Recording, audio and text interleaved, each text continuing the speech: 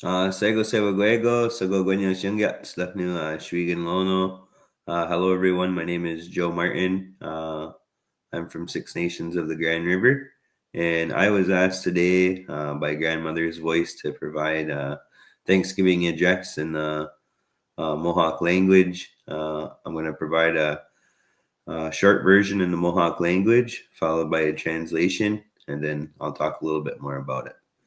Sorahon Sios, kat nigali wasa, sok sang guhan, ne wahi de tino alada ne sungwai ediso, ne wahi de tino alada ne guego jit no hodo, dole la sanya ne jihun jade, jijulunto de tino alada ne umgwe suun, hitani dahgeni on guat nigula, de tino alada ne ketni staha on jade, hitani dahgeni on guat nigula, de tino alada ne ganegalunyo, hitani dahgeni on guat nigula, de tino alada ne gunjok suun, hitani dahgeni on guat nigula, Deitin lane ojinoa su'a hitani dahgeni on guat nigula.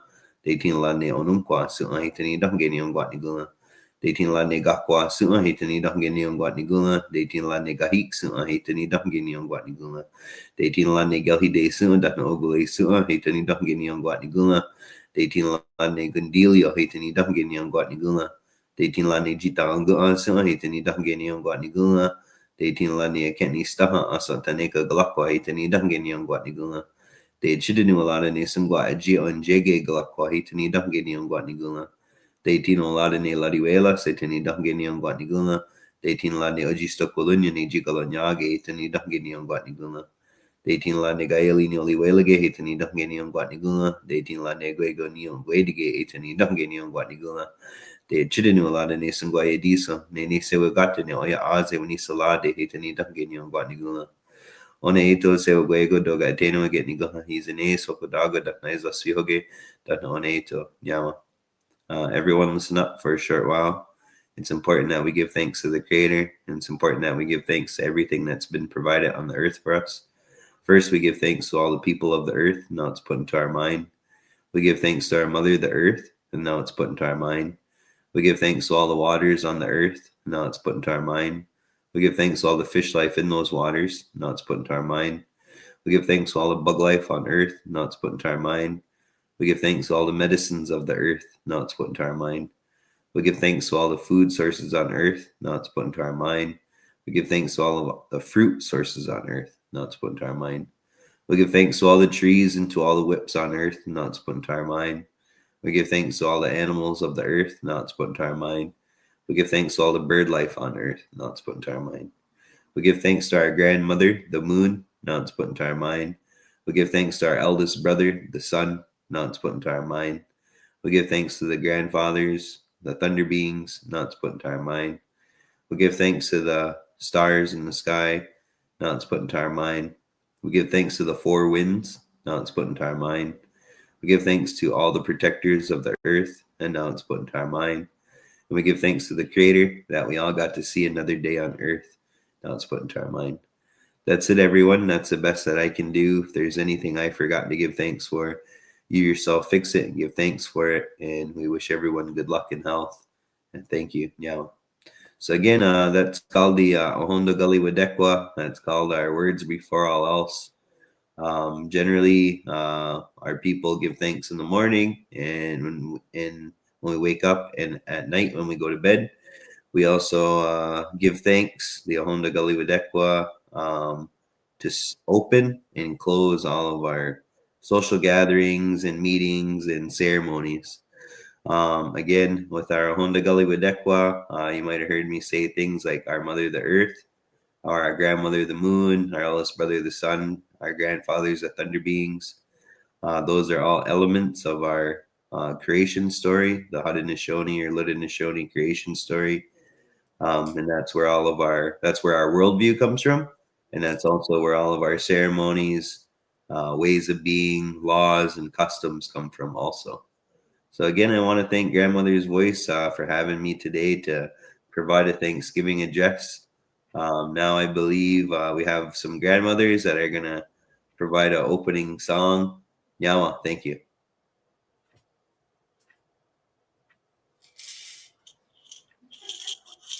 Okay. I think that's us. All right. So, good morning. Good morning. This is the water song because we're going to be talking about water on and off during the day, I imagine. My name is Wasmayin Su Samti. My colonial name is Shannon Thunderbird. I am Saguk Axwek Guadzu, and my colonial name is Kate Dixon. And we're Coast Shimshayan from northern British Columbia up along the Skeena River. But we live down here now. And we are part of Grandmother's Voice. I'm very happy that we've been asked to be here. All right. We're going to open. Oh, we're sisters, by the way. Oh, yeah, we're sisters. Yeah. I'm older. And Yes. And probably wiser because it's been 3 years. You know, there's a 3-year difference. I just sigh and sigh. So we're going to open with Wichita. And that's the water song, which suggests that we need to stop being so busy. We don't give ourselves time to breathe. We need to wade in the water, and we need to feel its pulse. And water is women, and in terms of the elements, water is considered women. So we think you probably know this song because it's a beautiful song and it's very commonly sung, and it's in the Tuscarora language. So what did you want to do with the group? Well, you know that there is a hand movement because this is about a waterfall. So that, you know, whenever you go, so everybody will be doing that. All right. But we're going to do this 3 times because we're going to sing it together the first time. The other 2 times is going to be a round. Now, whenever we do this, when we are out where we can actually see people, we split the room into 2. And so I was thinking, because I'm not sure where everybody is right at this particular moment, that half the world, I'll just put it that way, half the world is on Shannon's side. All right. And the other half is on my side. And I start the round. All right. Just so that we're all ready for all of this. Now, if you have drums, hopefully you've got you brought your drums out. We're going to use shakers on this one. But, you know, you should have either a shaker or a drum, wherever it is you are. Are we ready? me. All righty, boo. Let's get going. Wichita, do ya, do ya, do ya. Wichita, do ya, do ya. Again. Wichita, do ya, do ya, do ya. Wichita, do ya, nay. Wichita, nay, hey, hey, Wichita, nay, hey. Wichita, nay, hey, hey. Wichita, nay, hey. Wichita, do ya, do ya, do ya. Wichita, do ya, do ya, do ya. Wichita, do ya, Wichita, do ya, Wichita, do ya, Wichita, do ya. Wichita, nay, Wichita, nay,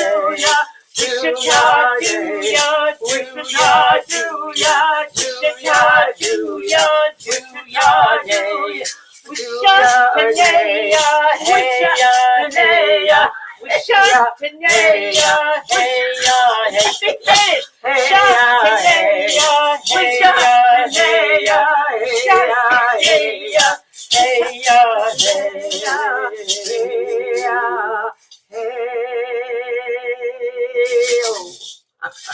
That was excellent singing.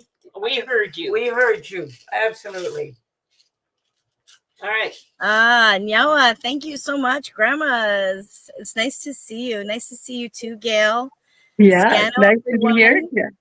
Yeah. what a beautiful opening by Joe. Thank you so much for joining us and sharing those beautiful words and the beautiful song. We are here and we are one, not just today, but always. I'm Scano Jody Nigasso, and my name is Jody Harbour, and I'm a co-founder of Grandmother's Voice. I'm here today at the Oakville Museum.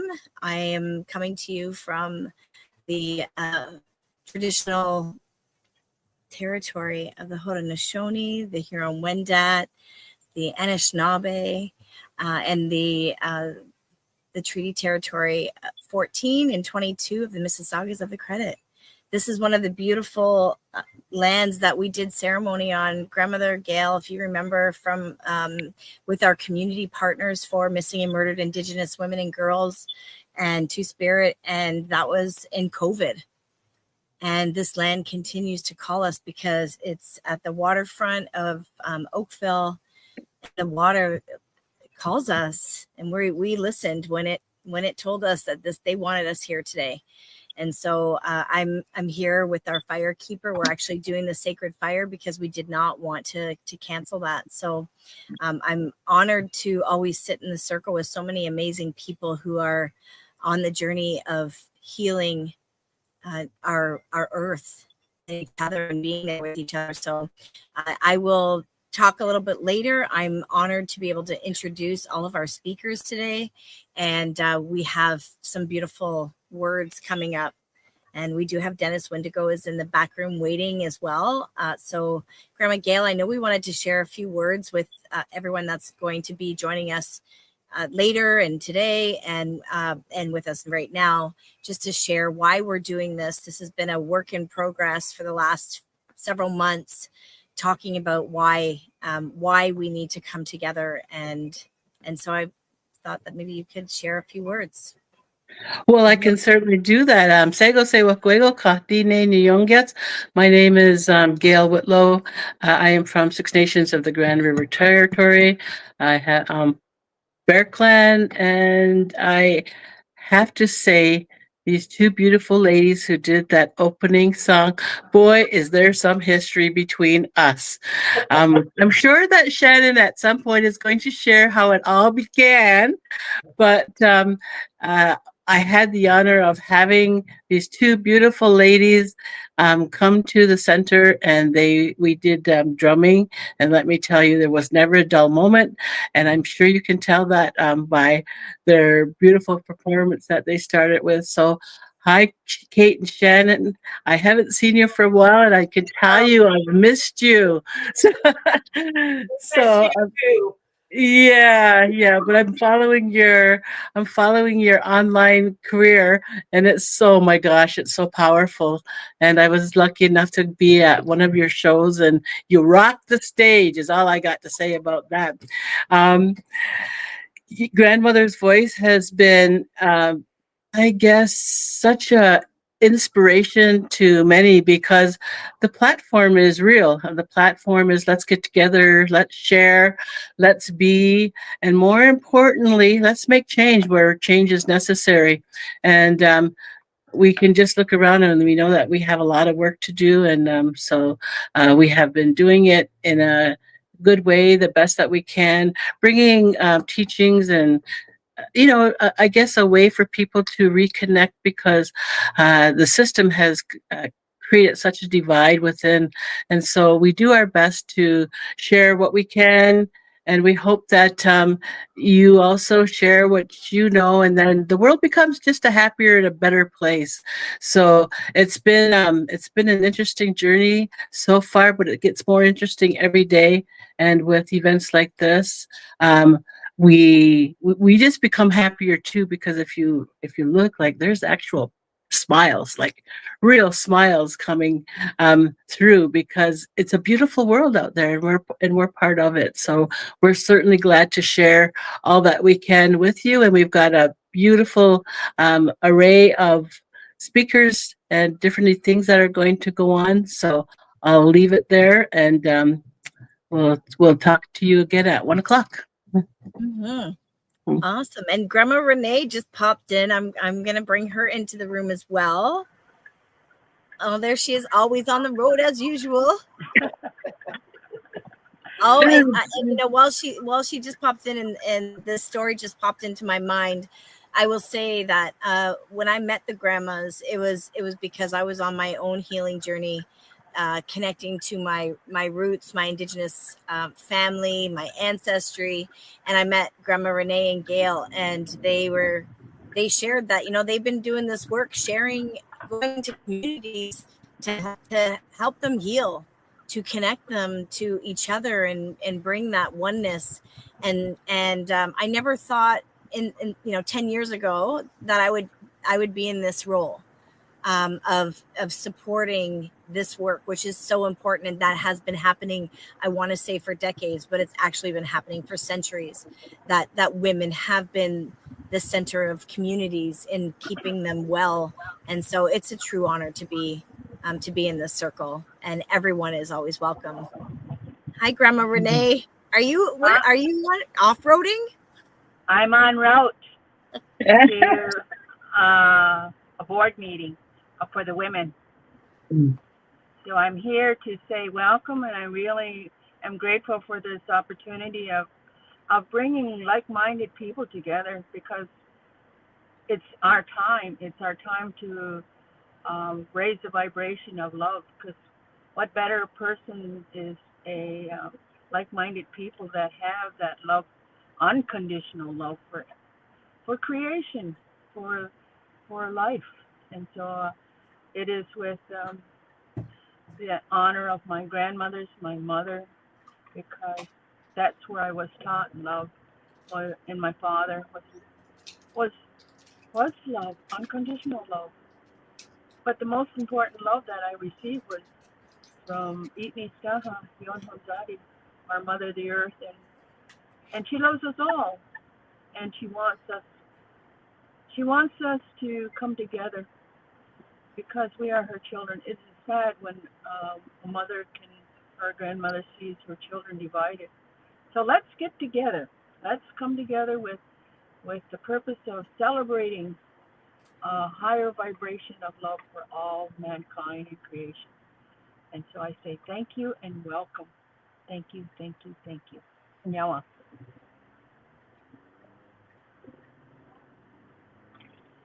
Nyawa, thank you so much, Grandma. Thank you for popping in, and have a safe journey. We'll see you later. Grandma Renee will be joining us at the conclusion, the last hour of our talk.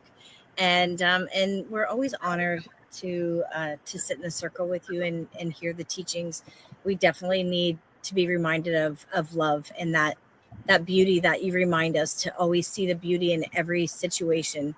And that's what today is going to be all about. And thank you for inspiring this talk today, because it really does come from the grandmothers. Yeah. And so we're just getting ready to have our first speaker, Dennis Wendigo. And I'm wondering, I know we had a couple of changes in the schedule. Grandmothers, do you have a song that you'd like to offer before Dennis starts? Or would you like to? Hey, thank you. Come on, and we will put you on screen, and then we'll see you soon, Gail. We see Gail again at 1 o'clock this afternoon for her teachings and words. So, Nyama, Grandma Gail. Yep.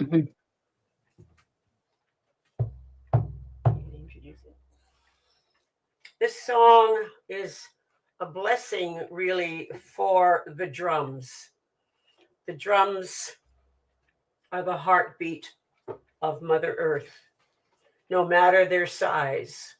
We, as sisters, we are the keepers of two big drums as well that travel with us for the drumming circles that we do. And we always like to do this song because it's called Makshik. And I'm sure if you know who Purify is, you'll know the original song for it, or the original vocal for it. So this is our version.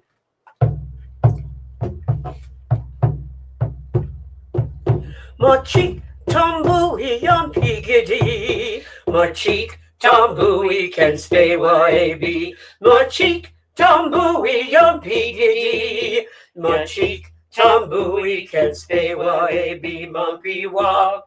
Hoka yimong, chahong chani, gai chai, kiwe me chai, nankayat, yamuni e wajise, nankayat, yamuni e wajise. Machik tumbui 100 years have passed, Machik yet I hear tumbui the can distant stay beat way of my grandmother's arms. The drums they beat across the land. The drums shall beat, so my heart shall beat, and we will live 100,000 years. Nankayat Yamuni e wajise, Nankayat Yamuni e wajise, Nankayat Yamuni e wajise. Oh.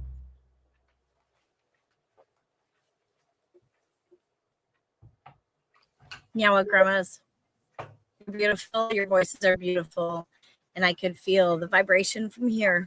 So we'll see you in an hour, and you'll be sharing some more fun and love with those drums. We'll see you soon.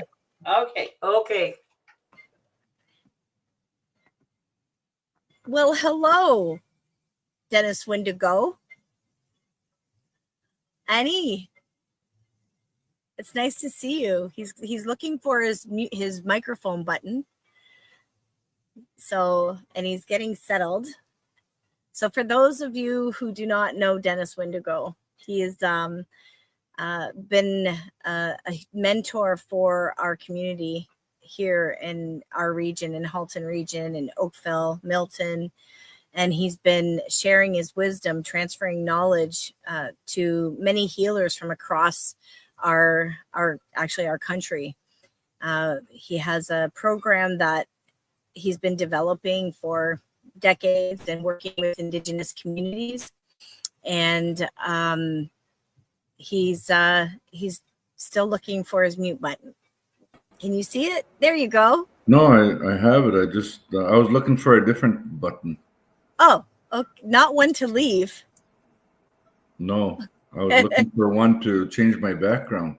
Anyway, there's no such button on this. Well, that's okay. We're seeing a calendar and you, and that's all that matters. I think everyone will just listen. But thank you for joining us today in between your travels. I think I'm just going to leave this for you at this moment. You were just with us here in Oakville, and we had a 3-day session within your Indigenous Wisdom for Trauma Recovery, land-based focusing oriented therapy program that you facilitate here in the Halton region, but not only here, in many First Nations communities and all over our provinces. And so it's a true honor to have you take some time on, I'm sure, which is your day off, to share some words to inspire people in this time of I want to say prophecies and healing for the people. So it's great to see you again, Dennis. Good morning, everybody. Songwe benis dijnikaz, biju dotem, nigi guns minikaning donji. I want to thank the elders for their words of wisdom this morning. I've been listening to what they've been sharing and talking about. It was good to see Gail and Renee with their message, and it's always a pleasure just listening to them and what they have to share with everybody, and to the sisters, to the grandma sisters, and their songs and their teachings. Chimi Guch, thank you for that. That's a good way to start the morning. I just woke up a little while ago, so we're having coffee together. So I hope you're enjoying a good cup of coffee or something that you can enjoy. So you're having coffee with Dennis Wendigo this morning. And I'm going to talk a little bit about the healing process and about because we have so many things to heal from. We have so many issues and so many things that happen in life. We live such interesting lives. We live very different lives. We're involved in so many ways with different people, with different communities, with different just different things that we all do all the time. And that might come with some stress. That might come with a lot of stress. So we need to have ways to take care of ourselves. We need to have ways to download, to diffuse what has been activated inside of us. And so we need a little bit of healing. We need to have these spaces for healing.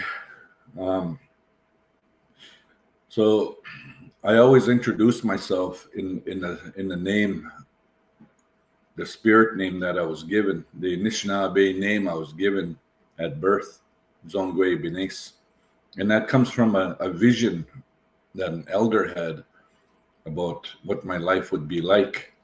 And he shared that vision many, many years ago, before I could even understand what that means. But today, I hold that interpretation. I hold that the meaning of that vision and how it has traveled through different zones to get to me, to hold this name, to carry this name, Zongwe Bines. And to me, I picture this place of darkness that we sometimes fall into, that we sometimes get stuck in, that sometimes we don't know how to get out, we don't know what to do. And it causes chaos. It causes all kinds of different challenges and different problems. And we seem to be stuck in a rut. It's hard to move forward. We don't know what to do. And then this big thunderbird flies into that darkness. And within that darkness, it creates a light, and it creates a path. And that path moves right through the darkness and that stuckness and everything that's chaotic and stuck and that's in there, has a path forward, has a path of release and moving it out. So then it comes into the light.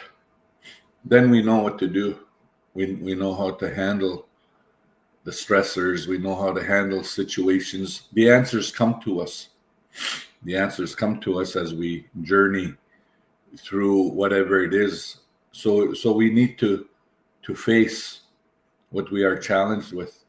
We can't just ignore it. We can't just wish it away. We can't just go around it. We have to move towards it. We have to visit that place for a moment with the tools that we have gained through a lifetime. Look at those challenges, look at those problems, and figure out what it needs for us to move forward. And we can go into that light and moving forward. In life, that's how it's like. And for many of us, we may have had troubled childhoods, challenging childhoods, where there may have been some abandonment, there may have been some rejection, neglect, there may have been some feeling like you don't belong to a group, you don't belong to a family, you don't belong to a community. And maybe those feelings, those ways follow into adulthood, and it manifests and it creates problems in relationships. And it's not only that, because when children are abandoned and neglected and feeling like they're alone, they don't belong anywhere, they're in a vulnerable place. They're vulnerable. They may be vulnerable for exploitation. So they may experience all kinds of violence, all kinds of abuse, all kinds of harm that may have come to them. And then we don't know what to do with that. We don't know how to make sense of that, how to talk about that. So we need to have those ways. I come from a community called Nigigunts in northwestern Ontario in the Treaty 3 area. And that's where I was when we started to attend residential school. We went to St. Margaret's Indian Residential School. The school itself, the building itself, stands today. It still stands there as a reminder to the people in the area of our past. Because what is past, it really does play out in the present. So when we are looking at trauma, when we are looking at these challenges that may be stuck inside of us in a place that we hold secret, that we hold in darkness, because we don't want anyone, we don't want our families, we don't want our communities, we don't want the world to know what kind of secrets that we hold from those personal experiences that we may have gone through in places like residential school. So whenever people drive by or walk by or are near the residential school, they may experience some triggering. And I've been there many times, and I've experienced some triggering. At first, I didn't understand trauma. I didn't understand triggers, and when I would go there, I would start to feel something different in my body. I would start to think differently and act differently, and I didn't realize that I was having a trigger. I was having a memory without really knowing what that memory was. I was just having emotional triggers. I was experiencing things that were changing my way of being in that moment, and I didn't realize, and I do realize today that is a trigger, because not all triggers, not all memories and flashbacks come with visual images. Sometimes all we get are the sensations and the change in emotions, change in your mood, and change in your environment, the way you see yourself in that environment, the way you see yourself interpersonally, how you react or how you act with other people in your social settings. So there is that reminder, and I think many of us go through things where there are certain places in the world where some form of abuse or trauma may have happened, and every time you go near that place, it's like there's a trigger. There's sensations in you. There's things in you that change because it's been triggered, and you may not be, or you may be aware that it could be part of a flashback, whether it's emotional flashback with no visual or visual flashback, and with all the feelings and memories and everything that comes with it. And then, so what do we do with that? What do we do with that when we get triggered? And I think one of the things is to be aware of who we are today, what we have learned, the wisdom, the knowledge, and the experience that we carry from a lifetime after those traumas happened, the things we have learned in life, what we have built in our lives. Many have become children, many have become parents, I should say. Many of us have become parents and even grandparents, but having those childhood experiences come with you through those times can be sometimes challenging.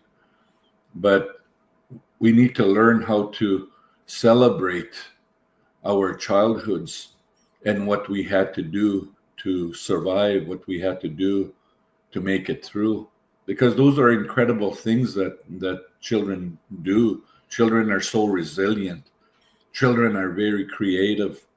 Children are just, can build whatever kind of world they need to build in order to make it through. And I know many people who were children in residential schools or in foster homes or in situations that were overwhelming, had to be very creative, had to build a reality that was different than the reality that was going on. And it helped to get through those times. It helped to somehow minimize and to make it through those difficult times when we were hurt. So there is resiliency in all of us, and we've always had that resiliency as children. And sometimes we forget about that resiliency. We forget about, when we say, this is what happened to me, this is the abuse I went through.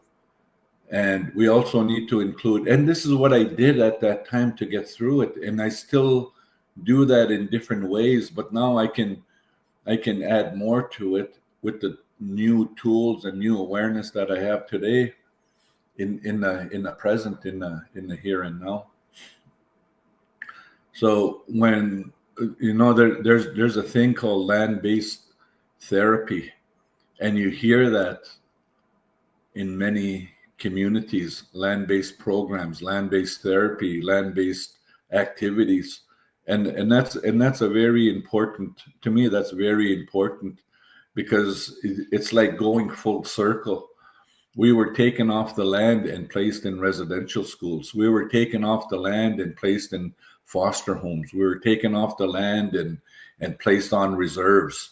We were displaced from our territories, from our sacred spaces that we had inhabited since time immemorial.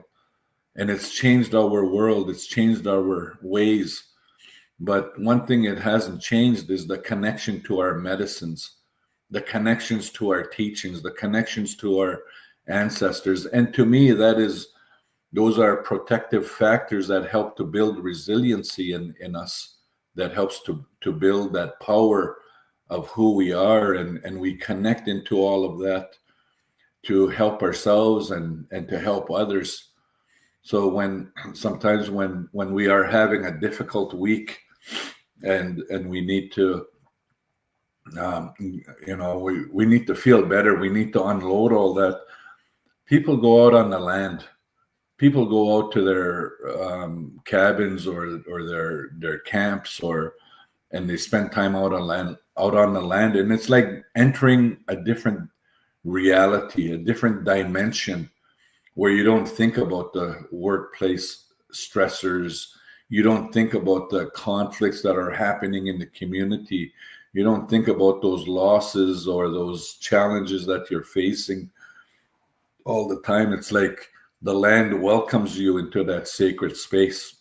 The land is holding you there with the trees, with the water, with the sun, with the air, with the whole environment that may include the fish, the animals, the deer, the moose, whatever it is that is in your territory. And it's like you enter a zone where you are part of everything and you are in connection, but yet it's very positive inside, and it feels good. And to me, the land is a very big protective factor that can take care of us, and that can bring us good health, good feelings, good mental health, good physical health. And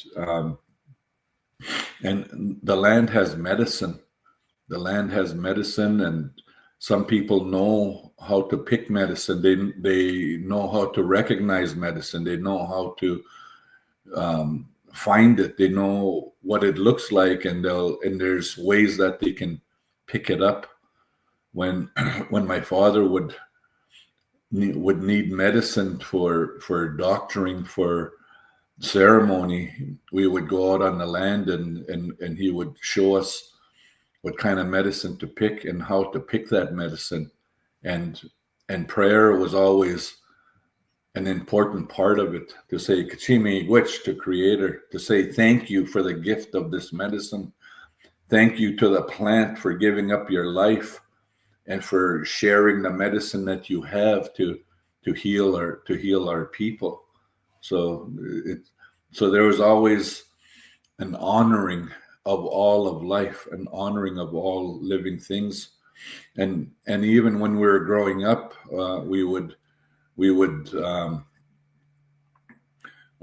set traps for beaver. We were doing some trapping, and whenever we got something, whether it was a muskrat or a beaver or whatever other kind of animal, it didn't matter. We would always give that prayer and that tobacco and that offering to the spirits of the land and to the spirit of that animal for giving its life, so that what it was giving could sustain us in life. It would benefit us somehow in life, and that very sacred piece, that's a very sacred part, is sometimes missing in our lives.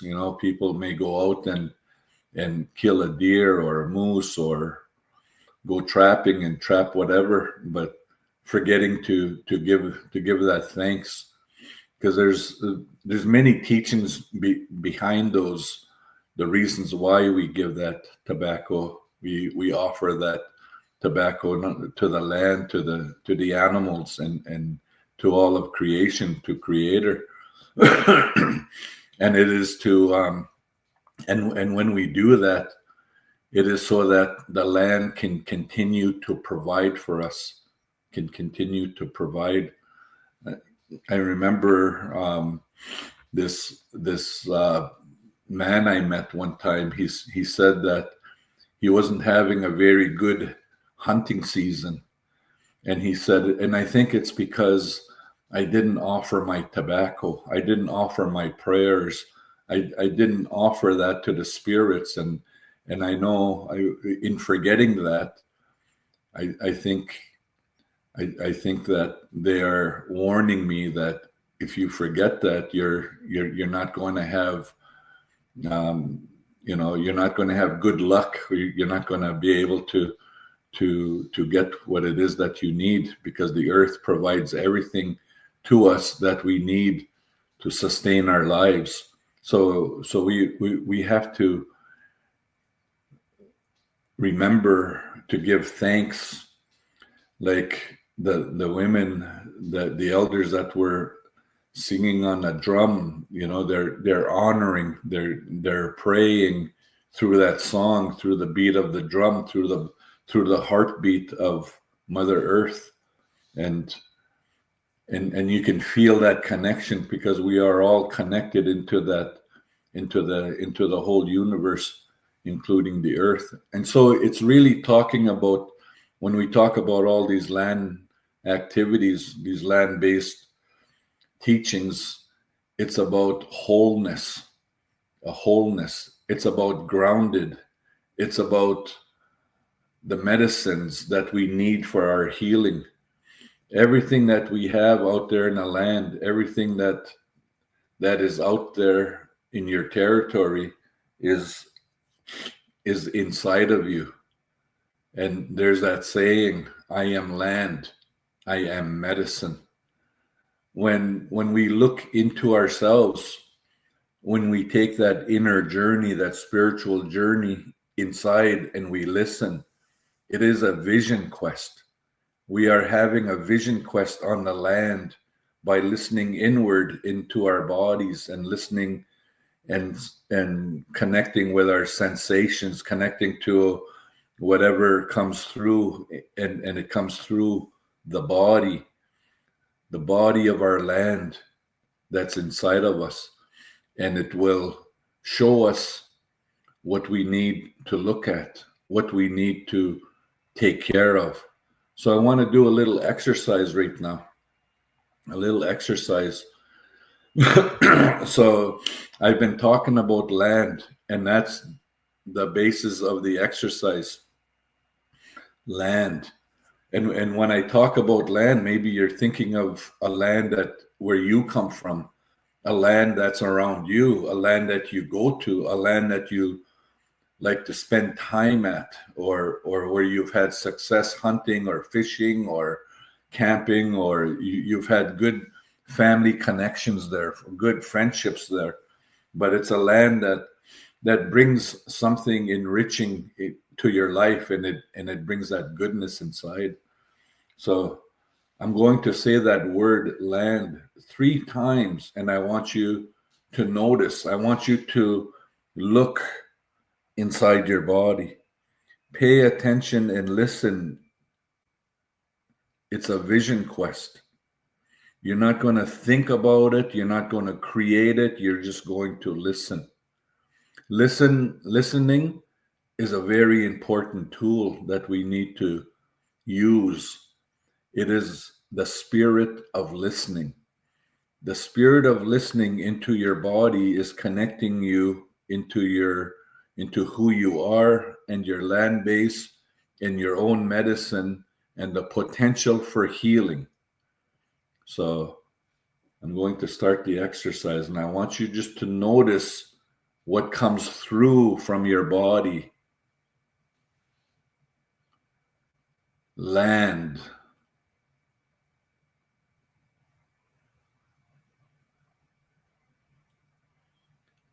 Land.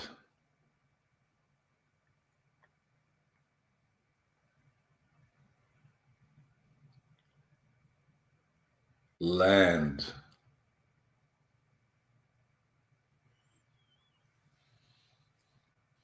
And notice if there's anything that came through, if there's something that showed up, or was it more of a sensation, something strong inside your body that made you notice that? Maybe it was a movement, maybe it was a sound, and maybe it's a knowing, I know what this is, I know where this comes from. It's some kind of knowing without actually knowing, because we have that kind of knowing in all of us, where we know without really knowing. And each time I said land, what was your first experience? How were you listening? Or were you thinking about it? The second time I said land, did it enhance that experience? Did something come into presence? Is there an image? Is there a piece of your life, a piece of the land, a part of the land that came up to say hello to you? And the third time I said it, maybe it became more clear, more present. And maybe you started to feel it in your body. We all have a land base. We all come from a land somewhere. Every person in this world has a land place, has a land base. We can draw this circle around us, the circle from the front to the back around us. And in one term, we can call it our boundary, our boundaries. Nobody gets to invade that boundary. Nobody gets to break through unless you want them to, unless you invite them in, unless you give permission. Or you can stop people from getting too close to your boundary and stop. No. But that boundary, that circle around you, is also your land base. Your land base. That's the medicine that's in there, in that land base, that can help you to heal from trauma, from grief, from abandonment, from whatever it is that you need healing from. The land is here to take care of us. And it's a reciprocal relationship. So we are also here to take care of the land.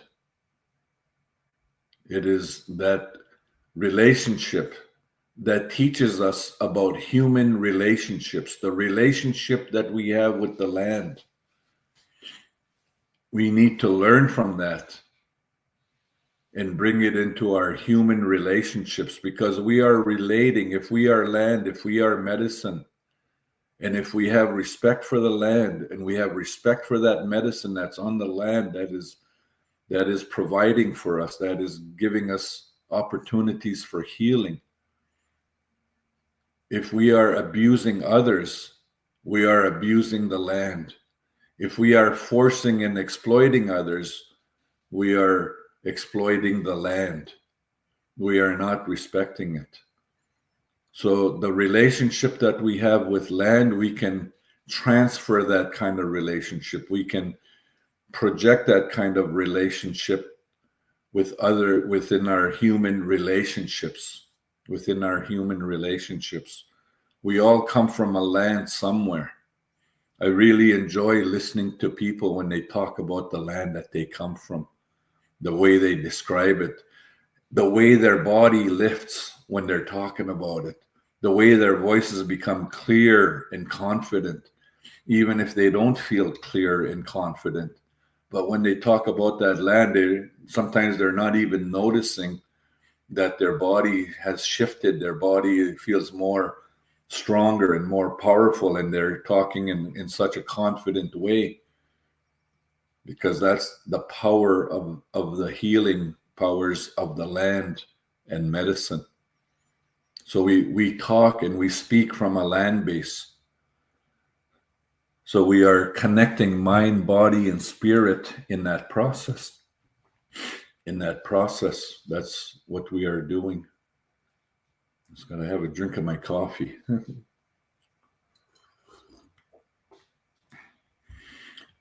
Oh, that feels so good to have that drink of that coffee in the morning, and to enjoy that within your company here. And I hope that you're enjoying something that brings you goodness inside. So, land-based therapy. It happens at so many different levels. Just being out there is therapeutic. Just being out there. If you're out there building a lodge, you're moving, you're in action. You're using parts of your body. You're using your body. You're moving your body. You're using your legs, and you're building a sacred lodge. A sacred lodge that comes from our ancestral times. Sacred lodges that we have had, that have been part of our culture, part of our ways since time immemorial. Since Creator has placed us here on this great land of Turtle Island, we have been building those lodges. We have been creating those lodges. We have been getting the material from the land, taking some of that material from the land, offering that tobacco so that it could give us the frame of that lodge.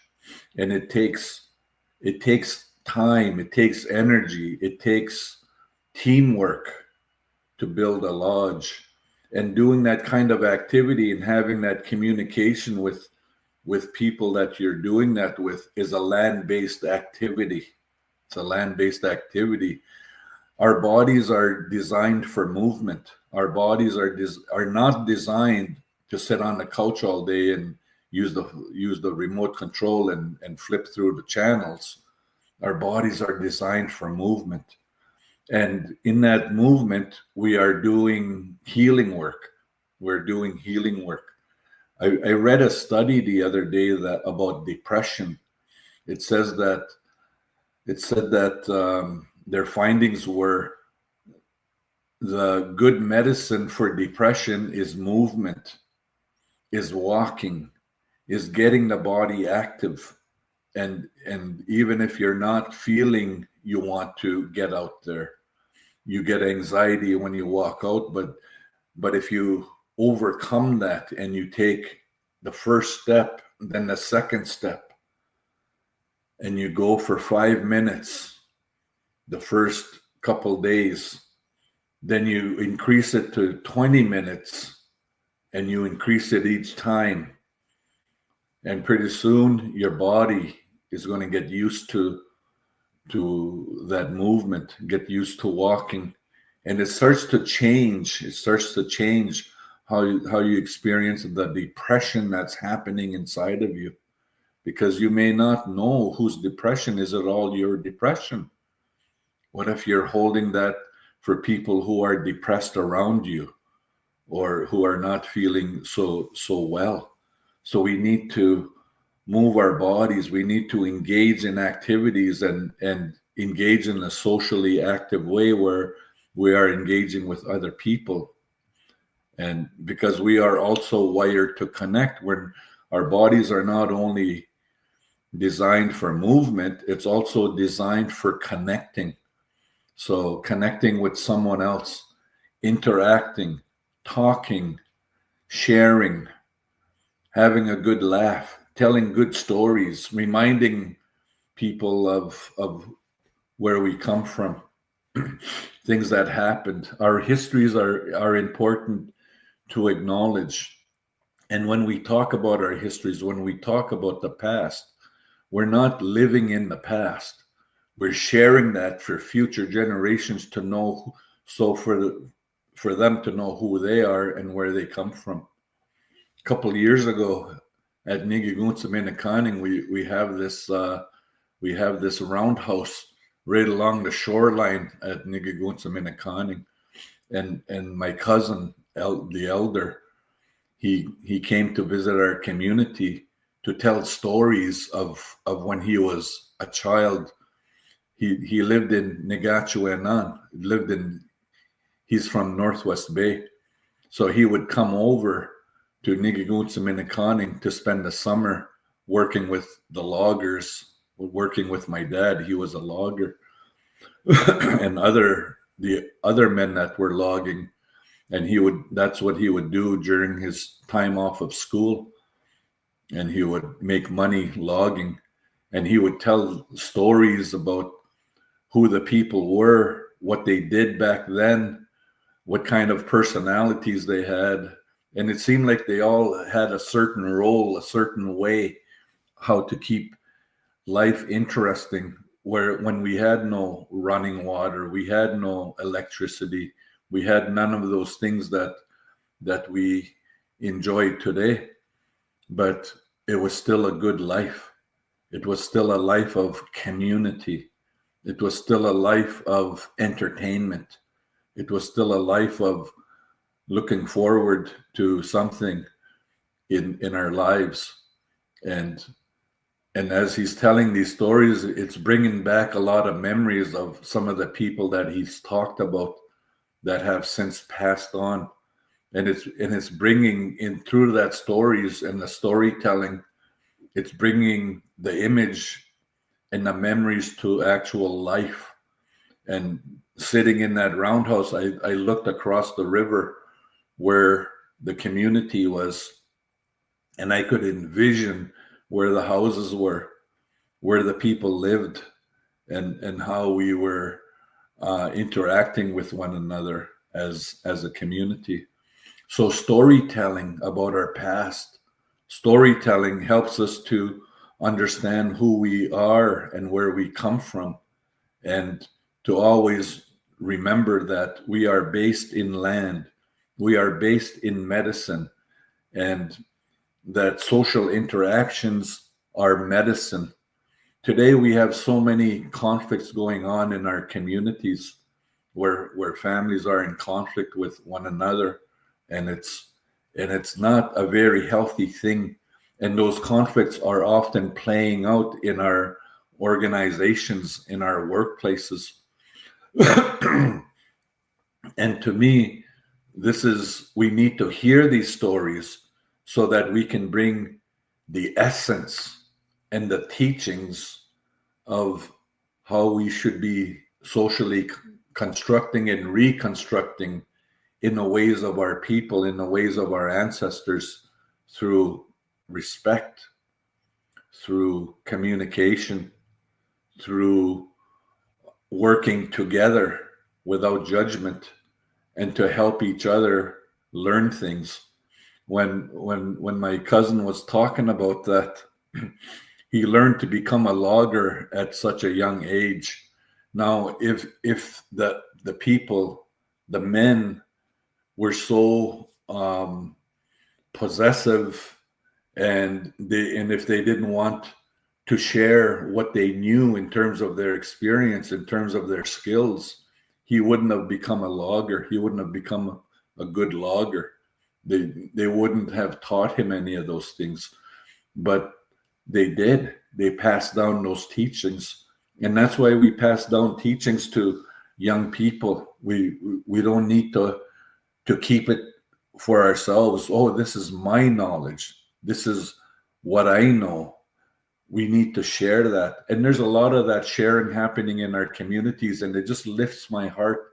It lifts my spirit when I hear some of the people speak, when I hear them talk about what life was like and what we can bring back. And it doesn't mean that we have to go back and live in the past, but we have to live with those values that were always in place, those values that come from Anishinaabe. So those values that come from Anishinaabe culture, Anishinaabe ways, Anishinaabe belief systems, and how we follow that. Part of our belief system and in families is about the clan system. The clan system is about family. Bijou Dotain, Lynx is my clan. So I can walk, I can go to any community in the Treaty 3 area, and I will meet people who are also part of the Lynx clan. So to me, in our ways, they are my brothers, they are my sisters, they are my family. So I would greet them, I would shake hands with them, or in today's age, a fist pump, or whatever it is, an elbow bump. But we would acknowledge each other. We would say, "Oh, bijou, bijou," and we would connect in that way, because that clan system, it helped us to connect collectively. It helped us to be a community, and so we have what is called the clan system. The clan system may not be followed by every indigenous nation, because everybody has their own ways. They have their own ways, their own lodges. So we can't assume that how one community practices their beliefs, that's the way all communities will practice that, because that's not really true. But we all have a history. We all come from someplace. We're all connected to land. And that land that I'm talking about is the very place that we were taken from and placed in the Indian Residential School in Fort Frances, St. Margaret's Indian Residential School. And throughout the years, slowly, they relocated our community. They relocated it to Swell Bay, where it is today. We still call it Nigagoonsminikaning, even though it's a ways from Nigagoonsminikaning. We still keep that name, because that's who we are.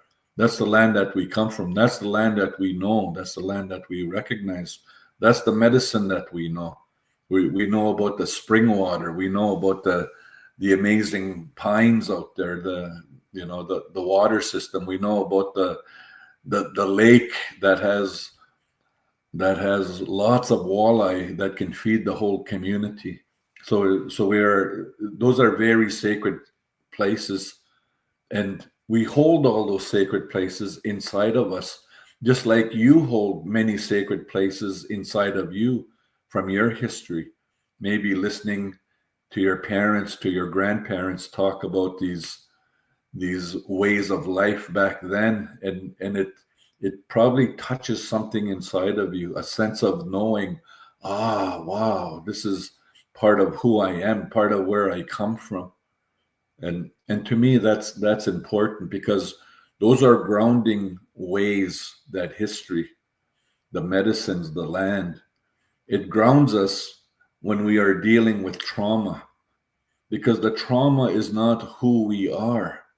It's what's been happening to our people. It's what's going on with our people. It's what we are holding and carrying. And we need to know that we are holding land and medicine in our bodies, as well as trauma and violence and everything else. We're holding that in our bodies also. But we want to feed the land. We want to connect with the land so that we can start to make that part of us stronger, more powerful, and we can slowly break down that trauma. We can slowly, separate it, slowly slicing it thin, piece by piece, event by event, and memory by memory, and start to contain it, start to hold it. There's a little exercise that you can do if you feel you have a lot of trauma that's stuck in your body. What if you were to take a tobacco tie? So that tie could be a red tie, a white tie, a black tie, a purple tie, whatever color that tie is. You put your tobacco in there and say, this is the abuse I went through in residential school, and it's so heavy, it's so hard to carry. So I'm going to put this near that spruce tree over there. And then I have this other one, this white tobacco tie. And this white tobacco tie is about where I was hurt as the adult. I went through a separation. I went through a breakup, and it really hurt me. And and it's hard to carry that. So I'm going to ask that balsam tree over there to hold that for me. And you keep putting these tobacco ties in different parts of the land. Maybe the rock will hold it. Maybe the water shoreline will hold it. Wherever it feels right, just right for you. When you connect into your land, when you connect into your medicine and you listen in there, where can I leave this issue so that the land can take care of me? And I'm taking care of the land. When you take care of the land, you're actually taking care of yourself. When you're respecting the land, you're respecting yourself. The land brings you respect, and you give that respect back. So you're building that within yourself. Where can I put that issue? What part of the land? So you make a spiritual, sacred agreement. Maybe you even offer a prayer to that piece of grass that's going to hold this issue for a moment. It doesn't mean that you're getting rid of it. It doesn't mean that you're actually dealing with it. It means that you're managing it. You're containing it, and the land is holding it for you, because it's too much to be carrying all this stuff that you're carrying inside in your body, and when your brain is overactive and thinking about everything past and the future and creating anxiety. And if you take some time to slow that down and put each issue out there on the land, would that bring oxygen? Would that bring a calming wind inside of you? Would that bring that wind where you can actually breathe? If you ever notice, when we are stressed, our breathing changes right away. And when we are starting to separate from things, and we're able to start managing it and give it a little bit of distance between ourselves and that. And if it's too big, make it a little bit smaller and put it over there. Put it over there somewhere on a rock or the grass or the tree or that place where, there's dirt, there's earth, and it's going to hold it there for you. And you're going to feel you're going to sense differently into your body.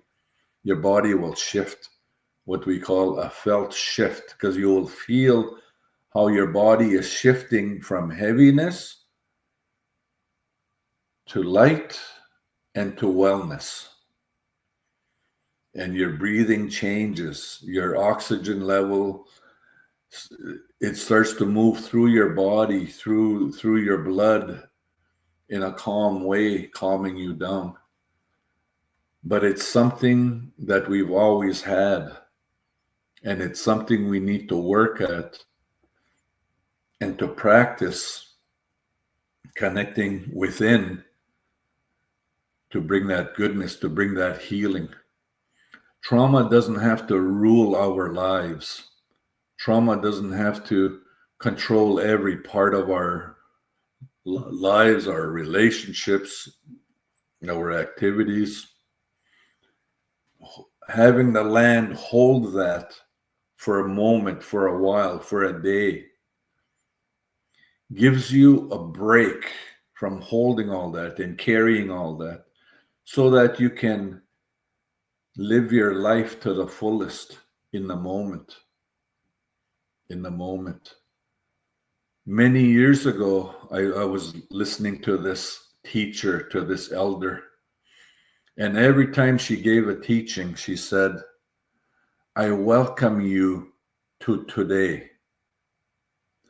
So I welcome you to September 20th, 2025.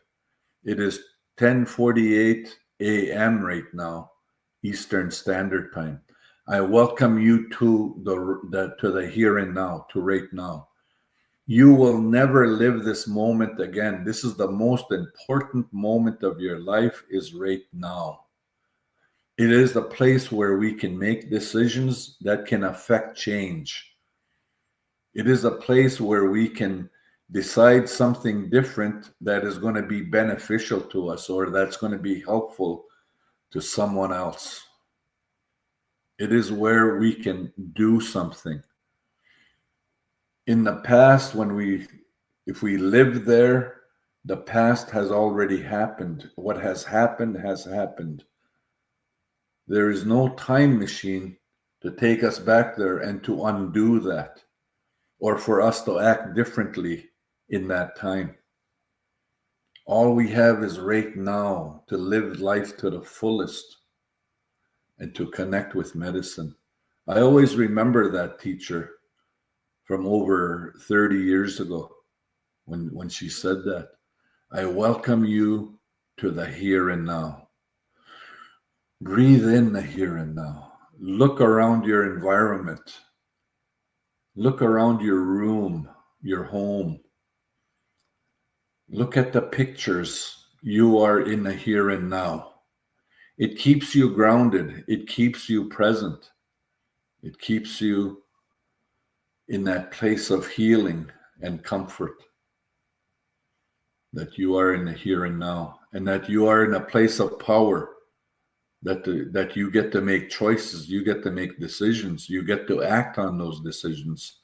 If those decisions are appropriate and they're empowering, they're helpful to help you in your life of healing. Healing it means so many things. Healing is also a way of life. And it doesn't mean that you're always consciously healing and going for counseling or therapy or ceremonies or rituals or anything like that. It's how you live your life, how you treat others, how you treat yourself. So treat yourself to the fullest, to the most respect, to the most loving that you are, to treat yourself in that way. And the more loving and the more respect and the more kindness you have to yourself, you have that to give away. It's like one of my late mentors, Dark Sky Woman, she always said, you can't give away what you don't have. And if you want to give love, if you want to share that love, you want to share respect, you want to give that respect, you want to receive that respect, Make sure you have it inside of you. You have that medicine inside of you, and you walk with that. It's a way of life. When you're sitting with people, when you're meeting people, when you're interacting with people in different ways, whether it's at work, whether it's in your personal relationships, whether it's in your community relationships, to walk in that way, treating yourself with that love, with that respect that we are all capable of having. So I want you to notice right now inside of you, has that land become more vivid? Has that land become more present? Has that land, can you sense that land? Can you sense that water inside of you? Can you sense the air? Can you get a sense of that light, the fire that comes from the sun, that comes from the universe? What you're sitting on comes from land. What your feet are on comes from land. It's a land that has been changed and made into something else, but most of the products we have around us come from land, our homes. If your home is made of wood, it comes from the timber, it comes from the forest, it comes from the land. So we need to honor that and pay respect to what we have, to what has been shared with us by creation and by Creator, and for us to be mindful of that. So and when you check inside, ask yourself right now, how do I want to be today? What medicine do I need to be? And is there someone other than myself that I need to be medicine for? Maybe I have a family member. Maybe I have a friend that needs a hug, that needs a visit, that needs to talk. Can I be the medicine for them?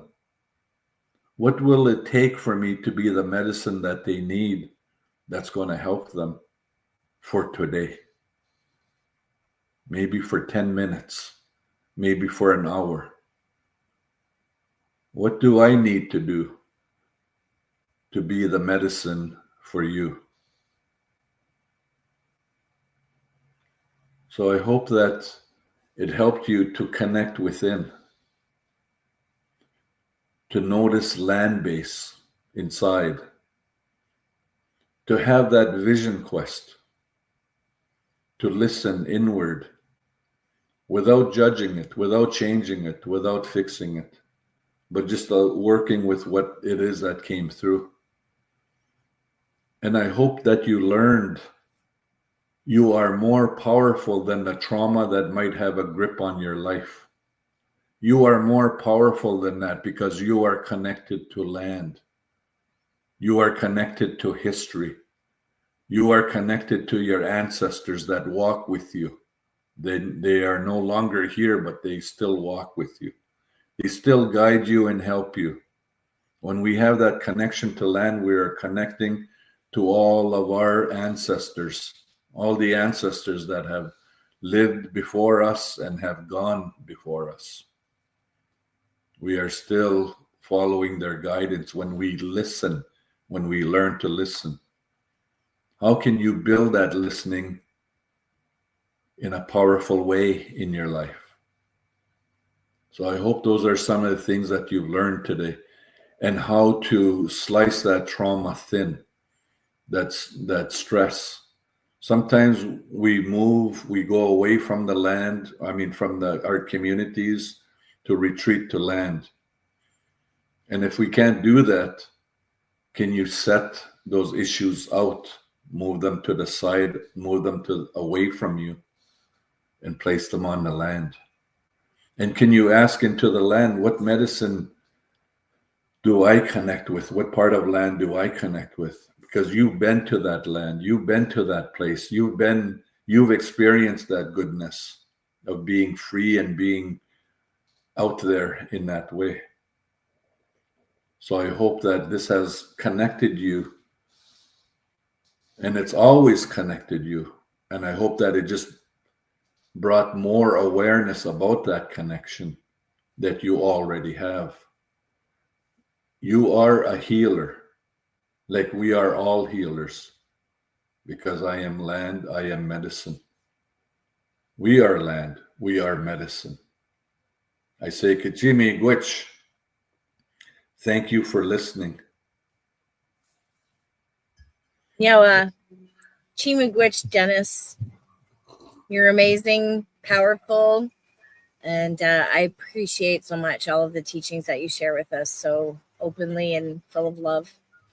Enjoy the rest of your day off. And for those of you who were as captivated as I am by Dennis's teachings and by these beautiful messages that are coming in from our viewers, Dennis is starting another cohort in the new year for his Indigenous wisdom in trauma recovery, land-based focusing oriented therapy. So you can find out more on the Grandmother's Voice website and our Facebook pages to figure out how you can send in your application and get started learning further with Dennis Windigo. This program is so beneficial for people who are already doing the work on trauma recovery, and anyone that's doing the work in therapy, psychotherapy, and those Indigenous people who are interested in doing further work on connecting to their spirit and connecting to land and the work that they do in their communities. So, Nyawa, thank you so much, Dennis, for taking the time with us today. Naho, Miigwech. Nyawa. Well, hello, grandmas again. Oh, we're hi. I was just gonna say, hey, we see a little bit of you. We don't see your gorgeous face, Grandma Kate. What we'll do is I'll let you figure that out, and I'll remove you from the room for a second, and I'll just take a minute right now and welcome everyone again to Grandmother's Voice, our platform. We are one today. I'm at the Oakville Museum in the Halton region, and this is a beautiful land that we've been doing ceremony on since COVID. So for 5 years, it was the first place that we did our missing and murdered Indigenous women and girls ceremony, and we brought our community members in, and we brought red dresses that had been circulating around our community for several years. It was the movement that was created by some grandmothers in our community. WAM, they're called the Women of Action Halton Movement, and they have been doing advocacy in our community since the 80s. And these women are trailblazers and have always been advocating for Indigenous women.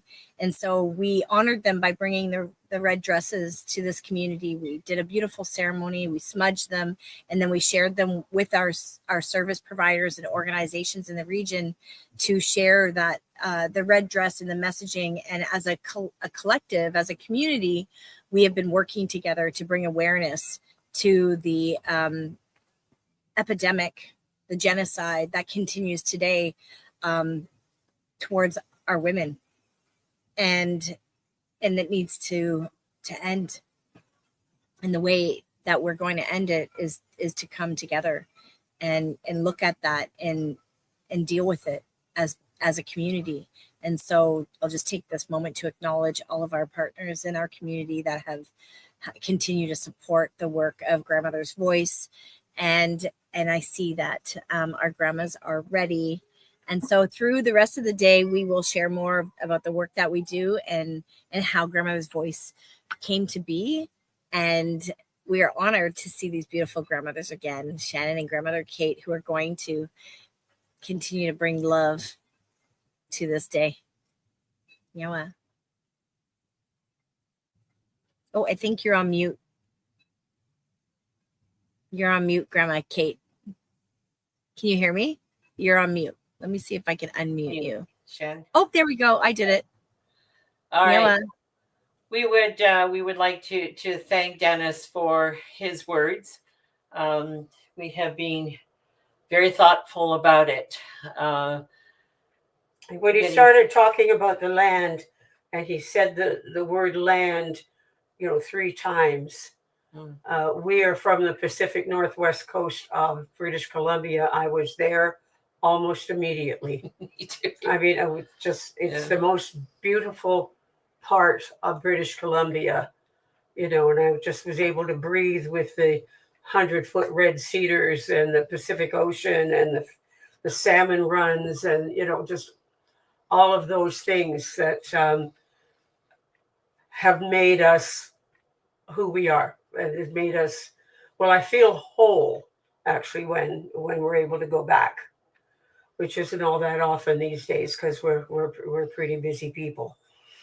But what I want to do is segue a bit from what Jody was talking about, which was the role of women. The song we're going to do is called Cedar Sisters. And of course, cedar, of course, as you all know, or probably know, is one of the 4 sacred plants. And it is used for physical healing. And this song has the Simulgax language with the English translation. I find when I write music in this way, I always like to use the language and then tell the people what we're singing about, because I think that's probably quite helpful. So this is about Cedar Sisters. It's about leadership. It's about how women from back since time immemorial kept the inner circle strong. That we were the decision makers. And the one thing I think that the Mohawk clan mothers must really enjoy was the fact that the clan mothers basically made the decisions, the men executed those decisions. And so it comes down to doing what you're good at, women, which is making decisions and doing the right thing. So I am going to just open with a little story. This is for Gail Whitlow, because it is her favorite story. And she did request it. There were 3 grandmothers who were approaching and going beyond the white veil into the other world. And as the first grandmother approached, Creator said, grandmother, what have you done to earn the right to go beyond the white veil? Well, she said, I am a Anishinaabe. I have learned and taught the 7 grandfather teachings. I know about truth and courage and bravery and wisdom and love.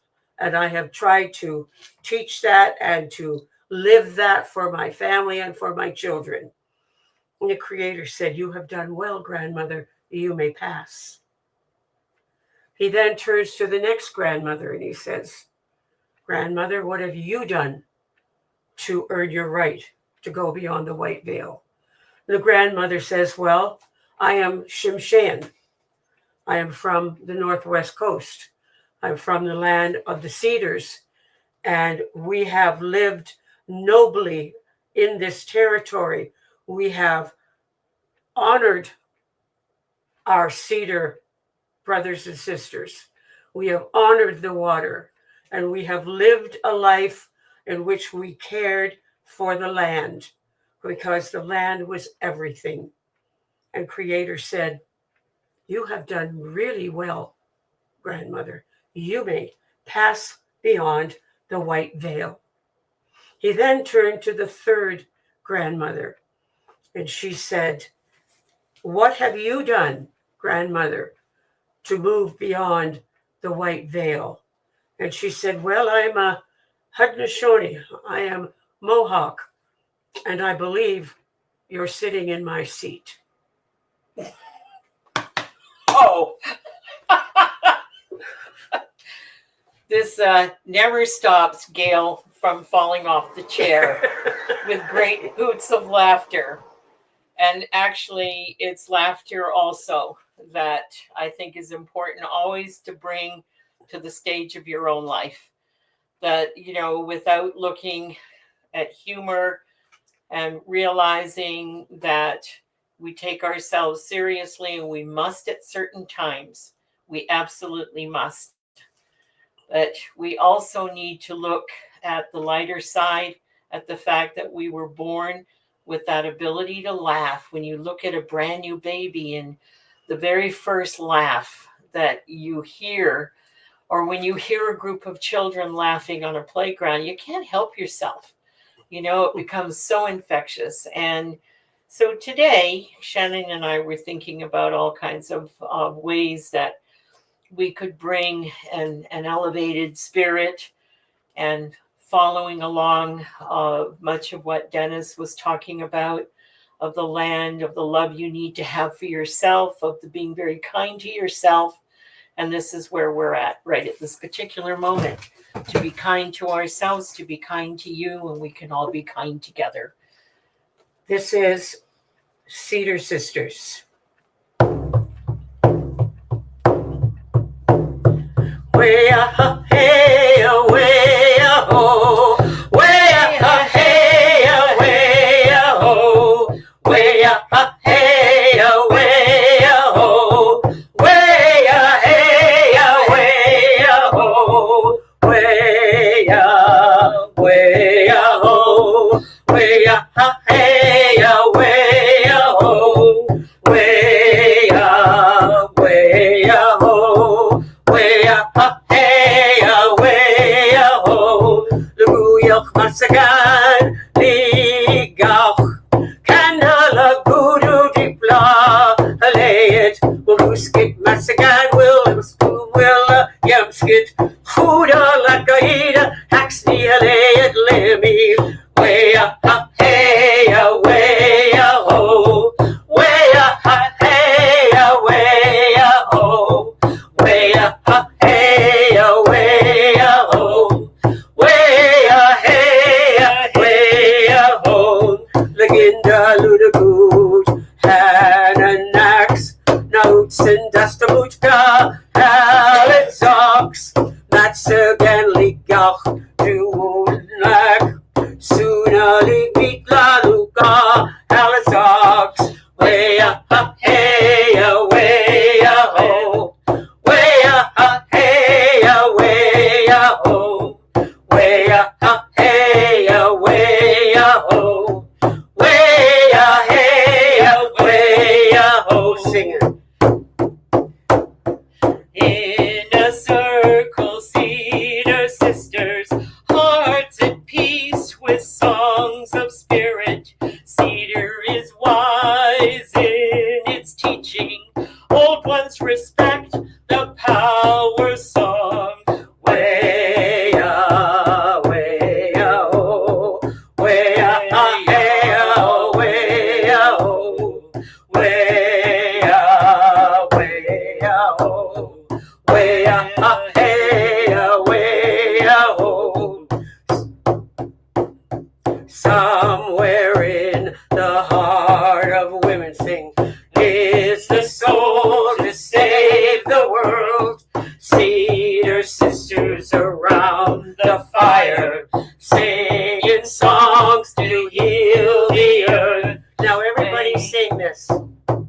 Way up, hey, way up, oh, way up, hey, way up, oh. Keep going, way up, hey, way up, oh, way up, hey, way up, oh, way up, hey, way up, oh, way up, hey, way up, oh. Okay, that was a bit of a barn burner. All right. We hope you sang along and you've got your drums out. Everybody's got your drums. Excellent. Excellent. Excellent. All today is about the healing of the mind, the body, the spirit and the emotions. I am a medicine wheel teacher, among other things, and talk a lot about how we can put those four things together, which, you know, I could occasionally do on a good day, because it's very difficult if we are focused on our mind, if we're focused on sadness, if we are focused on something, that where does from the mind does the spirit and the emotions and the physical body go? So it's very, very hard on those all four elements. As well, that's what Dennis was talking about. That's what Dennis is talking about the being wedded to the land, about seeing the land as something more than just grass and concrete. I mean, the concrete is just sitting on top of the land, but the land is underneath that concrete. And it still, interesting enough, can feel it. It can feel you if you are focused in a good way.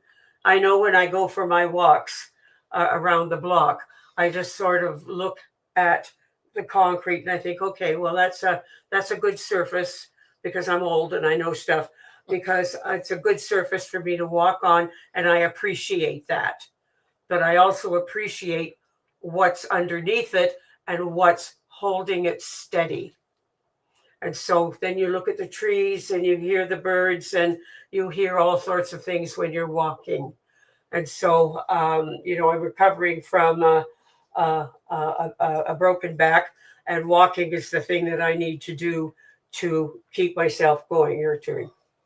I'm doing all the talking here. I noticed that. Yes, well, that's what I do. But it's been terribly insightful. Oh, thank you so much. Do we all find it insightful? Everybody nod. We're all going to look like the dogs in the back of the car with that nodding head. Actually, no. She makes a very good point with the simple fact that we can't change what's happening outside in the environment. Perhaps we can stop the relentless condos from going up by protesting. But the point is that what has happened to this land, it is supporting the concrete. It is supporting how we have to live these days, so that our cars can run, so that we can walk, so that the children go out on concrete and play. But we have to also remember that the standing people are there, and they're giving us the benefit of their shade and Oxygen. and the oxygen, and allowing us to stand outside and breathe deeply still. You know, the smell of cedar. When Dennis was talking about the land, I went, of course, immediately back to British Columbia, because that's where my heart is.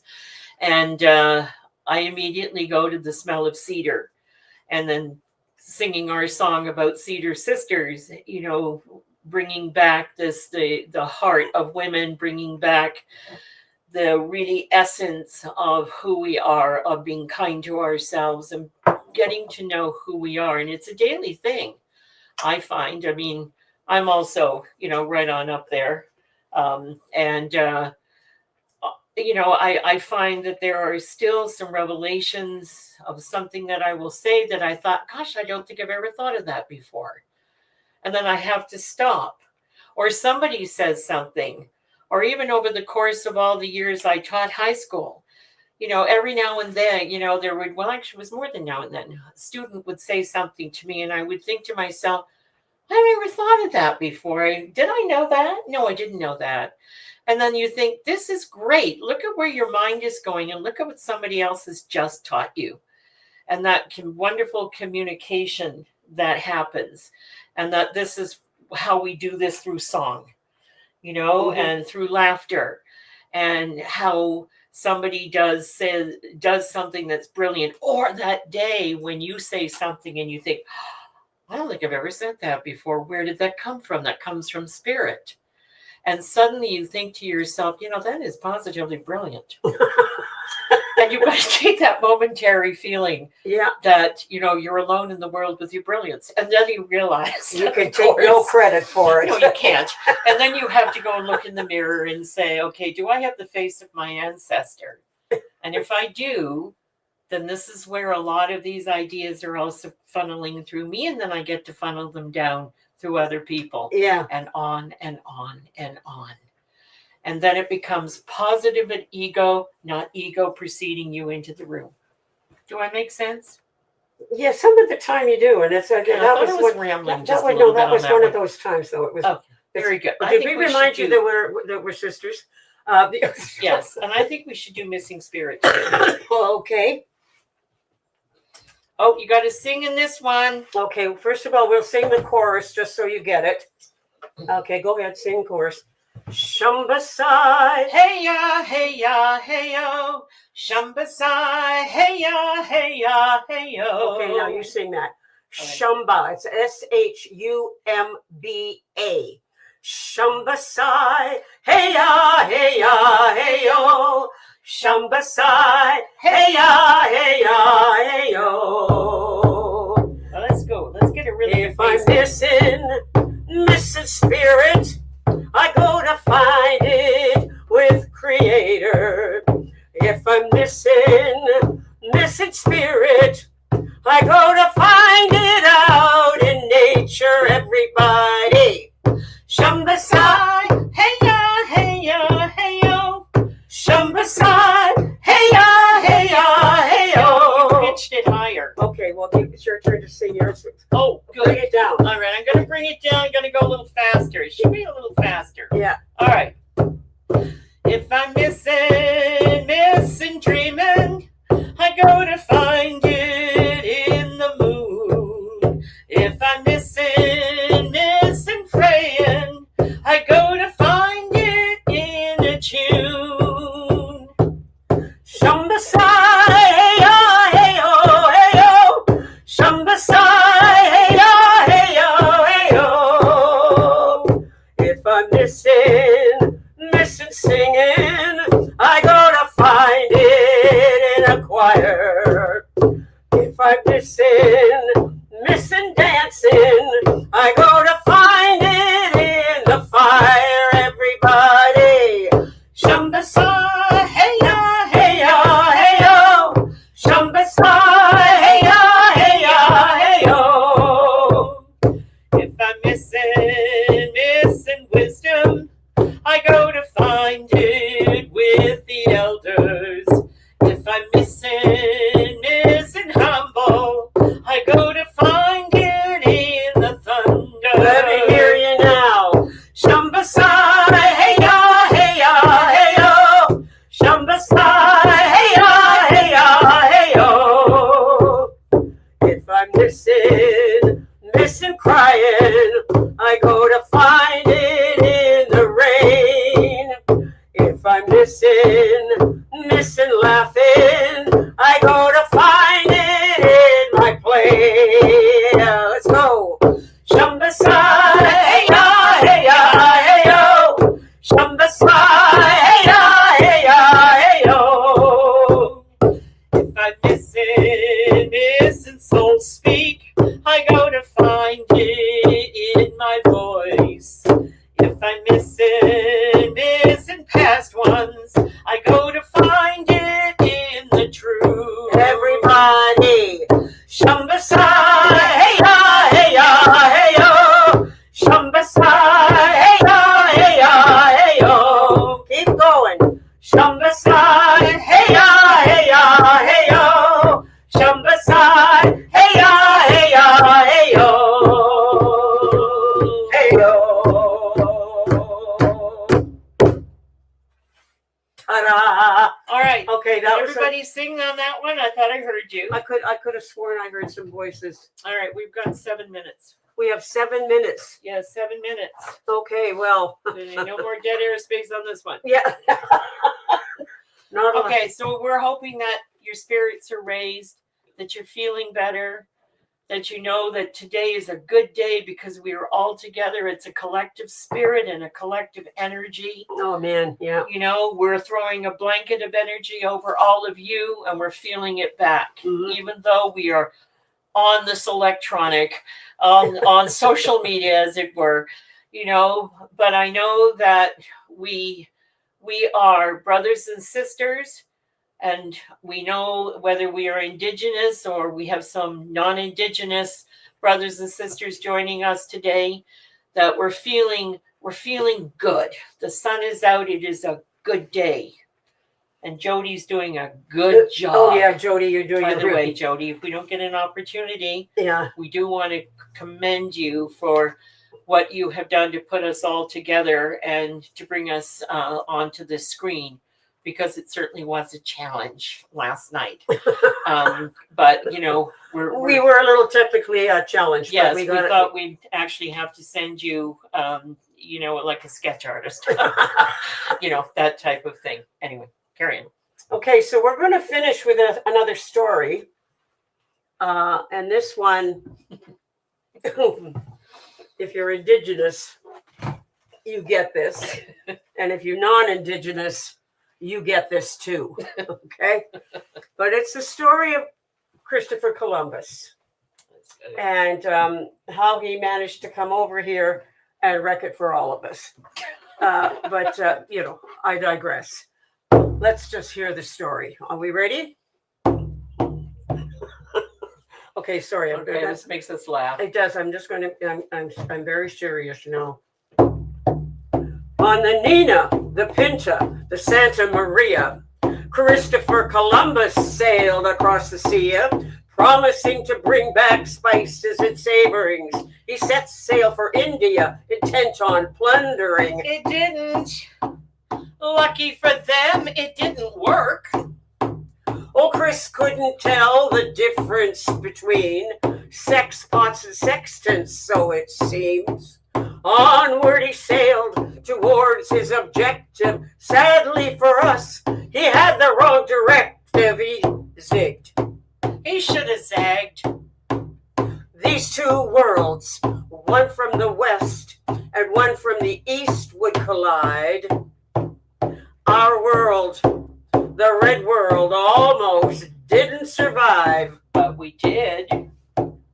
Hey-ho! The red people, we are alive! On leaky boats, our intrepid explorer sailed and sailed across the big water. Closer and closer, his men and he, relentlessly drifting to our destiny. Months and months later, he thought that he had found her. India! India. Mysterious and grand. India! No way. It was Haiti. So wrong. Oh, Oh, hey-ho. he thought he had reached the eastern shores when he saw the skin color of our ancestors. He arrived half dead on the evening tide. The people made him welcome and saved his hide. Diseased and stinking. What were we thinking? When he awoke, bawling like a baby, looking at an elder, a serene old lady, he thought he had reached his eastern destination, pointed and said to her, India! India? No! You are an Indian! Indian? Really?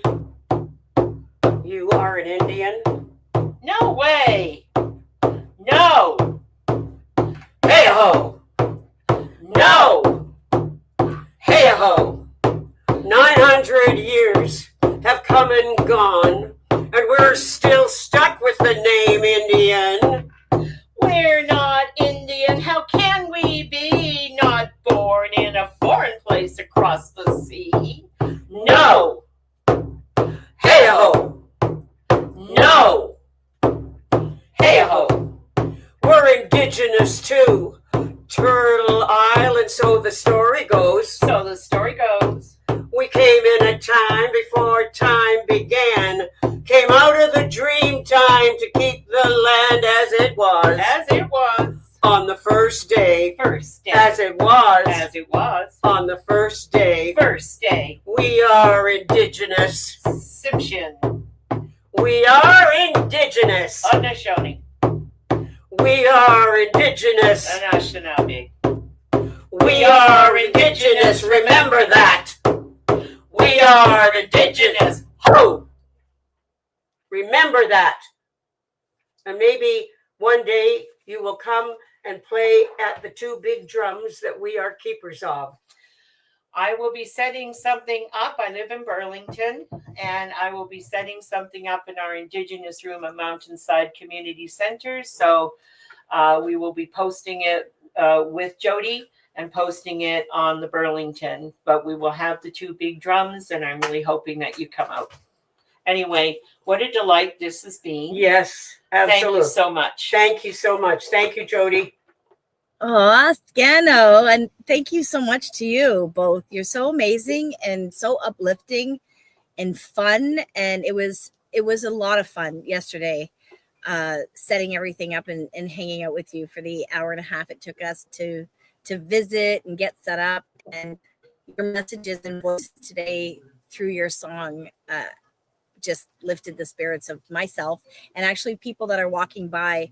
For those of you that are just tuning in, I'm live at the Oakville Museum where we do ceremony, and we also have a campaign right now for Truth and Reconciliation, where we've tied orange ribbons on the trees here to remind the community of the children that sacrificed for us and for the nation that we live in. So grandmas, I'm so excited to continue on this journey with you of hanging out and singing and connecting our community. That's right. And Kate, thank you so much for all the work that you're doing in our community. We definitely need the guidance of our grandmas and the love and laughter and humor to keep us going. So yeah. Oh, yeah. And before you leave, I wanted to introduce you to our sister Jen. She's coming in right now. So just wanted to Hi. Ani, good morning. What an honor to be after you 2 women. I loved your songs. Wow, they're so powerful. Toya, thank you. Thank you. And I'm hoping to join you on that big drum when you have your event. So Gonna make it happen. We've got 2 of make it them, happen. and you, Jody, the drum that you have. We could do the 3 drums and have ourselves one heck of a very good Hoot nanny. nanny.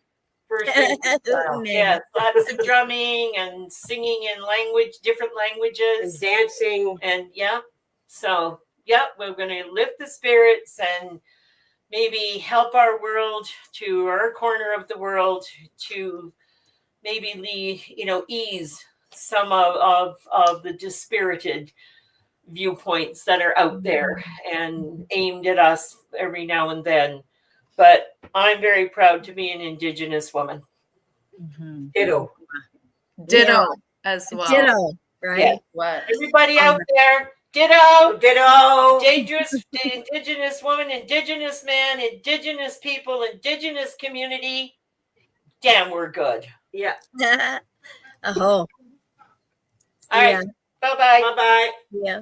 Bama peace. See you soon. Hey, girl. Nice to Hi. see you. I'm getting more and more comfortable in my chair here. People are stopping. They're saying hello. They're so interested, and they're loving the orange ties that we put on a couple of weeks ago at the full moon ceremony. And it really is impactful. It is so beautiful. And then to see people stop at the sacred fire and ask and want to offer words for our Indigenous community is so amazing. I'm actually really happy that we decided to do this virtually.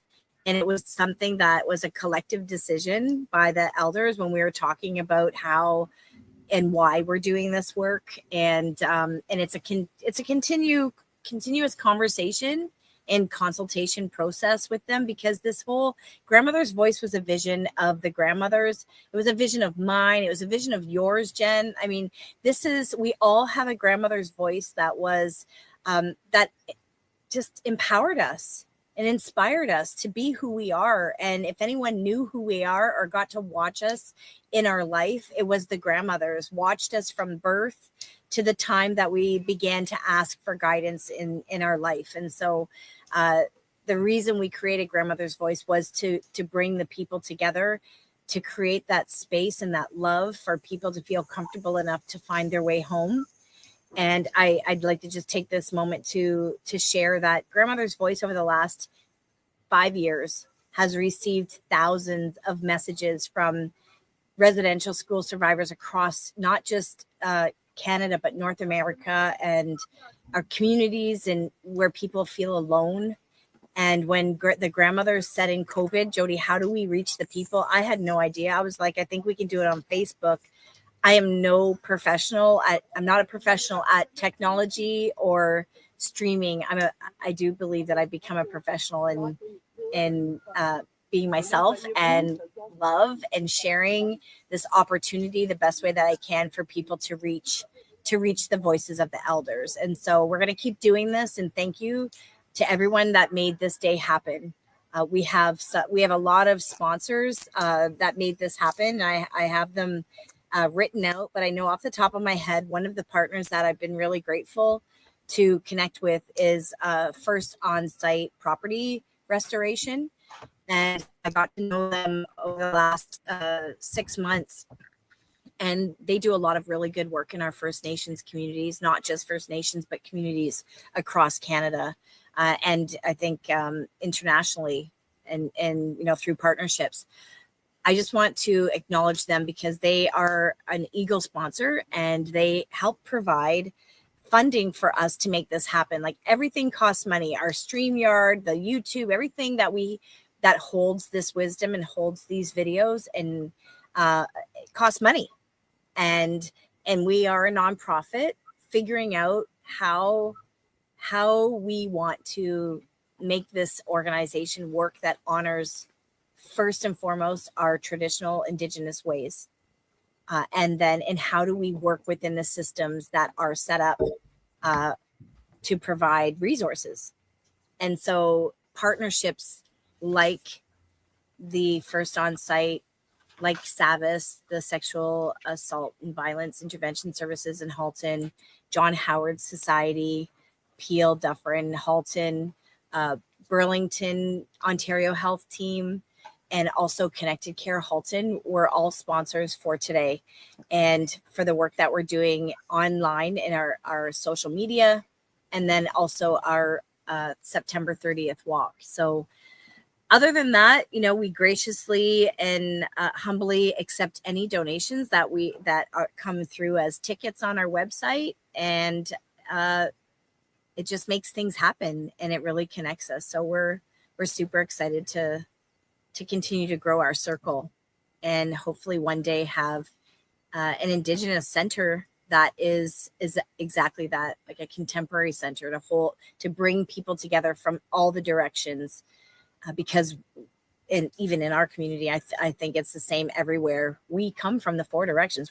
We are blended. We are one. So I love hanging out with you, Jen. You're super inspiring. I'm going to leave this time with you for the next little bit until Alan comes on to share his teachings today. And before I let you go, I want to leave you with a funny laugh. I was walking over here. We're all about spirit and the work that we do as sisters. And as I was walking over to let you in the room, look at what I found on the walkway of, and you're looking, I don't even know. Oh my. Why. Isn't that hilarious? I'm like, who are you presenting with tonight? Or who are you hanging out with tonight? I'm like, I feel like this is a message. That is a message. Right? We always tease that. My husband always says, because, we're always doing work and up at all these hours of the night because of spirit waking us up in this good work of connecting, that, we were out on our brooms. And, that's the funny part about coming together right now, that all the sisters are coming. And it doesn't matter from where you're from, the women are coming together. And we're not witches. We are just women with power. So, and you, Jen, have a lot of amazing gifts. And I want to leave this time with you to share your gifts with everyone. Thank you. Miigwech. Ani Bujo Kinawea. Good morning, Mino Gijep. My name is Jen Begin. I live in Mississauga, Ontario. I'll introduce myself in my great-grandmother's language first, Anishinaabe-Moan. Ani Nimki Kwe Dijnakas, Mississauga Dinjaba, Anishinaabe, Scottish, French, Nindao, Mikanak Dodam, Matagami Andayan. And what I said in that language, that has skipped 2 generations, but part of our reclamation and our celebration of my Indigenous lineage is embodying and learning the language. And so my spirit name is Thunder Woman, or Nimkikwe. Like I said, I live in Mississauga. My family comes from Matagami or Matagami First Nation near Timmins, Ontario, on Treaty 9 territory. And I'm Turtle Clan. And today I was asked to come on and talk a little bit about the water, Nibe in our language, or Nibi. Different people say it in different ways. We have so many different beautiful names for water, and water is so important to us. And I am part of an organization called the Credit River Water Walk. And this water walk, along with many other water walks that have happened on Turtle Island, are all from the vision and knowing of Josephine Mondamin Ba, the first grandmother water walker. And I'll tell you a little bit about Josephine Mondamin Ba because her story is so important, and she is the reason that we still walk for water. And so Josephine, when she was in the lodge, in her Medewan lodge with the other elders, she was asked, she was told a fact, that a prediction, not a fact, a prophecy, that by the year 2030, an ounce of water would cost more than an ounce of gold. And so with that in mind, what would the people in the lodge do? And so she humbly said, well, I can walk, and I can raise awareness for water, and I can walk to help people understand that water needs our protection, but also that water is here. We don't even sometimes realize the water that's around us, and we are not really observing what's happening to the water and who is building around the water and what's going on around the water, until all of a sudden all of these things are happening. And now we notice, maybe years later, these different effects. And so she began to walk with her other grandmothers and all the aunties, and they started to walk around the Great Lakes in 2003. And she and her women walked for many years, and people from all over Turtle Island joined in, and there were many different water walks. Women from all 4 directions came with water from all of the oceans.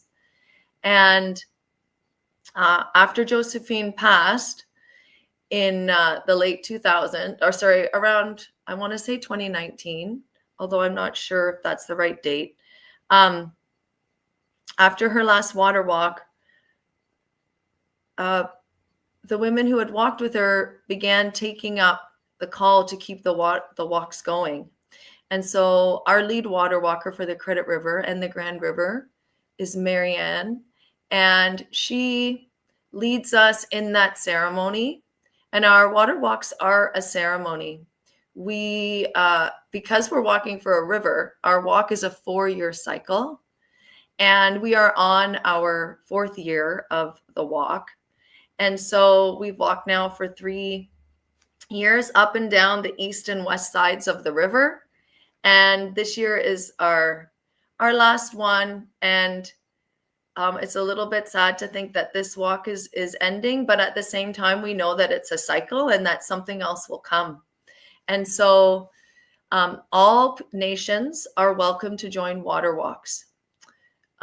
Sometimes people get confused as to what they can do and what the walkers are doing. And so people are invited to become community walkers. And there are some protocols that people have to follow in terms of where they walk and how long they walk, and making sure that they're taking care of themselves and that it's not following on the walkers who are in ceremony. And so all people are welcome. And not only do we have our one water walk of the year, and actually the Grand River Water Walk, which is the sister to the Credit River, is happening starting tomorrow.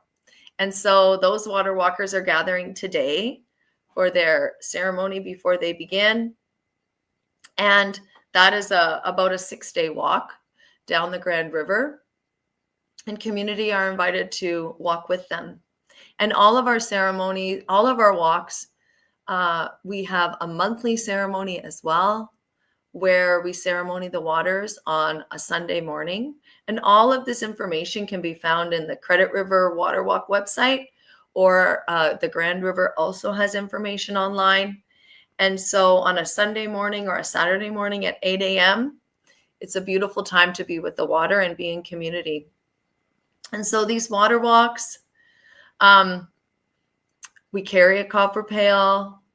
The water walker is carrying nibe and a miga shell in the copper pail from the headwaters to the mouth, or from the mouth to the headwaters. And we pass that water to each other. And there's many teachings and lessons in our walks. So when we are taking that pail, when we are holding the pail, we are in ceremony, and we have an eagle staff carrier beside us. And that was Josephine's practice that we continue today. And that eagle staff carrier is usually a man to balance the female and the male energy, but sometimes it's two women. And when we walk, we're often singing, because that's a beautiful way to ground us and to bring us into that ceremonial mindset, and singing these beautiful water songs, or really any song that we're called to. And so for most of that time that we're walking until we pass the pail to the next person, we are solely and only focused on the water and keeping the water moving. One of the lessons from our walks, and what Josephine always said, was water doesn't stop moving. It always, even if it finds a barrier, it's constantly, even if you can't see it, it's kind of pushing on gently trying to find a path. And I always love that lesson of water, and trying to embody the ideas and lessons that water teaches us. So when, sometimes when we have these issues in our lives, or we find these frustrations, we sometimes try to push our way through instead of kind of perhaps sitting back, and water finds the easiest route. And so where can we also try to embody that and find the easiest route? Try to find ways to work with people or around things, or use other gifts that we have to make things flow. And so that water flows all day from water walker to water walker, and those prayers are put into the water, and they are amplified by the copper. And our male staff carriers are having that beautiful protection energy. And of course, we're offering our sema, or tobacco, to the water, and so our water walks are welcome, are open to everyone, as I said. And many of you might know the beautiful water song. There are so many water songs, and the song that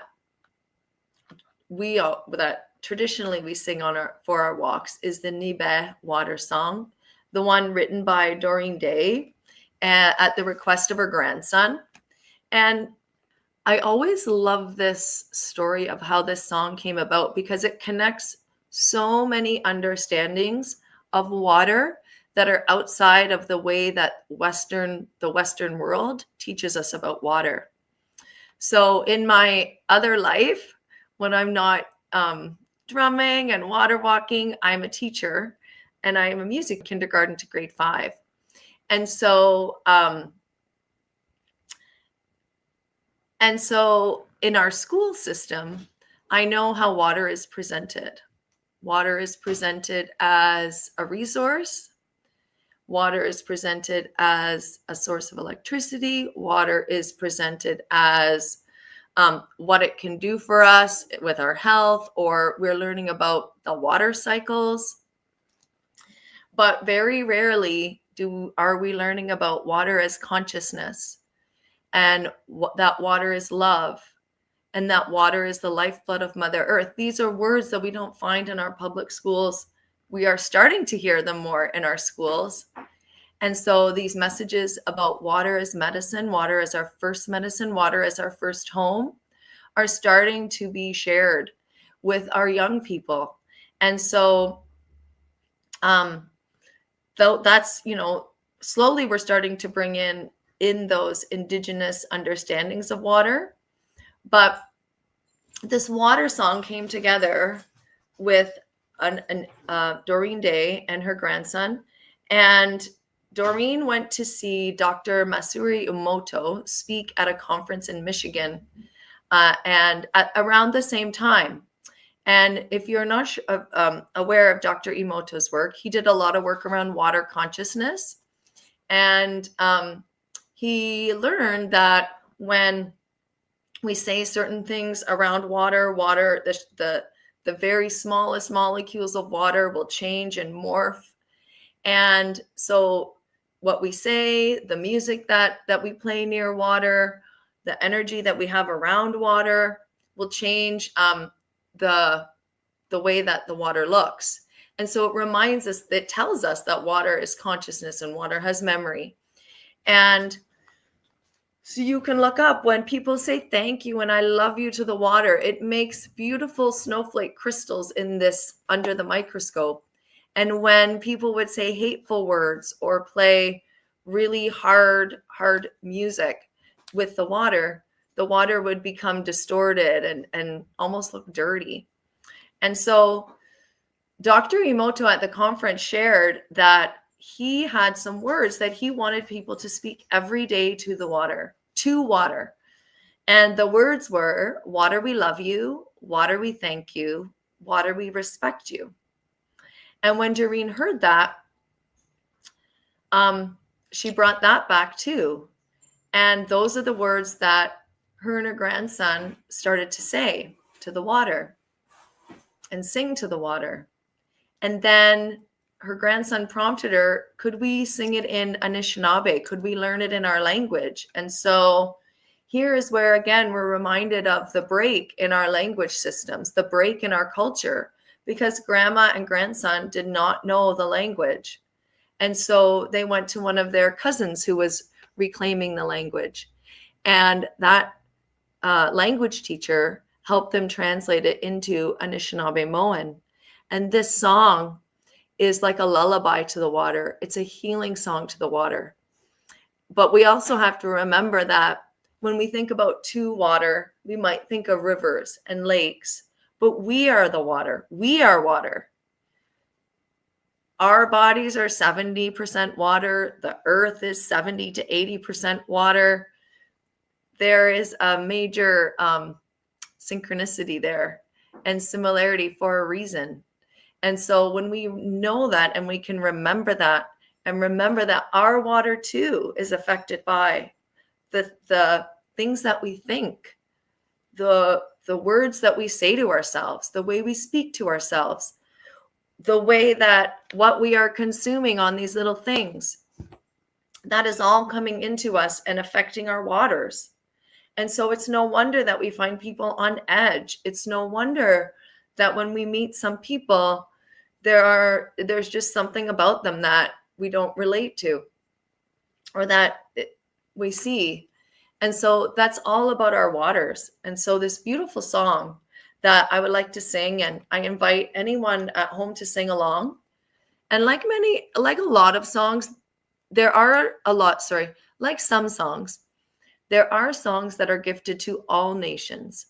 And this Nibe song is one of them. And the grandmothers want everyone to sing this song.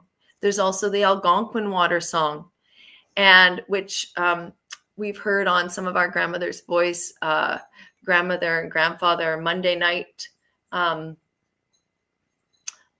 visits that have been happening and that are so amazing. We've been hearing that Algonquin water song as well. And so the Nibe water song is Nibe Giza ge igo gi mi gwech away name yago gi jawe name yago. And we sing our songs in generally 4 times, maybe 7, maybe more, depending on how much the song is needing to be sung. But I encourage you to have your water open and just take a look at that beautiful water. I have mine in a copper vessel. And or to put your hands on your own waters at the same time and to think about the healing energy that this song can have on your own waters. And I invite you to sing along. Nibe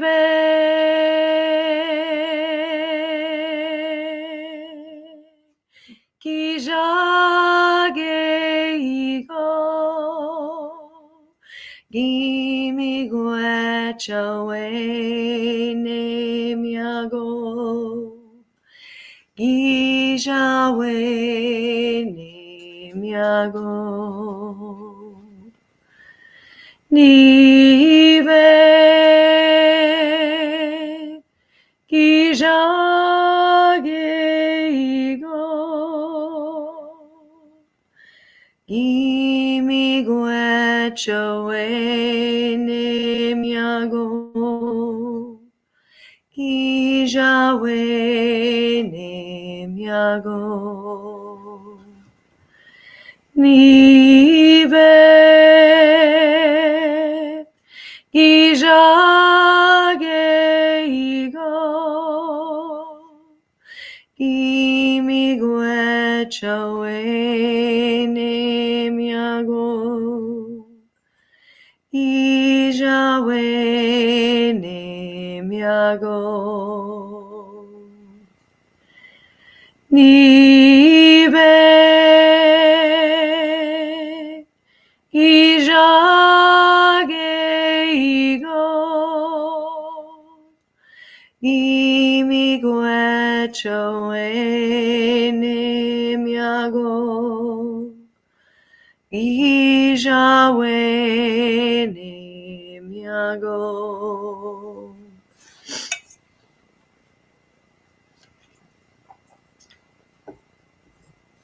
And I'm also thinking about water. I wanted to share a new book that came out just recently. Maybe some of you have read it or heard about it, by a Mississauga Anishinaabeg author, Leanne Bettasamosek Simpson, a very well-known Canadian author. And she just wrote this amazing book, The Theory of Water, Anishinaabe Maps to the Times Ahead. And if you are someone who loves learning about water teachings and understanding where water theory and Indigenous ways of understanding water can perhaps be actioned into systems that we can organize around, then this is the book for you. And one of the things that she says, I wanted to read a little quote here, because she's connecting water with liberation, with reclamation of matriarchal knowledge. She says, I'm thinking about Nibe as a theory here because Nibe offers us an invitation to learn from its embodied practice, a practice of cycling that is global, is permeable, and brings about a continuous rebirth on our planet. Nibe asks us to ground ourselves intimately in land and place, and relate that grounding to other movements, geographies, cultures, and lands. And then she talks about the shorelines of our lands and how Nibe teaches us that our thinking is most powerful when it can connect to the intimate and global and move between scales effortlessly. And so Nibe is inside us and it connects us to all forms of life on the planet. Nibe matters. And so, as we think about how every day we have the chance to say thank you to water, first thing in the morning when we wake up, we can tell water all day how much we love it. Water needs us to remember. Our own waters need us to remember. We need to remember that we are deeply connected to everything on earth because the water that is in this earth sphere is the same water. There's no new water. And we always hear people say, you know, this is the water of the dinosaurs. Many, many fish clean the waters that are in our bodies, and the water in me will one day go somewhere else to be the water in something else. And so that's a really powerful connection. And that's also our matriarchal wisdom coming back. That's the amplification of women's knowledge, Indigenous knowledge, listening to the grandmothers. As women, we're the protectors of water. We're the water carriers. We are deeply connected to being water carriers as we carry that sacred water inside us that creates life. We are the life givers. And I'm sure I'm not the first person that said this morning, that that our women and our matriarchal knowledge is something that guides the cycles on Mother Earth. And so these water cycles that we're in, we are cyclical beings. And so also when we think about the water, we're reminded that water is going through a cycle and we are also cyclical. So when we get stuck, when we are thinking that things are hard, we have to remember that we are a part of a cycle, and that let's keep flowing. Let's keep moving into this next phase. And that connects me to the last thing that I would want to talk about this morning, which is Nokomis Jesus, or Grandmother Moon. And Grandmother Moon, she guides all the water on Earth. The pull of the moon controls the tides on Earth. And as the moon goes through her 28-day cycle, from new moon to growing into that beautiful fullness, and then fading back again and taking some time to renew herself, she is the grandmother that reminds us about that cycle as she helps the water on Earth cycle. She's also here to help us cycle. And so the more I believe that we can presence the moon's energy in our lives, to remember that not just on when as a teacher, when it's a full moon, things can get wild. And so we think about the full moon in terms of that. But what about that beautiful way that we can, on a full moon, think about what needs to be released? What can we let go of? What can we give to that beautiful greatest grandmother of ours? And then on a new moon, setting those intentions and setting new intentions. It's a time to recalibrate. It's a time of darkness. And that cycle reminds us that as people, all people cycle, that we are allowed to have that time to go inward. And sometimes, depending on the phase of life that you're in and the demands on you, it might feel like you don't have time to kind of go into yourselves, have that quiet time, have that darkness, which is so necessary. But maybe if we're starting to think about those lunar phases and presence that new moon and energy in our lives, we can know that there is this time, and try to carve out a little bit of time around each new moon to check in with yourself and think about gratitude and think about where you've come in the last 28-day phase and where you are on your own cycle. And so a couple of years ago, I started to want to figure out, how could I bring the moon into my daily life? How can I embody these moon teachings even more? And as a teacher, and I guess you might say almost an A-type personality, I've always had a day planner, and time is a big thing for me, and knowing what my calendar is like. But my calendar was always January, February, March, that Gregorian timeline that really is imposed on us. And it is a way that time was created to keep us working, to keep us in line, I guess. And so when we look outside of when we look at other ways of talking about time, we can think about grandmother moon's measurement of time and each of her moons.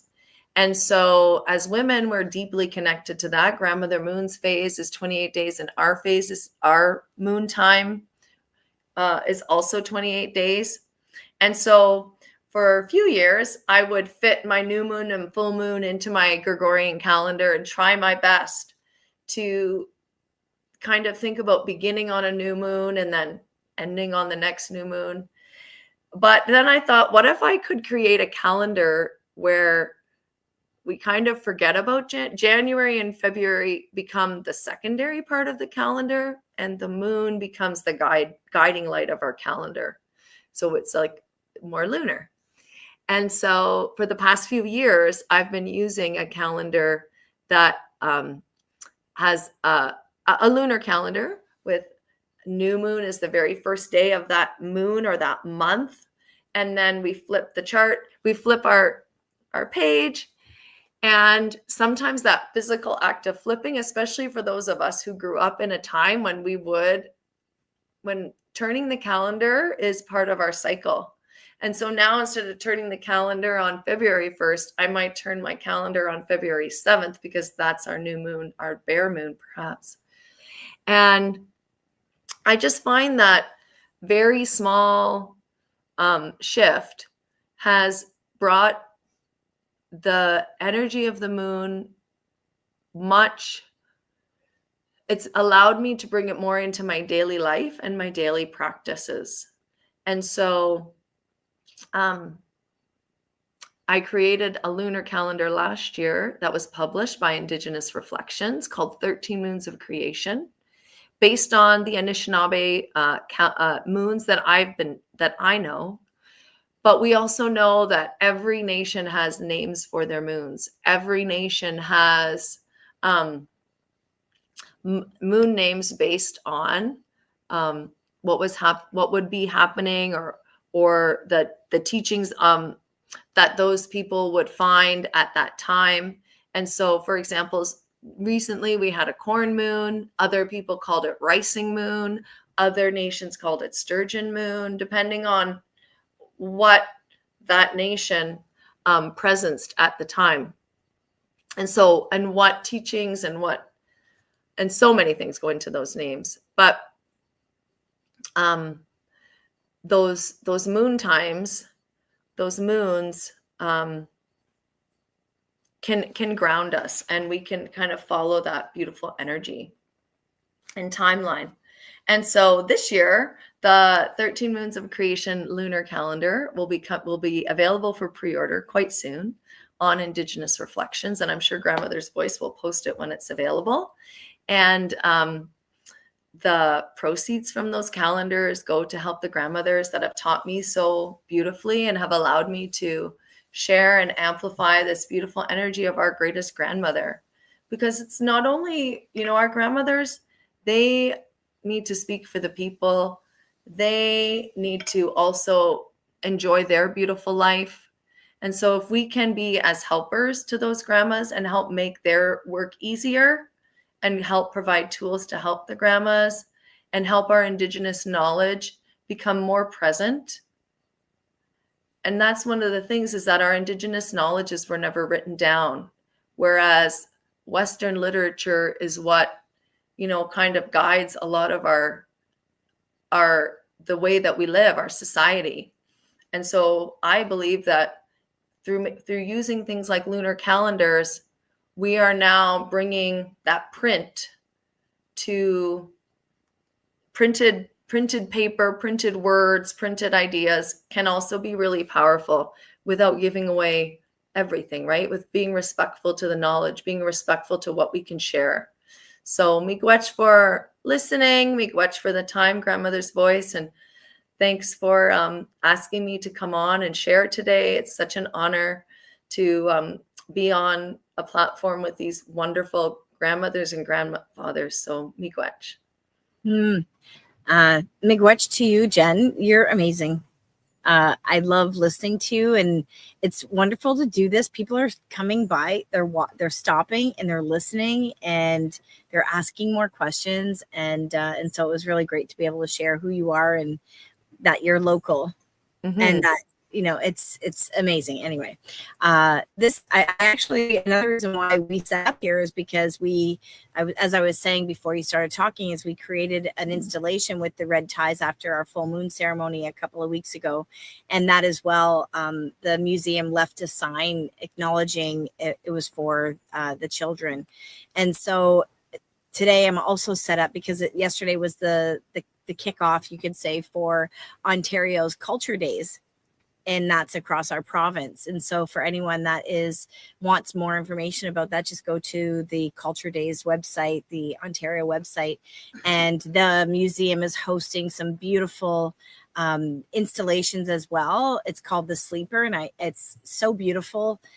Google that as well. Give you guys something to do. It's another installation that's inviting the community in to offer. Yeah, it's really beautiful, to offer their worries, right? So the idea is to gather everyone's worries in writing, and then they're going to encapsulate them and put them into the ground. And you know, so I'm just thinking about all of these initiatives that are really drawing in the people, bringing the people together. And if we think about colonization and how we got here today, and with like being such a new and young country, that's what happened. Colonization and creating this country was about divide and conquer, and we as people are stopping it. We are standing in our power as individuals, having the strength to come together with all of our gifts, like a day today, being in ceremony with this beautiful sacred fire, and being joined and lifted and educated and loved by our elders and community. And I'm just so grateful, Jen, for our sisterhood and everything that you do and bring to our community and to our circle. The knowledge that you share with our sisters is so empowering for us. So I just want to thank you so much, from my heart to yours, for always saying yes and always standing alongside grandmother's voice in everything that you do, and who you are. So Nyawa, I'll let you stay on for a minute to say hi to amazing Mishomis Alan Sutherland, White Spotted Horse, who is another amazing elder who has been lifting up us as a collective, transferring the wisdom that he has been gathering, you know, and for, I always want to say centuries, but then I don't want, I feel like it's, that's the ancestors coming in, but then everyone's like, hey, not centuries, Jody, maybe a couple of decades. But it's nice to see you. You are, your microphone is muted still, and welcome, Mishomis Alan. Love you and appreciate you showing up as well on a Saturday. Bonjour, Anine. It's good to meet both of you. Jen, beautiful stories of the water. It's much more than ever before. And I appreciate you inviting me once again, Jody, and the grandmother's voices, to have an opportunity to have a platform to share what I felt was needs to be said to the world. And this is a great event. It's all yours.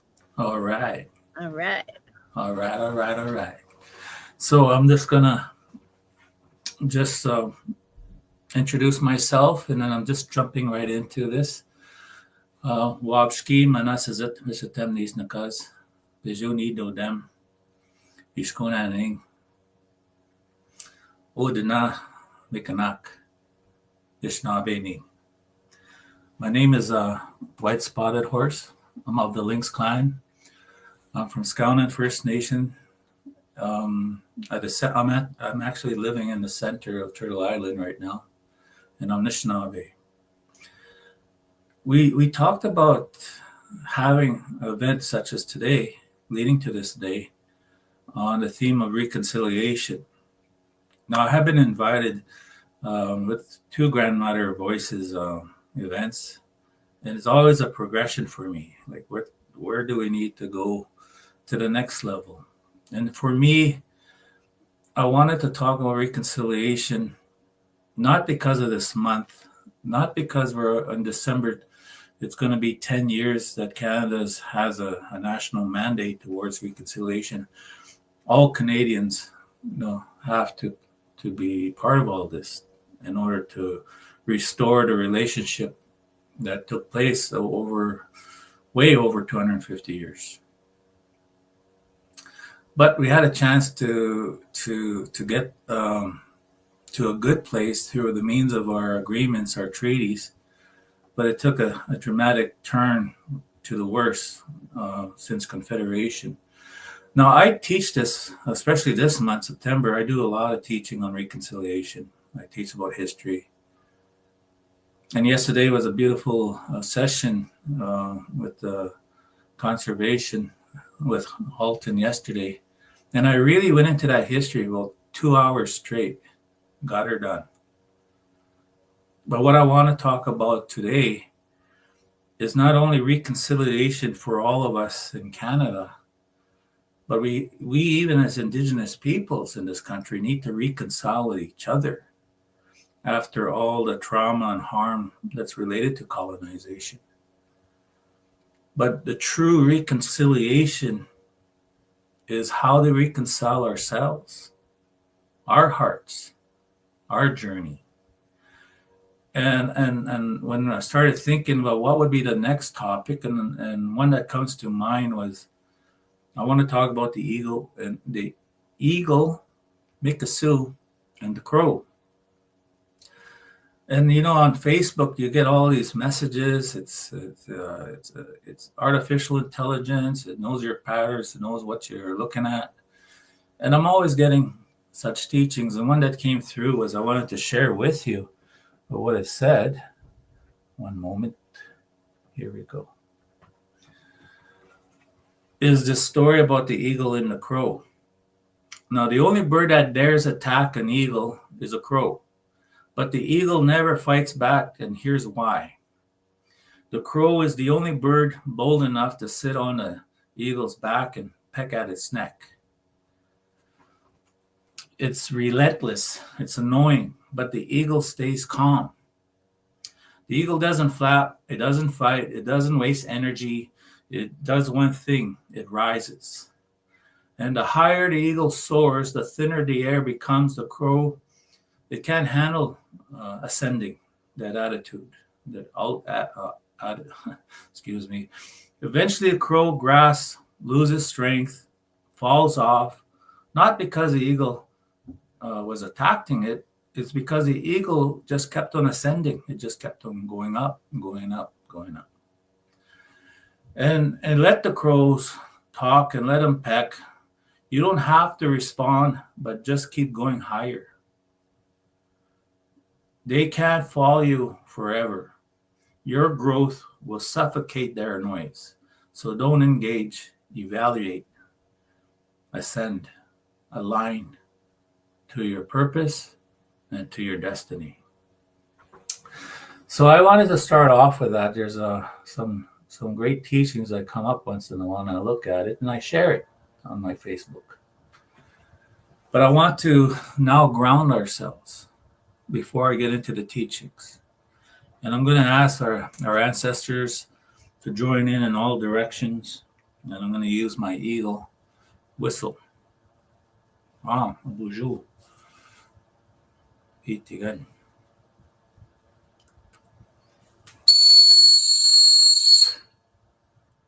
Itigan, wabanang. Nishumis nukumis. We are gathered here for all of us.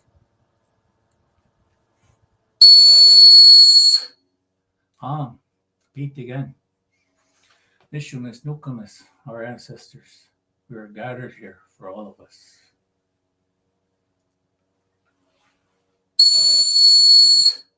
Inamang wa Nishumis nukumis, our ancestors. Beat again. We are gathered here for all of us.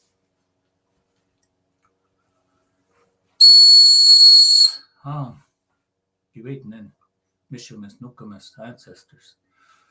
Beat again. We are gathered here for all of us.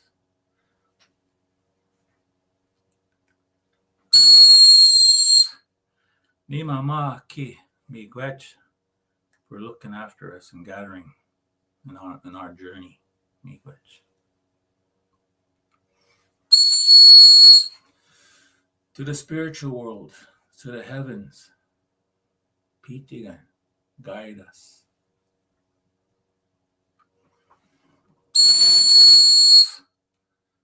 Ichimana too, the spirit of Alder is the source of everything. I am part of you. We're all part of this. We are gathered now. Miigwech. Miigwech, miigwech, miigwech, miigwech.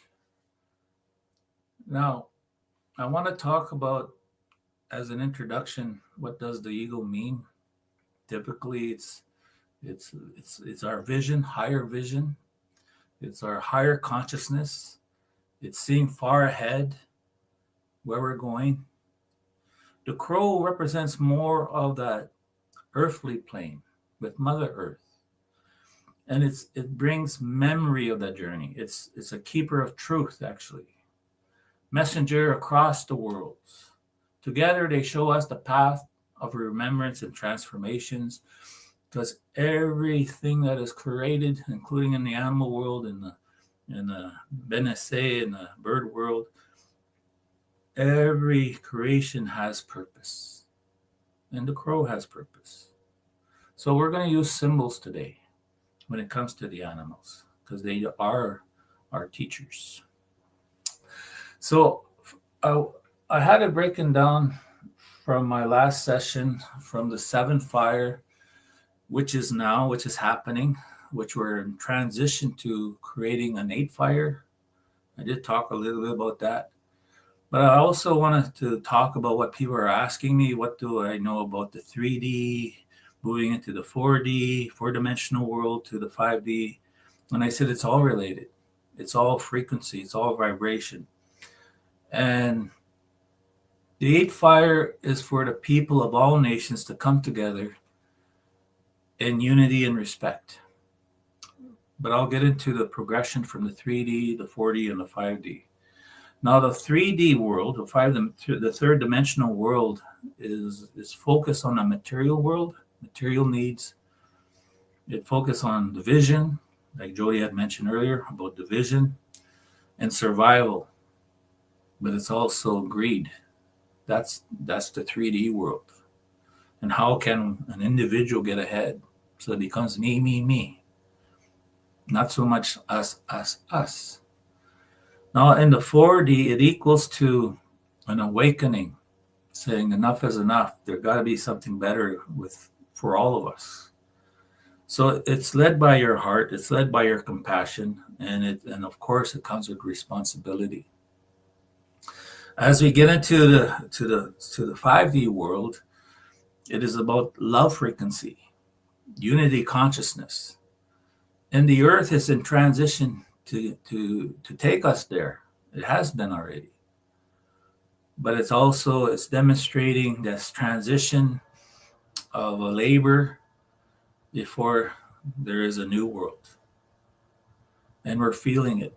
We're all feeling this. That's why I'm bringing this subject on, because people are always asking, Alan, what's going on? Why do I feel this way? Why I feel the aches and pains, and why I'm in emotional turmoil and all that. What's going on? It didn't seem this way before, but now I'm feeling it. I said, congratulations, you're growing.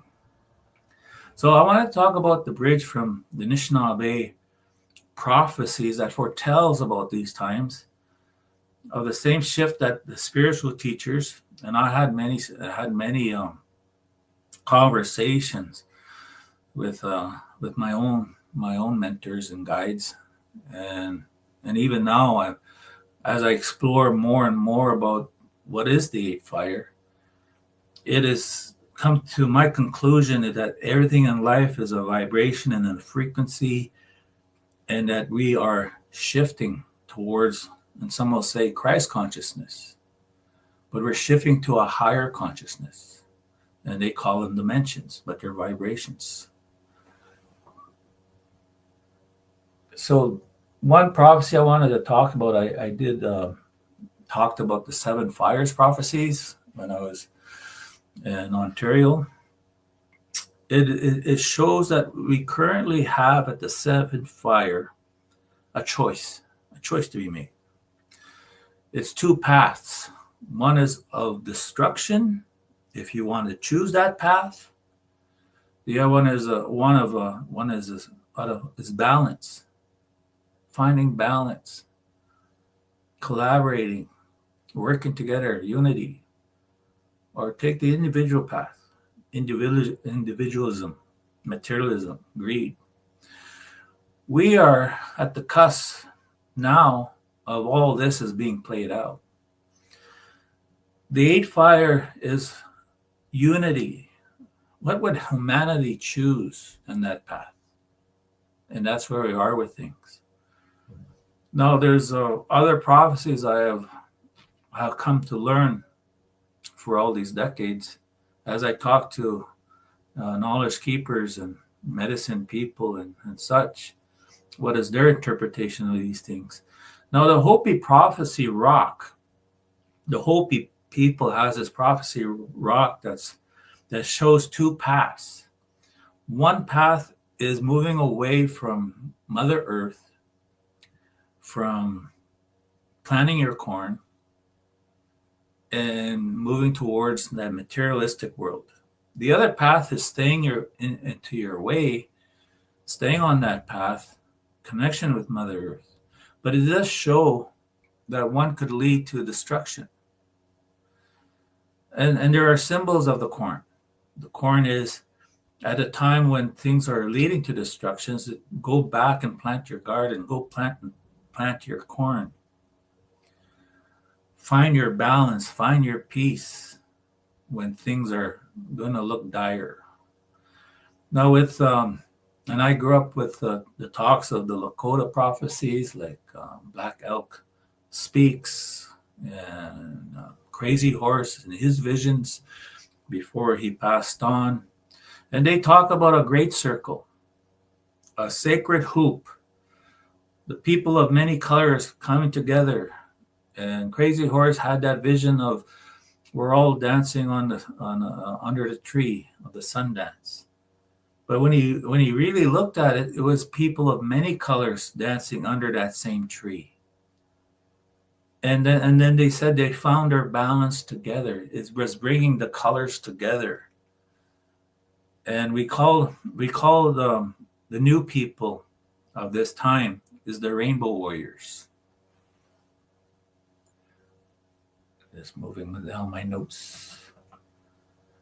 So the teaching points to all these messages are not warnings of doom and gloom and despair and fear, but an invitations to choose harmony and balance, to seek healing, and to unite with each other.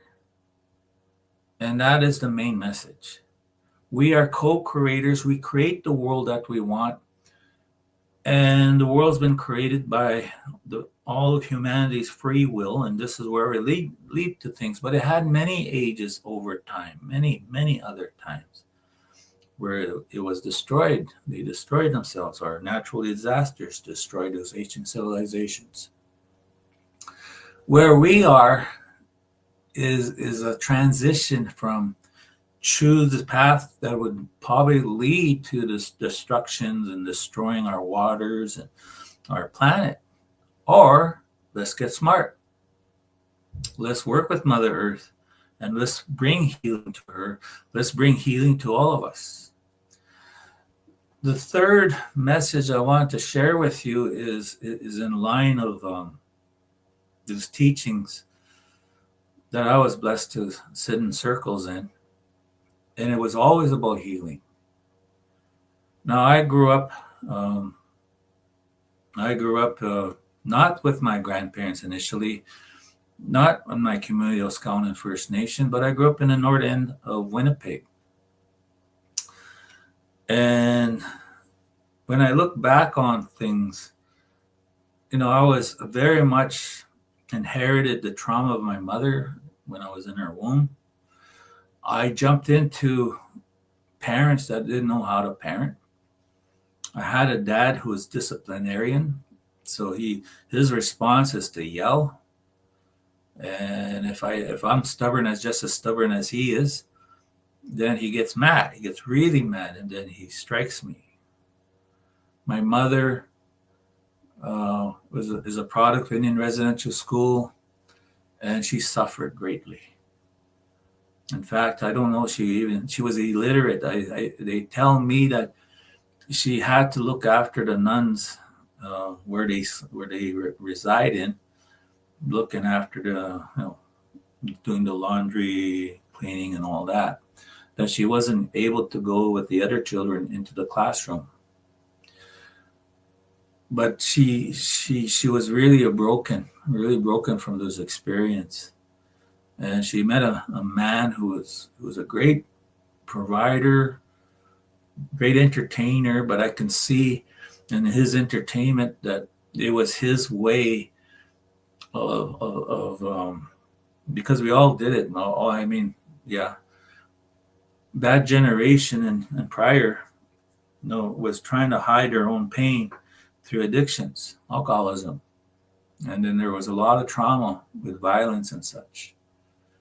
But he was an entertainer, and when I look back on his role when he sang songs and entertained, he was really helping people to slowly in their way deal with their own trauma. So they were crying inside with those sad country songs. So I can look back and look at the good and all the problems that we had growing up, and the people like my dad and mother and what they have to go through. That's part of my healing. But I got kicked out on the north end of Winnipeg by attending an elementary school run by the nuns, and it wasn't good. Basically they gave me the strap on my hand every day, and then they're out of their frustrations, they kicked me out. So here's a little kid got kicked out. But what was going on at the time was they rescinded the law on Indian residential schools. It was mandatory from children from 5 to 16 must attend Indian residential schools, be taken far, far away. Now my grandparents came and get me. They took me to the community where I grew up. And I was able to go in public school, riding a bus. But that change of environment, living off the land, and when I look back on these gentle people that didn't have a chance to raise their own children, but now they're raising me, was the catalyst of who I am today. My grandfather was patient, quiet man, taught me everything, taught me how to trap. We did commercial fishing, hunting, gardens, and looking after the cattle and horses. And that had an impact on me. My grandmother, who didn't go to residential schools, was a very spiritual, open person. They still talk about her spirituality. So that has an impact on me. The siblings I left behind in the North End, they still struggle. So I just wanted to share with you that we all struggled in one form or another. If it's as being a child, baby, or in the womb of your mother, a child, being a child or adolescence and so forth, or did it go in a past life? Because in Anishinaabe, sometimes we do our healing, we have to go and deal with that karma debt that it has an impact today. So it was always about healing. So the teachings was an understanding of who we are. So there was a journey to find out what it is to be Anishinaabe, because I grew up being an Indian. But I was a traditional Indian. I lived off the land. I was associated with the land. I had that opportunity. But later on, I was a catalyst to bring traditional ceremonies and teachings to my community. So they're on that journey too, because we're a very Christian community. And now we have an open mind to accept others, which is good. It wasn't always easy. But we're at a better place. But we still have the problems of colonization and its impact and trauma, interference. We have lateral violence. It's rampant everywhere. I'm sure it's all over the place. But we have a solution called lateral kindness, and we'll talk about how we should look after each other. But be mindful. Focus on your own healing, and then you're able to focus on the healing of others. So I just wanted to share with you that these teaching is about raising our frequencies, not just understanding, but it's to raise our higher consciousness.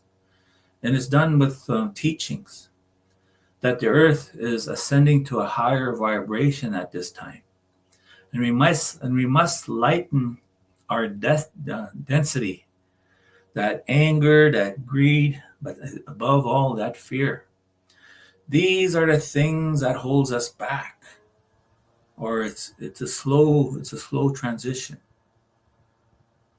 And fear is a normal, it's a common denominator when we want to help somebody else, because underlying that is pain. And what is the pain? Well, the pain, follow the pain. Is it resentment? Is it shame? Is it anger? And so forth. It's all mostly emotionally charged. And what you want to do is get to the lessons, get to the understanding. But you don't keep the energy of that charge. You release it, you let it go. Give it to the earth, Mother Earth. We can dump all that density into the earth. She doesn't mind that. But we need to replace it with love and understanding. We need to learn the lesson, but we don't keep the energy of that density. That is the healing. The ability to let go, be unstuck, no more blockages, but to move forward. But this time, it's your story. It's your journey, but you're not stuck in it.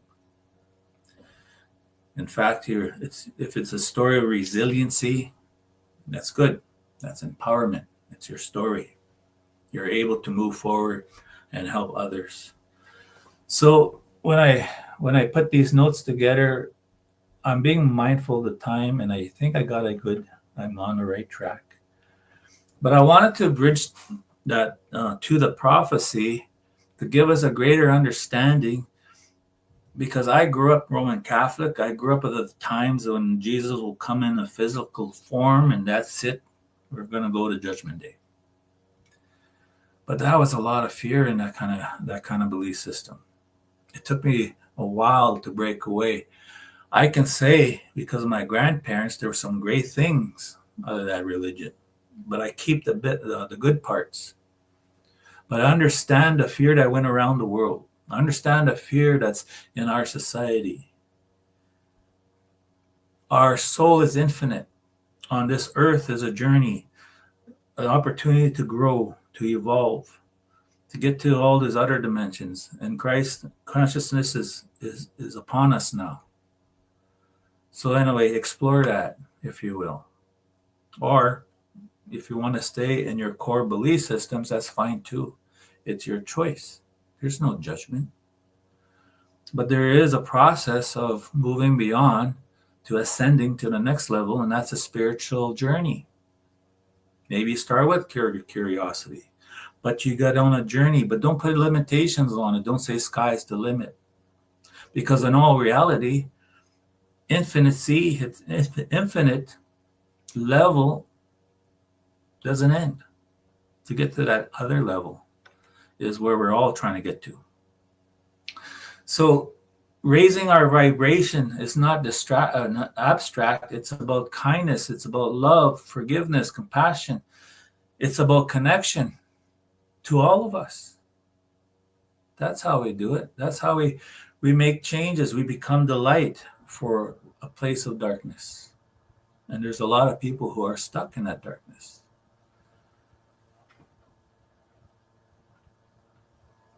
Okay, here we go. So my next point is this. What can we do today? There's a lot we can do today, because we have to do the inner work. We have to do what you call shadow work. We have to address the triggers, address the things that makes us feel stuck, or we don't know what to do next, or there's blockages. That's that human ego, that human program. But where does a human program comes from? Well, it comes from your core program on how you're raised. But what was your experience like? Was it good? Was it really bad? But it has an influence for the rest of your life. So understand who's involved with that program. Well, it's your family, it's your parents, it's your in small communities, it's your cousins, it's your aunties and uncles and so forth. It's your community. It's the world, it's your society, it's your country, it's the world. So you go through all the scripts, you go through the programs that are scripts, and you go to school, and teachers and education gives you a program. And as you get older, you're going to socialize. That's a new program. You're interacting with the other. And then you go up to all these other levels, which I do teach, called the empowerment hoop, to show you that these are all human programs. And it's the human ego, who's essentially truly is your friend, because that's the one that says, don't do it. You're going to get burnt if you touch the fire. But it also goes too far. It thinks it's in control. It says, don't do nice things for yourself. Don't go buy that. You're not, or you're not educated enough and all that. That's just programming. When your spirit, when your soul knows the truth of everything. So anyway, care for each other. Not only do your inner work and your healing, but start reaching out and helping others. That's our sole purpose, is not just to be here as an individual stick figure on a marble. No, it's about a journey to grow, to ascend to another level. But we don't go alone. We try to influence others to come along on that journey. We help each other out. There are those that are advanced are coming back and helping us. There are those that struggles, and we're all there to bring them up. But we all are here to look after each other, look after our planet. So as a collective action, reconciliation begins in the heart and the ripples outward into the systems, into the communities, into the world. We are creators. We're co-creators. It's in our traditional teachings. I have done that monthly teachings on creation, just to remind us that the Creator says, I gave you your own journey. I gave you a place to collectively make the world that you want. So unfortunately, it didn't turn out so good. But we had many chances, many civilizations. But I can tell you this from in recent history, we were getting along here in North America until somebody else crossed over the ocean and poses their understanding of the world. So there's a clash of two worlds. And we're still experiencing that. We're still going through that. That's what reconciliation is about. That this masculine energy that came over to dominate over this feminine energy, and they had their time. They had their over 500 years to do whatever they wanted to do. But this is a time of, some say the age of Aquarius, but this is the time for the feminine energy and for the women to lead the healing. And there's reconciliation for all of us, including the fact that I'm now busy focusing a lot of attention on how men has to reconcile this imbalance, being healthy men again. We live in a toxic world with all these men don't cry. That's where I'm shifting towards now. So I have an opportunity to do that, to go and talk to young men, the 32 First Nations, at least setting up the program, and then finding ourselves again in that balance of feminine and masculine way. And together we'll bring the healing to ourselves, and together we bring healing to all of us. So that's what with reconciliation, there was a call of action. It's not about just learning, understanding, but it is to take action. What are you going to do? What am I going to do? What are we going to do? action is important in order to have the progress to get to those levels, the next levels, to take the first step, the next step. Don't worry so much where we're going to end up being, as long as you're moving, as long as you're taking the steps. So each of us carries a fire. I did that teaching in previous podcasts, that it's that energy, that fire. We get the fire of the sun in our solar systems. This is where we are. This is our journey, where we're at right now as a human being. But we get that fire daily. We get those downloads. We get that life. Of course, there was a beautiful teaching from Jen that talks about the water, about the balance. But together, all of that brings life. The next fire is our Mother Earth, the core of where we are, the strength. She can take all of our despairs and heal us. So we do grounding. Grounding is important. Meditation is going. So it's very important to let it go, release it. But she also gives us the healing, the energy for us to find our balance. That's the fire of Mother Earth. Then there's the fire of us. We're connected. And we have that fire that drives us in this walk of life. And that fire is creation itself. We have to create together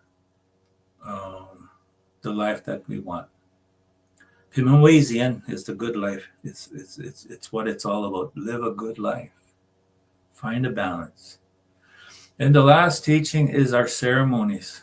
I just have my candle going. I have my smudge going. But what we do in our journey is the process. It's the ceremonies. It's good intentions. What is the good intentions? What do we all want? We all want a good life, but we also want to grow. We want to evolve. So let's all do this together. So I have to ask, which fire will you tend? The fire of division or the fire of unity? Because that's where we are with things today. So I just want to do in closing, getting to the end of my points. And I want to return to the teaching of the eagle and the crow. But I want to add another symbol to it. I want to add turkey. Why not? Now, it kind of represents Turkey's 3D consciousness. Those are the ones that really want to stay low to the ground. They can fly too, but only temporary. But they just want to stay in 3D. They just want to keep things the way they are. But they have a lot of influence. They have a lot of noise. They have a lot of that. So turkey is a bird that lives close to the ground, scratching for food, tied to survival in a material world. It represents a 3D realm of physical needs, possessions, competition, individuality, identity rooted in its ego. And the teaching is that in this level, people often focus on me, mine, on survival. They're driven and to keep everybody in check and to control is to live in fear, live in scarcity, survival.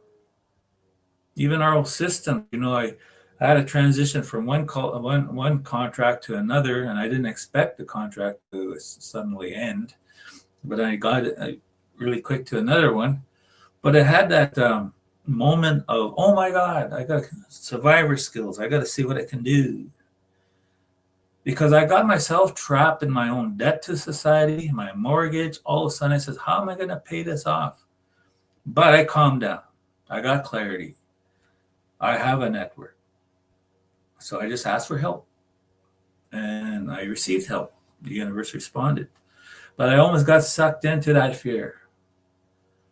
And then I just needed, I guess, a moment of grieving, a moment of despair. That's all right. I'm a human being. But I shifted. I took inventory. I knew how creation works. So there is a beauty in the teachings of the turkey. Actually, there's a medicine too, and it teaches us gratitude and community sacrifice. Turkey often gives itself for the feast. It's coming up. It's next month. So there's a lot of great things in all creations. There's purpose for everything. But I'm just boring. I'm just gonna borrow you, Turkey, as a symbol. Hope you don't mind. By staying in Turkey consciousness, the 3D level, it keeps us bound to the heaviness, the thickness of those energy, of division and conflict. And when I teach all these energy levels and where things are, like shame is the lowest, guilt and anger, those are all heavy energies. Then we can be in a neutral state. That's fine. You can go up and down quite easily. But then in a higher state of compassion and passion and joy and excitement and love, that's a different frequency that carries you upwards like an eagle. Now, when we talk about the crow, it's a 4D transitional process. The crow walks between worlds, both spiritual and physical. It can see things or the unseen things. It knows the unseen. It's a keeper of memory of the journey of Earth and all its history. It knows the laws of the natural world and the spiritual world, but it knows the laws of the natural world, and it has a secret truth. It represents the 4D realm, the 4D most of us are now at. We're at this 4D level. We are awakening. We are questioning things. We are spiritually seeking out. We have compassion. We have choices. We know the power of manifestation. We know what we can do. And a lot has already gone to the next level. But the teaching of the 4D is the crow teaches us to look beyond the illusions, the matrix, as you will. Player one. That's another story. To heal ancestral memories, but to heal the ancestors, but to keep the lessons, get the teachings, and that's the empowerment. And to begin choosing differently, making choices, because that was then and this is now. Now is the power. We seed our path of the future. And then when we reach there, it's harvesting. We collect. But young people have those triple whammy, and nobody's there to guide them or help them through this. So it's depression, it's anxiety, is being anxious, not at peace. Then you got all three. Oh, there's no peace. But there's a way. Heal what's depressed or holding you back. Can't do nothing about the future, but if you're in a good place, you're going to see a beautiful future. And seek the peace today. Enjoy life. So the teachings in this stage is becoming aware of the injustice, and we are people of justice. In our hearts, we want things right. We of the wounds of our history. That's reconciliation, right? Is to heal that, and to begin choosing differently from now on. What did we learn? Where are we going? And the crow is not fully free yet. It still must deal with its negativities, its shadows, and light and shadows. It's not good and evil, by the way. There's no such thing. It's light or dark. They all have a purpose. So don't fall into fear of the narrative that was created to hold us all back, that there's evil. I'm just saying there are people who are lost, but they're playing out their choices, their free will. But my message is, it's always about choices. So we need to seek that reconciliation, and we need to seek that balance. For all of us, we need that in here in order to work with others that are seeking their reconciliation and their balance. So the crow is not fully free yet, which I just said, but it shows us the path of responsibility and transition. Now the eagle, Mikasu, Genu, is representing that 5D dimension. It flies the highest than all the other birds. Oh, in the south is the condor, but it's up there with heaven. The eagle soars the highest, is closest to creation, to the creator, as they say. It sees far, and it's holding a vision, and it has spiritual clarity. And that word clarity is important to understand what's going on in this world. If you feel the density being dragged down, you're going into a fog, you need to go higher beyond the fog into the clear sky to see clarity. So it represents the 5D realm of unity, love, vibration, higher perspectives, and spiritual freedom.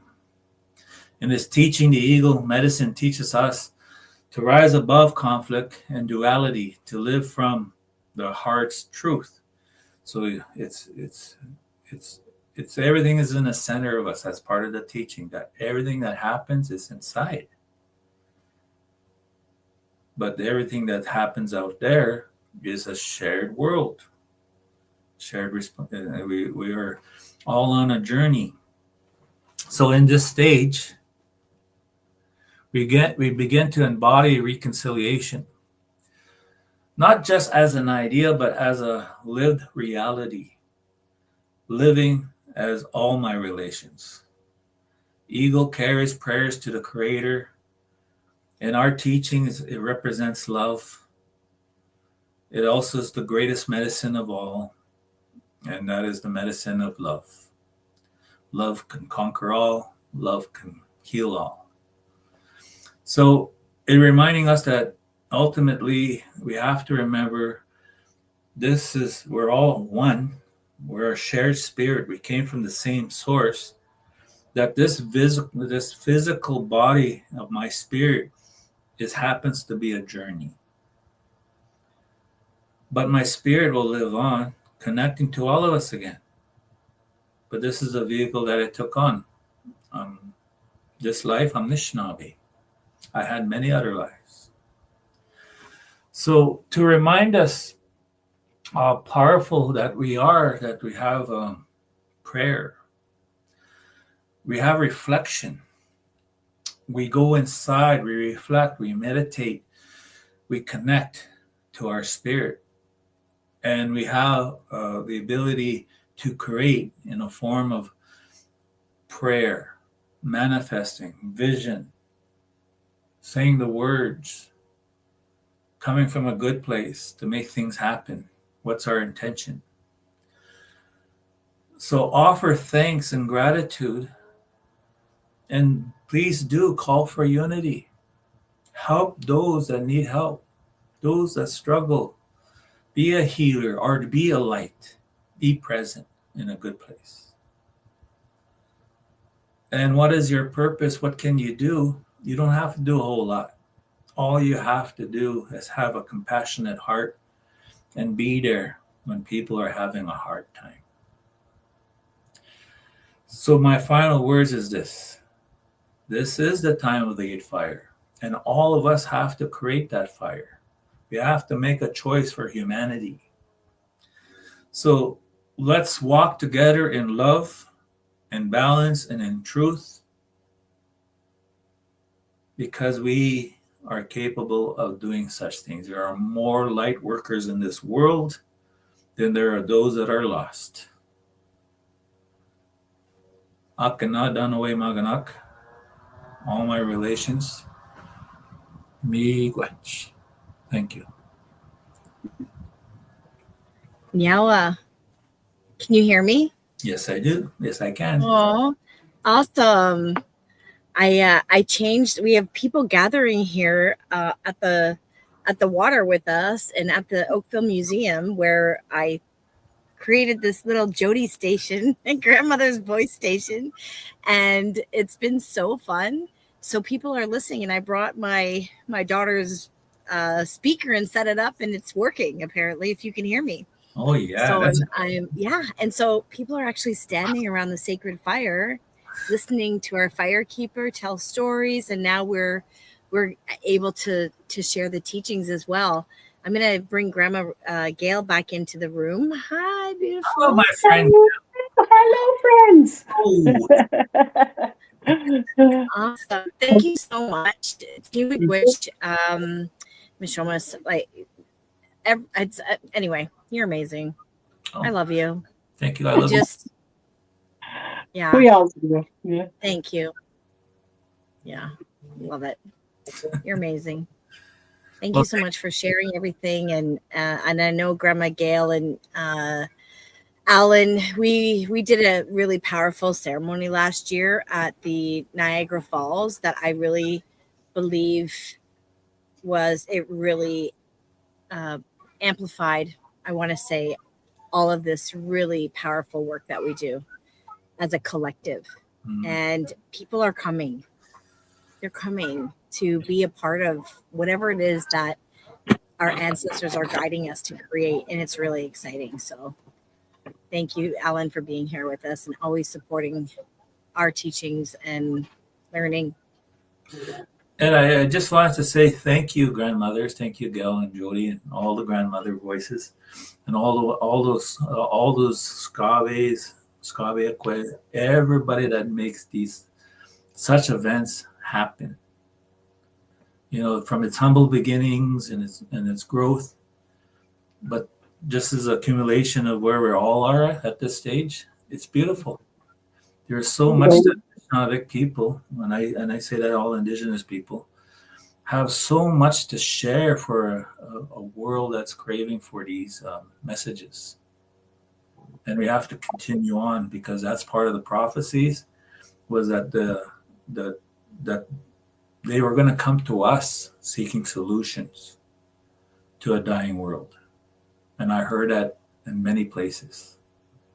So now we have the opportunity, the tools, virtual and other means, to do just that. So I want to say thank you for giving me the opportunity to share a little bit. Yeah. Anytime. Miigwech. Have a wonderful rest of your weekend, Alan, and we'll see you soon for your next segment as well on Grandmother's Voice. Yes. Miigwech, all my relations. Thank you very much. Dago, amazing Grandma. What ceremony were you at today? The ceremony of life. We have our Mayan fire ceremony happening at Land of the Dancing Deer. So it's just getting over right about now.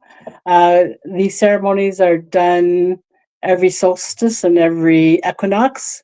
And there's, of course, other things in between there, but it's our Mayan fire segment. And there's a lot of interesting things that happen, when you attend the fires, and then after the ceremony, he reads the fire, and and then we share experiences. What did we see? What did you see? What does that mean? And so it's always really interesting to see what comes of the fire every time, and they're all different. There has never been two fires the same. They're all really beautiful and all really different. So that's where I was. Well, I'm lying. I wasn't there, but that's what was happening. Yes. Yeah. Okay. You're still hosting it. You're hosting it. So yes. Well, we have you scheduled to share about the Tree of Life, and I just would like to take just a moment to acknowledge you for the guidance that you've provided for me in my life, for my family, for our community. When I met you, I actually met, and I don't know if you recall this day, but I was in your medicine shop. It was in it. I'm sure Josephine Mandamin visited more than one time your shop, the last time that she walked through the door, I was actually there for Grandma Renee's genealogy program that was happening in the back. And I came to the front shop to do some shopping, and in walked this amazing woman barefoot with helpers carrying water. And this was at the beginning of my journey. And I was like, what am I experiencing right now? I felt this vibration and it just stopped me in my track. And I knew that I was on the right path. And since the day that I met you, I continue to receive messages because you and Grandma Renee and Alan and Dennis and all the elders, the grandmas, Kate and Shannon, all the ones who continue to come forward. I'm going to honor Jackie and Marie and Oliver and so many more, Mike. Like, I can sit here and name all of the elders who continue to message and say, keep going. And the more messages that come from them, the more beautiful messages we get on this path, to stay on this path of staying connected to the land, to ourselves, to each other. And so thank you so much for standing and guiding me on this journey and providing the strength. You're an amazing woman, and I appreciate you so much. I know. Hey, I wrote all that down. No, I'm just kidding. Okay, I love you, and I'm super excited to sit here and just be marinated in whatever it is you're going to share with us today. I love you. All right. Oh, thank you, Jody. And of course, those days, they seem like yesterday, but so much has happened between then. I mean, when we took our first road trip, you could just see the excitement in your eyes. And the sad part is that's missing from a lot of people who are in our communities, who live in our communities, that spark, that thirst, that wanting to experience and live and according to our traditions, that is gone from a lot of people, that spark. So it's really good that we're able to do things like this where we can create that spark again and just feel that connection that we're part of something really big. And this part that I'm talking about has to do with us as human beings walking our spiritual paths. Each of us have a different path, but we all connect. And it's really interesting sometimes to hear the stories and, connect the experiences that we have. And so that's what keeps us going. And the beauty, I guess, of being one who really strives to make a difference. And we do that because we have prophecy, we have history, and no matter what your background is, there is a history there. No matter what country, no matter where you are now, there's a beautiful history that is there for unveiling. So part of my focus today, and not all of the focus, but it will be on the life of a tree. So we go back to the beginning, and we all talk about that celestial tree, according to oh, by the way, my name is Gail Whitlow, Sego Sewakwego, Ka Dine, Gets. I'm from Six Nations of the Grand River Territory, here along the Grand River, Southern Ontario, Canada. And today is stunning. The sun is shining. It's not hot. It's what we call a beautiful day. And even though every day is a perfect day, today happens to be a perfect day. And so when I'm saying this, I'm also thinking of the beauty that is around. As I wake up in the morning, I get to see my maple trees. They're orange, and some of them have almost had all their leaves gone, but some of them are that magnificent orange. And you wake up, and how can you not start your day with that beauty? It's just stunning. And we're waiting for the rains to come because right now we're in a danger zone as far as that goes, because we have low lakes and low streams, and to some that's a concern. So, we're on a see if you can conserve water area or water, what do you call that? Anyways, we have to really be careful, with our water use. And that too has a lot to do with uh, the cycles that we live in our lifetime too. Sometimes we're full of life, and sometimes our energy becomes low, but then something comes and it raises our vibration back again. So when we talk about the life of the tree, we think of that celestial tree. And so at the beginning of our creation story, that celestial tree was filled with everything that you could need. It had medicines, it had, plants, and it had everything attached to this tree. It was called the tree of life for that reason. And there was a portal that was beneath this tree, and that's how Sky Woman descended down to what we now know as Turtle Island.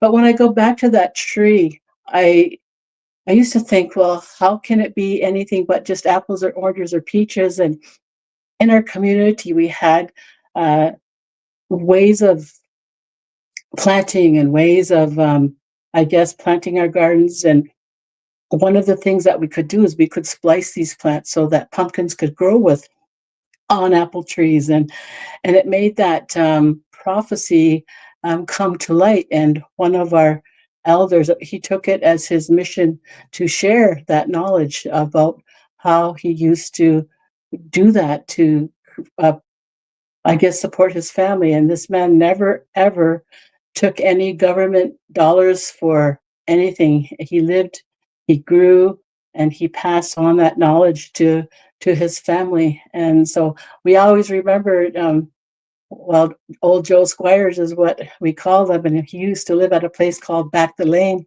and the back of the lane still exists. But to go spend some time with Joe was a real treat because he had so much knowledge, and knowledge that I wasn't aware of until actually saw different plants growing together.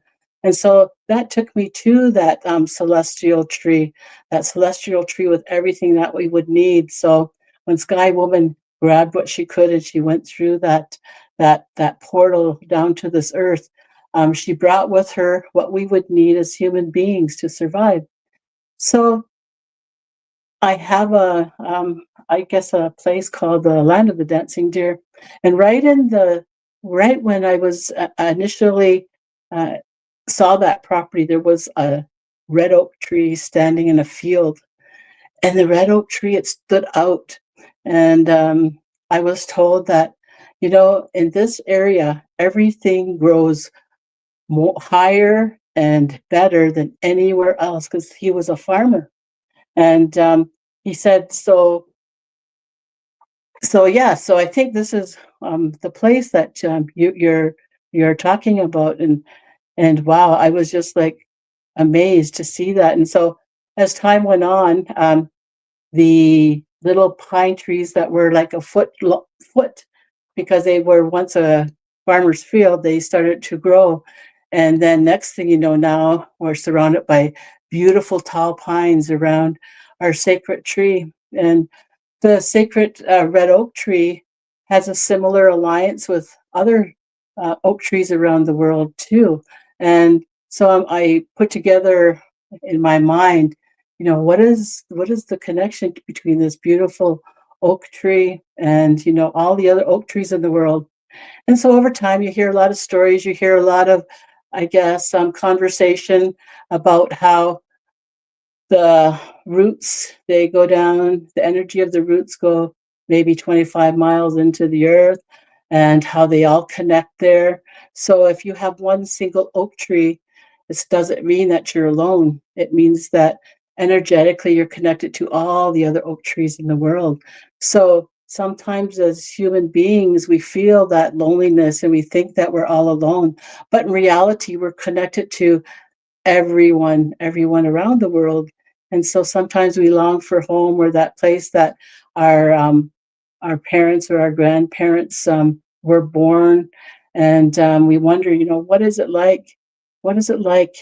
And this teaches us that we are, no matter where we are, we're home because we have that ability to connect spiritually and energetically to every other human being on the planet. So I guess sometimes I get sad too because I remember a few years ago, a friend of mine, they were working on this project in the Amazon. So the Amazon was being cut at a fast rate, just like here. And so one community made a plan to save their community. So instead of it being clear cut, they turned it into an eco center, and they brought tourists in, and it was the hardest thing that they ever had to do because they knew that bringing in foreigners would somehow affect the region, but their goal was to save what they had. And so they did bring the tourism in there just so people could see. And so some of the stories went, my friend had traveled down to the rainforest, and he said, do you know what your expectations of a rainforest, or most expectations are? Oh, there's nothing but bugs and snakes, and all of these kinds of things. And in reality, that's not the truth. He says there's such a balance in the rainforest that the bugs are taken care of. Everything's in balance because they allow it to be. And if they if they harvest, then they replant. So if a tree has to come down, they replant. And so that's what kept the rainforest thriving. And to this day, they still are that eco center that is a teaching center. And boy, there's just so much that you don't even know. And so I listen to those stories and those teachings, and I think, how amazing. And then we head up to North Canada here, and we used to, drive up to Sudbury, and the trees would all be blooming, and there'd be so many trees. It just felt like a beautiful blanket of forest. And then, if you don't go every year, you go a few years later and you go, what happened here? Because now there's highways, and then there's clear cut, the land is clear cut. And so then you listen to the health of the people. So every time that they clear cut the forest, the health of the people suffer. And I think that's something that most people aren't aware of, because they cut everything that is important to our livelihood.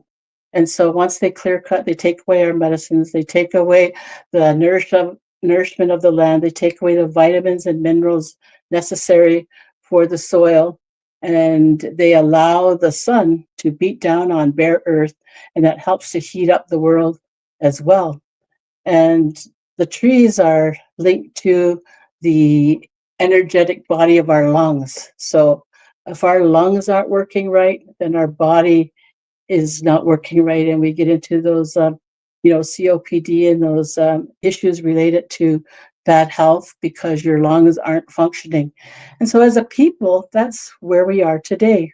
We have to bring back that relationship that we have to the natural environment. Because every time we take away, well, it doesn't only take away from the land, but also takes away from us, because we are part of that. We are part of the land. We are part of the air. We are part of the water.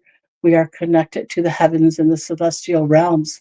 So in order for us to, I guess, get back to balance again, we have to start replanting those trees. And the stories are amazing of, people around the world who started planting one tree a day. And next thing you know, they regenerated their areas. They brought back what had been taken away. And that's something that we have to be aware of too. Presently, when they clear cut your land, it's to extract minerals. And when they extract minerals, they just leave the land, and they leave all the cesspools and everything that go along with it. Whereas what needs to be done is the land needs to be, first of all, left to share its beauty, but they replant with what we call hybrid trees. And those hybrid trees are only meant for harvesting again in a few years. So they're not even the strong trees that are full of life. They're some hybrid trees that really impact our environments. So we have to be careful with what we're planting. And we're in that time of prophecy where there's going to be great change. And there's been great change for the last few hundred years. But in a time of great change, we have to get back and we have to know how to understand the land. And part of our ability to do that comes from sitting, finding a location, and just sitting, closing your eyes, and just seeing what the land needs to share with you. And it's amazing. So, lots of years ago, when you wanted to learn medicines, it wasn't an easy path. You would find somebody who you thought, I really want to learn from them. And you say, hey, can you teach me what you know? And, you wanted to take your pad and paper and you wanted to just to write down every word. And he says, or she said, gee, I don't like where that wood pile is sitting. Would you be able to take that wood pile and would you be able to move it maybe over there? You're going, okay, you put your note paper down and off you go and you move the wood pile and you're sitting there, waiting to take notes and everything. And he said, okay, well, come back next week, same time. So you go back next week. Okay, what are we going to do this week? All excited. And he'll say, I really I don't think that is the right place for that wood. Can you move it back? You're in your mind, you're going, come on, I just want to learn. I just want to, I want to learn from you. And you're making me do these duties. And so there was always these tests that were given. Because if you really want to learn, if you really want to study, you have to know how to connect. And so another way of connecting would be if you really want to learn, you can spend 1 hour in this little, I would call it a little 3x3 square. You have to spend an hour there every day for 1 year. And once you've done that, come back and see me. So next thing you know, you're wondering why you're sitting on this little piece of land. And at first you're just kind of, anxious and, maybe you don't really want to be there. And so you get to the end of your year and you go back and you say, oh, hey, teacher, I'm ready now. And he'll say, well, how did you do with your year? Oh, yeah, but I missed a day. He goes, okay, well, come back next year when you can make the full year. And you're going, you've got to be kidding. And so these are all tests, just to see if you're really true to your words. And so you think about all the stories and all of the things that you can learn just by sitting in one little patch all year. So all year you get to hear the sounds, you get to see the skies, you get to feel the weather, you get to feel the vibration of the earth, you get to feel the visitors. There's so much that you can learn in that year of stillness and quiet. And that's the other thing that's important. It's that stillness and that quiet, because that's when we connect most with our inner being, our inner self. We connect with, the ancestors, and we connect with just so much more. So we really have to take our time to figure out what is it that we really want to learn, because no path of learning is easy. There is no easy path. And that's what learning is. It's learning how to be under any situation. A lot of people who, are kind of like in that depressed way. The other thing is we have to learn about how to be in what we call a land-based state. It means the land has the ability to take what we don't need anymore and process it. So I always remember this story too, about a teacher who had their students take some cow dung, and so they had to take that cow dung and they had to put it on a post, and then they had to take one and they had to put it in the land. And to make a long story short, the cow dung that was just sitting there on the post didn't do what it was meant to do. Then that means that it didn't turn into fertilizer as fast as that was put into the earth. So once in the earth and buried, it was able to do its job, and it was easy to turn into fertilizer, and it was useful. So we also have to watch where we put our energy, because sometimes we put our energy just out there instead of being able to let it work with all the good things around them in order to purify, in order to make good again. So, in our time now, we're looking at all the mental health needs of not just our kids, but our teenagers and our adults and even our grandparents. We have to look at the, I guess, valid ways in order to bring us back to that place of happiness and joy. So when I first started, I said, well, I can look out my window and I can see that beautiful maple tree, and it's such beautiful colors. Well, once the maple tree loses its leaves, you can still look and you can look at the amazingness of how that tree is structured and give thanks that, it provided so much for you. It provided that shade and the hot sun. It did so much during its time of I guess, being fruitful, but then it needs to rest. And so again, that's something that we need to learn is how do we rest? So our world is in cycles, just like there's day and night, just like light and heavy, just like everything else, there's this balance. And in this balance, there is times where there's more balance and less balance. So what I mean by that is, so it's like more sun and less sun. That's an example. My mother used to talk about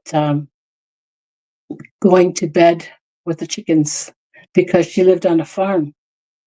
So she had to go to bed early because she had to get up early.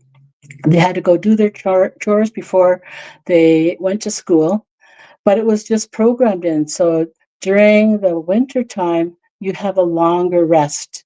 And then as the days become longer and longer, your bodies and your minds are much busier. So that rest helps you to balance your year. We have now all different artificial lighting. We have things that keep us awake till all hours of the night. So we're throwing off our sleeping patterns and our sleep balance. And if we went to bed with the chickens, and we got up with the chickens, we find that now we're slowing down. We're just starting to slow down a little bit. And now we're starting to get in that time where we take that much needed break. In our actual lives, though, we don't even consider that break. We just keep on going and we burn out and we put too much on our plate and we don't take the time that we need to nourish ourselves. For me personally, I love Thai massage. Thai massage is the bomb diggity. Love it, love it, love it. And just an hour and a half of Thai massage. Wow, does that make Gail feel good? So we all have our go-to, and some people don't like touch, some people like other types of massage. I also have a practitioner here. He does bone therapy, and let me tell you, after his treatment, you're just like Zen. You're just like Zen. You just feel like, oh my gosh, because you can feel the work that was done in, and he has the ability to help your body to balance. And we also have another practitioner here. Well, we have different ones, but we also have another practitioner who does a therapy that I learned to love. And so I practice it known as Jin Shin, but she practices as different energy points, but it's very similar. The holding of the points, the moving and the balancing your body in that way. And I'm telling you, like, we have so many things at our disposal. We have sound healing. So for those of you that have been to a sound healing session, you know that it has the ability to use that vibration to take your mind somewhere else. And so that's what we have to do sometimes. Is we have to disconnect, and we have to put and take what we don't need anymore, take it out of our system, and then we're able to reconnect and face whatever challenge is facing us. Uh, and that's what we're meant to do. We're here because we need to face challenges. We need to learn how to overcome challenges. So, me handling a situation at 16 is a lot different than how I handle things now. I've learned to put no energy into things that I don't need to put energy into. And as a young person, they just want to like barter and, make sure that they're right. And they have a hard time just letting things go. And even though sometimes that's really hard and sometimes you swing, even myself, sometimes it's like, oh, we still have the ability to maintain a level of happiness. Happiness is created by us. So we go sit by that tree, we put our heads on the bark, we just take some nice deep breaths. Next thing you know, our body starts to calm, our mind starts to calm. And it's because that tree is giving us the biggest hug. That tree has the ability to just put its arms around us and just say, everything's going to be all right. Everything's going to be all right. Just let it go. Just let it go. Just let it go into the earth.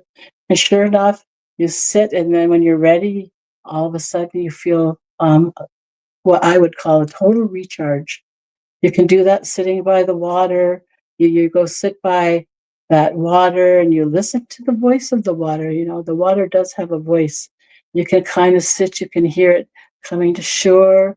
Um, the water of the lakes is a lot different than the waters of the ocean, but still, there's still that vibration that it holds, and it's able to soothe your mind. And sometimes I show people how to work within um, the the water. So it's kind of like there's different vibrations above the water that you can tune into. And so I show people sometimes how to do that and how to bring that energy into your body. And then you give back, and then you bring in, then you give back, and you bring in, and you give back. And so everything is about creating balance. We also have ways to bring our mind back into body by our culture, our cultural, I guess, teachings. So I'm Haudenosaunee, the Mohawk Nation, and what that means for me is to attend ceremonies. So we have our harvest coming up on the 30th, and so that's 3 days or 4 days, depending on what day three turns out like. And there's nothing better than to listen to the language, than to dance for creator, and then to share food, and then to share. But there's so much that happens there that um, you can go years and years and years, and finally things start to connect. And I remember at first I didn't always understand, but I felt good and I didn't understand how. And then um, it's like the ancestors are there, they brush our hair, they soothe us, they guide us. And as we put that effort in by making sure that we at least go 3 rounds of dancing, and even if we can't dance, even if we just walk those 3 rounds, how it brings back health, because health is attached to how you think and how your mind works. And so just doing that, putting that effort, there's a great joy that comes when you do that. So the more that you put into um, giving and receiving, the stronger then not only you become, but those around you become stronger as well. Because you are always watched, and we can't get away from that. We're always watched. but it's up to us to be the ones that people want to watch, because what that means is we're both learning together. We're learning and we're sharing together. So when we talk about those trees, if you look at a tree, so a tree stands there, it goes through its life cycle, it goes through the seasonal cycles, but it stands there and all its needs are met. Every single need. It has friends, it has growth, it has leaves, it has life, it bears fruit or it doesn't, but it has cycles of life. And as it stands there, it feels the effects of the rain, and it feels the effects of the warmth of the moon and the sun, and it stands there and all its needs are met. And so that's us too. All of our needs are met. It's just that we have the ability to move. But if we were just to stand there and we were just to honor where we are, then we would find also that all of our needs would be met. And so there's a thing about ego. So a lot of times it's our ego that is out of balance. We want, but we don't give, we don't give, we don't give. And our wanting overpowers our need for giving, and then that creates what we call a bit of a disharmony. So what we need to do is we need to understand that life is a two-way path. And so for us here at Grandmother's Voice, we are sharing. We are just sharing little tidbits here and there, and sometimes these tidbits connect with you. And when they connect with you, then it makes it just changes, because you go, oh, I never thought of that. Yeah, hey, I didn't know that. And so sometimes it's just changing our perspective a little bit, and as we change our perspective of different things, then we begin to feel that balance, because we know how to move with the flow. So we get stuck, and it's okay to do that. So sometimes we just have to be with things for a while. So it's kind of like that grieving process. For us, we have like a grieving process, and the first year is the important part, because we have to learn how to let go, but we also have to learn to be okay. And so that's what that 1 year grieving process is about. It's because we know that we're not here forever, and our loved ones weren't supposed to be here forever. And we know that there's a time that we can honor their presence here, and we can, let out the tears, and we can be with that and the beauty. But then what we have to do is we have to say, but I'm okay. And so we have ceremonies in order to help us understand that in a year we have to be okay to let them do their work in the spirit world, because one day we're going to wish that for ourselves when it's our turn to make that beautiful journey. So when it comes to that journey, there are more than one way to make it to the other side. And that's the beauty of, I guess, working in the realm of healing, because you get to see, you get to experience so many different ways. It's not just one way. You just don't go die and then all the people are there and they take you lovingly into their arms. No, it's there's just like there's so many ways to be born, there's so many ways to move into the spirit world. And I remember well, our house has a lot of activity spiritually, and sometimes we have to feed those ancestors that walked that land before us, and there's just so many things that we have to know. And so I remember when I was figuring out where I was going to build my house, I used my intuition. I went walking with my tobacco, and I found out exactly where my house was to be. So I made that tobacco offering, and it proved to be perfect. Like where my house is built is just like a perfect location. And the back of us, in the kind of like back towards the bush, sometimes we'd see things and we'd hear things, and sometimes in my home, we'd experience those kinds of things too. And I remember that one time I was thinking about making that feast plate, and I was told that the spirits that be that are there right now are doing their penance.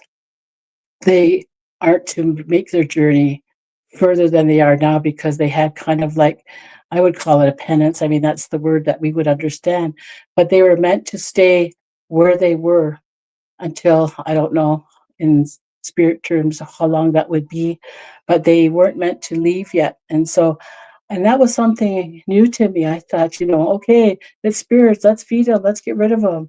In reality, it was no, they have a job to do, and they're just doing their job. So I had to learn the difference too between those just doing their job and those that kind of wanted to go to their next level in their afterlife. So there are a lot of things that we learn. When we think of trees, we also think of community. So we had that one single tree, but that one single tree would be so much better if it had many similar trees around. So in the world of forest, my name actually means to take a lasso and to throw it over a forest and to pull it in. So what what we look at when we see a forest is many families and many communities, just like us now. So we have, so say it's that maple tree. So we have, maple trees, but they're all connected. Then we have, pine trees, and they're all connected. And we have all of these other variety of trees, and they're all connected. They're all living in, their state of harmony, right in their community together. But not only that, then they also have the other families. They have the flyers, they have the wings, they have the crawlers, they have the water, they have everything right there, living in peace and living at harmony. And so that's also another lesson. So even though sometimes we face that disconnection, we can create that sense of community again by adding in more of our family. Our family is our biggest disconnection sometimes. It's what we have to deal with that that sometimes hurts the hardest, but also gives us the most joy. It's like streamlining that family back into a place where our family can be strong again. So that's what we're creating by bringing back the necessary nutrients to the land, the trees, the medicines, by allowing that natural process to happen again. Uh, what I think of that natural process, I also think of our walk. So everyone here has a different walk. We all have a different job that we're here to do. And part of that job comes because we have to face hardships. When we come to this earth, we actually have a very important job to do because we come here as enlightened beings. Once we hit earth, it's like they sprinkle dust over us and they make us forget where we had just come from because we're here and we have to, make it in our bodysuits that we chose to come in. And as we come in, our goal is to know darkness. We have to know darkness because it's our job to turn it into light, and that's kind of what we sign up for. So that's why some people come in, they choose the darkest of dark, or they choose, dark that isn't quite as intense, but it's still dark. And so you have to learn and experience those things because then you go through it and you learn how to be in and how to change those things as well. So we have a lot on our plates.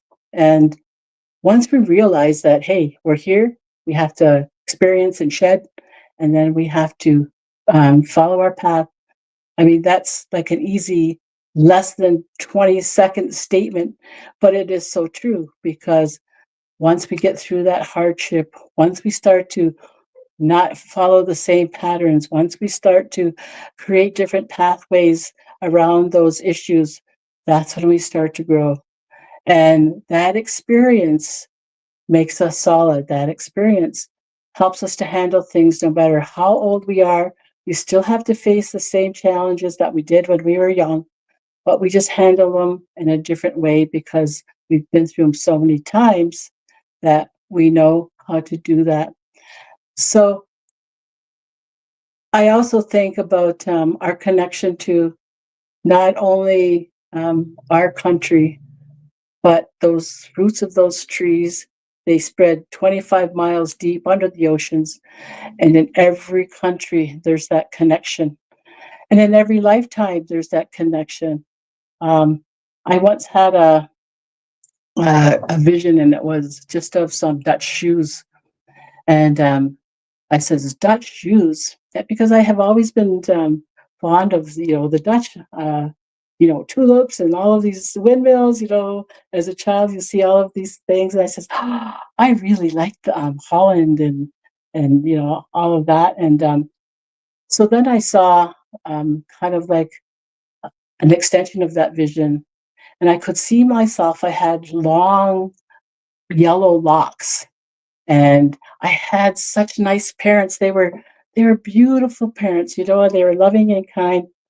And then I went into the kind of like there was a little bit of a forest, and I drank the water and I died. And I was going, wow, So I guess I saw my life um, from another time.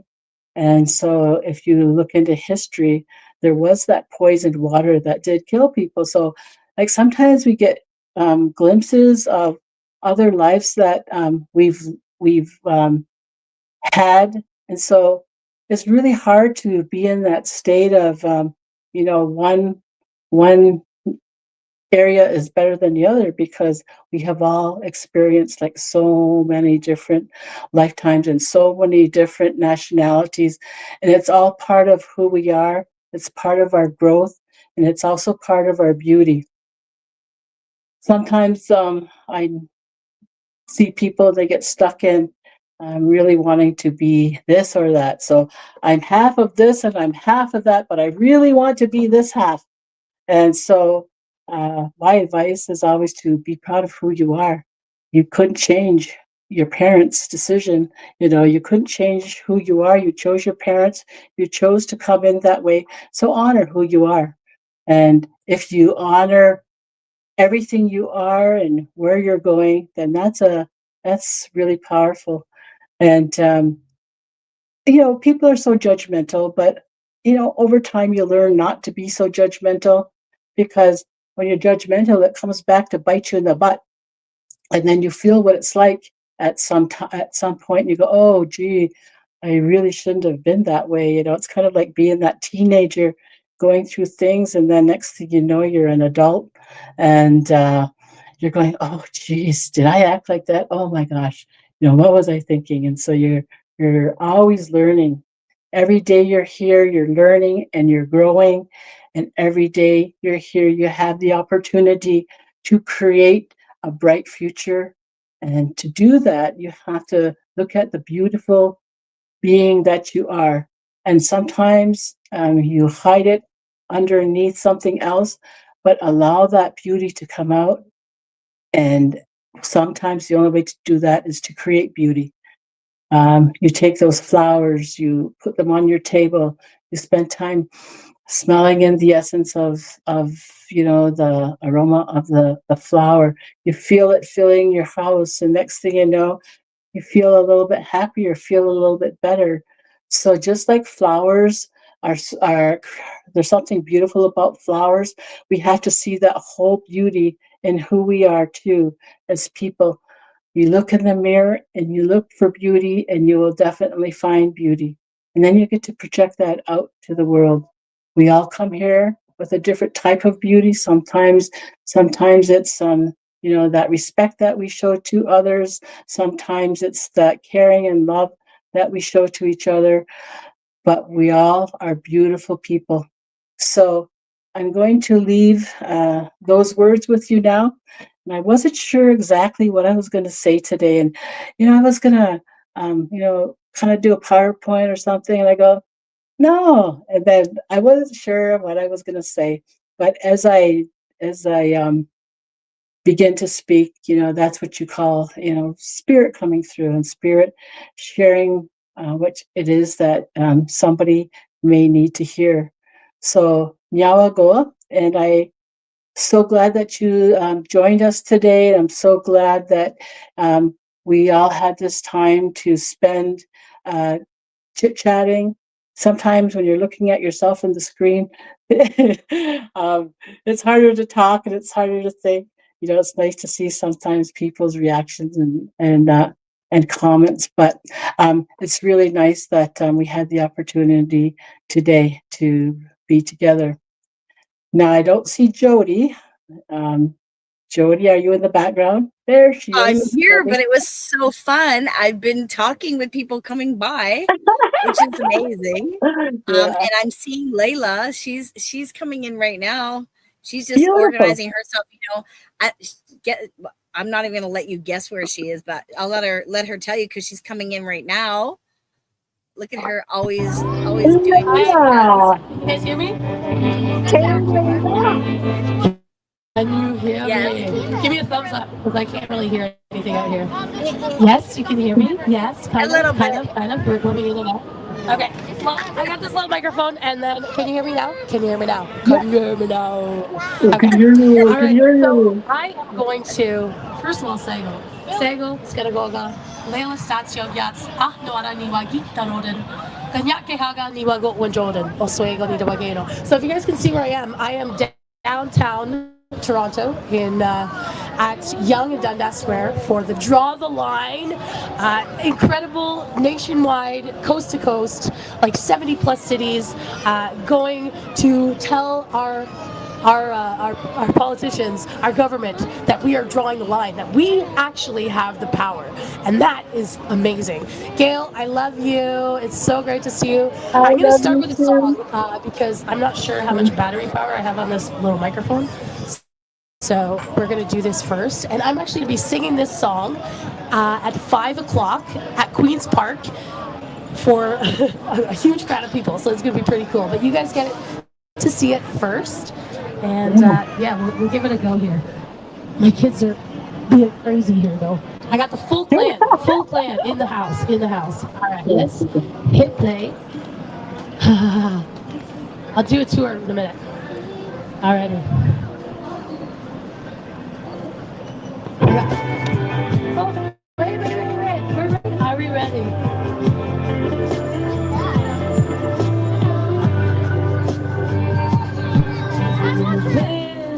This is not my story. Can you hear it? Thumbs up. The scars lying remain. Wait. We only see the glory. No one sees the pain, but I will rise from your ashes. I will dig of your grace. I will use the voice I am given. I'll be proud. I'll be brave. Rise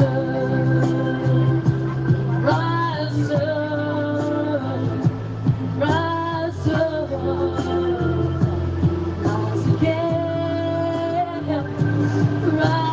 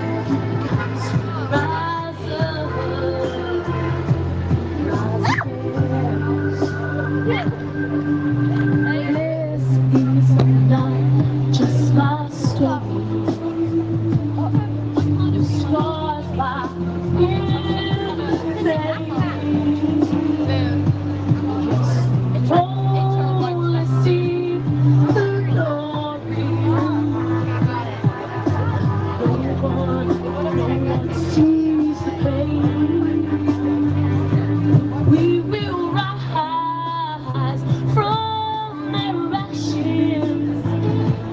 We will be of their grace. We will use the voice we are given. We'll be proud. We'll be brave. And we lost our microphone. Rise up. Rise up. Rise up. Rise again. Can rise up. Rise up. Rise again. This is not just my story. All right, sorry for the little miniature technical challenges. Let me just make sure we're back to my phone microphone because these are not working. It's like you do all this stuff to test stuff and make sure it's gonna work, and then it doesn't work. But we are out in the streets, so let's check it out. Let's go for a little walk down here. We are at the Down the Line event, which is in downtown Toronto, and there are already like a ton of people here. Check it out. And so the reason that this is really significant is because it's the act of using our voices to say no. It's the act of using our voices to actually, call out, to actually question our government, to actually question the decisions that they're making, the actions that they're taking, and use our voices in solidarity, all together as one. And that's the power. So I really appreciate you guys hanging out with me today. I know that I think I'm the youngest on the event today, but I'm so honored to be surrounded with such wisdom and such experience and knowledge. Because I remember, I'm gonna get away from this marching band. Although I do love the marching band, I was always told to pay attention to what your elders teach you. And I always find that every time I I have a question, every time I'm seeking knowledge, it always comes to me in the form of a question or some kind of mission. Like they send me on some kind of mission. I remember I was making my first drum, and I said to one of my elders, Black Bear, grandfather Black Bear, I said, I want to make a drum. What kind of wood should I use? And you know what he said to me? He said, Layla, go ask the tree. Go ask the tree? I was like, what are you talking about? Like, ask the tree. I actually want to get the answer. He's like, you never talked to a tree? And I was like, no, I've never talked to a tree. Like, trees don't talk. What are you talking about? He said, well, think, and I want you to do this right now. This is what he said to me. He said, I want you to think of a tree that knows you. So all of you right now that are watching the replay, watching us live, I want you to think of a tree that knows you. A tree that's seen you throughout your life, that's maybe seen you at different moments, seen you grow up, maybe seen you, at happy moments, at sad moments. Can all of you think of that tree? Yeah, like when he said that to me, I instantly thought of my tree. I was like, yeah, I know what that tree is. I know the tree that knows me. And that act of like seeing a tree as a being instantly shifted for me. I was like, wow, that tree, he's like, well, you've never even talked to that tree. I was like, no, I haven't. He's like, you've never introduced yourself. So he's like, I want you to go to that tree and I want you to introduce yourself. So I go to the tree, obviously, because you do what your elders say. When they send you on these missions, you do it. So I went to the tree and I stood in front of the tree. And I got to tell you, like, I felt really silly. I felt really, really silly. I was like, okay, I'm about to talk to the tree. I was like, hi, tree. It's Layla. And I couldn't help but like laugh. I was like, I know that we've known each other for a really long time. but we've never talked. So I'm here to talk to you. I'm here to introduce myself to you and tell you a little about myself. And so I may have felt silly that first time because we've been conditioned to think that, trees don't talk, right? And that it's a silly thing to do is to talk to a tree. But I'll tell you, as I was making my documentary, Boil Alert, I went to different First Nations water advisories, and every single one was challenging. Um, it was hard. It was really heavy work. Sitting at their tables, hearing their stories, hearing the struggle, hearing how it's had such ripple effects on their society and especially on the youth. I would come home and I would just be carrying this weight. I would be carrying these bags, and so I would go to the tree. And every time I would come home, I go sit with the tree and I just tell the tree, the stories that I heard. And like, I just got back from Shikaniga. I just got back from Grassy Narrows. I just got back from Wet'suwet'en. And I would tell the tree the stories. And it would just, like, I felt like the tree actually heard me. Like I was releasing. Like I felt lighter after I had those conversations sitting with the tree. So your homework, you got homework today because it's all about action. I want to give you some action steps. I'm going to give you some things to do to pursue your path for reconciliation because it is your path. No one else is going to do it for you. No one else is going to make you do it. You must decide. And as we all make this decision together, that is when we truly, as a country, as a nation, as a as humanity, can work towards and move towards reconciliation. When we all take personal responsibility. So I'm going to give you some action steps, but your homework is the first one. So your homework is to go find your tree, and maybe it's not the one tree that knows you because maybe that's far away, but find a tree and introduce yourself. Actually speak words out loud because as we speak, it's like vibration, right? It's vibration energy, and that tree receives it. I do this workshop for kids, and it's all about how the water is alive, and the water actually hears us. And I prove it with science because there's scientific experiments that have shown that the water receives the words that we say. So I want you to go to the tree. I want you to introduce yourself. No matter how silly you feel, I don't care. If you are serious about your path to reconciliation, if you're serious about your path to healing, your relationship with trees and water and the living world around you is going to be the biggest part of that journey, the biggest part of your healing. It's such medicine. So go to the tree and introduce yourself. I was doing a retreat for the Ontario Nurses Association, so ONA, and they came to Six Nations for 3 days, and they were staying at a river. And so the first day, I said, okay, I gave them the same homework. I said, go find a tree. Here, it was at Chiefswood Park. And I was like, go find a tree and introduce yourself. And they kind of looked at me like, is this lady nuts? Like, she's teaching us, this is what she's teaching us, go talk to trees? And they all felt really awkward and they felt really silly, right? They were like all nervous and like worried about what people would think. But they did it. And then after every session, I would get them to go back to their tree.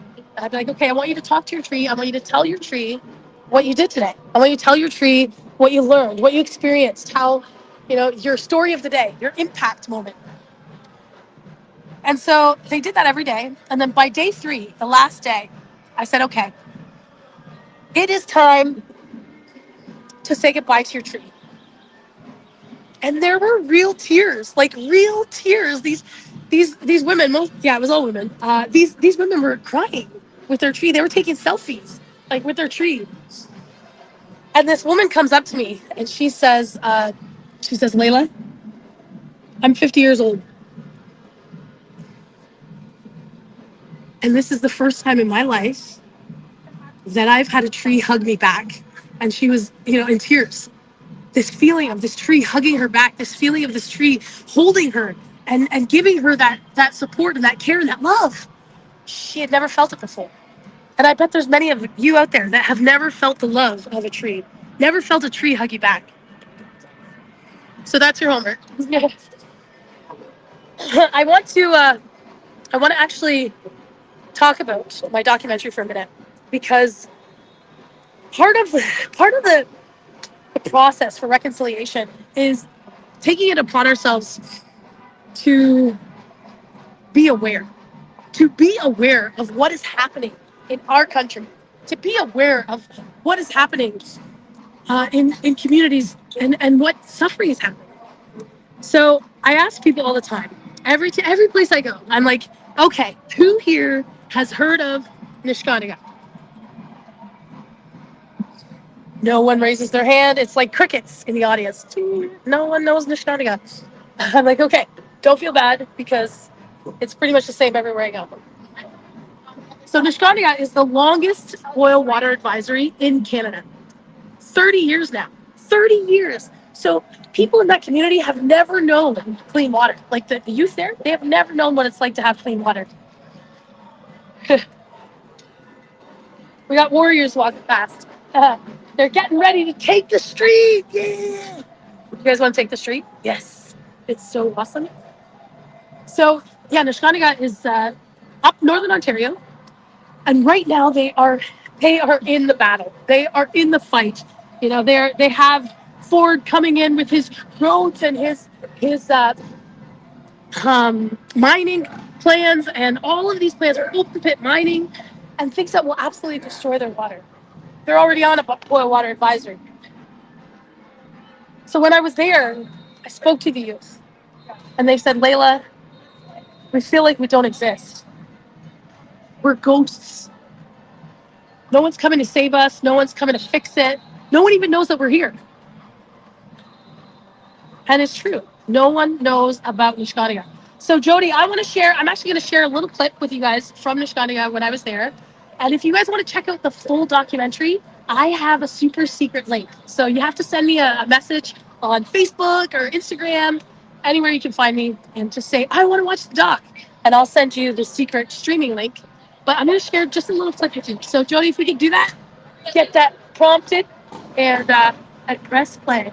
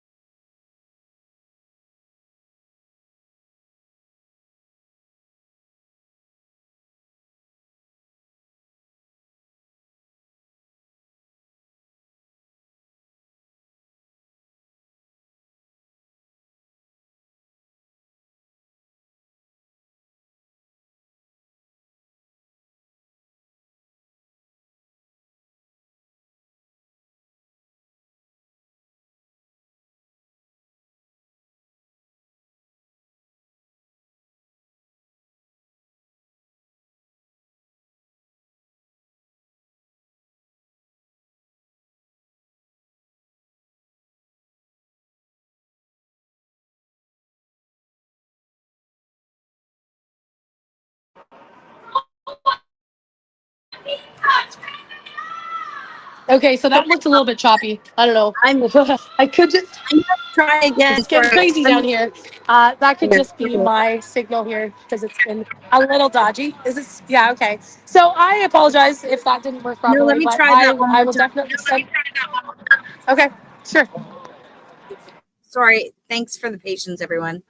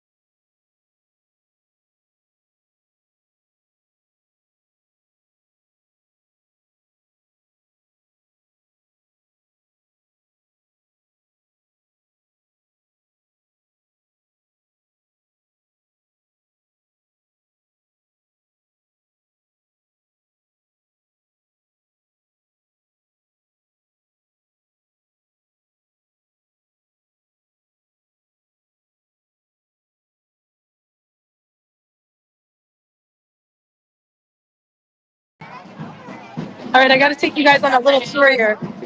Sorry about that, Layla. We'll share okay. the link. No worries. It's technical challenge day, hey? But it's all about the feeling. We've got fire trucks. Check this out. This is amazing. Like seeing so many people, knowing this is happening in like 70 different cities around the country is just so awesome. Check this out.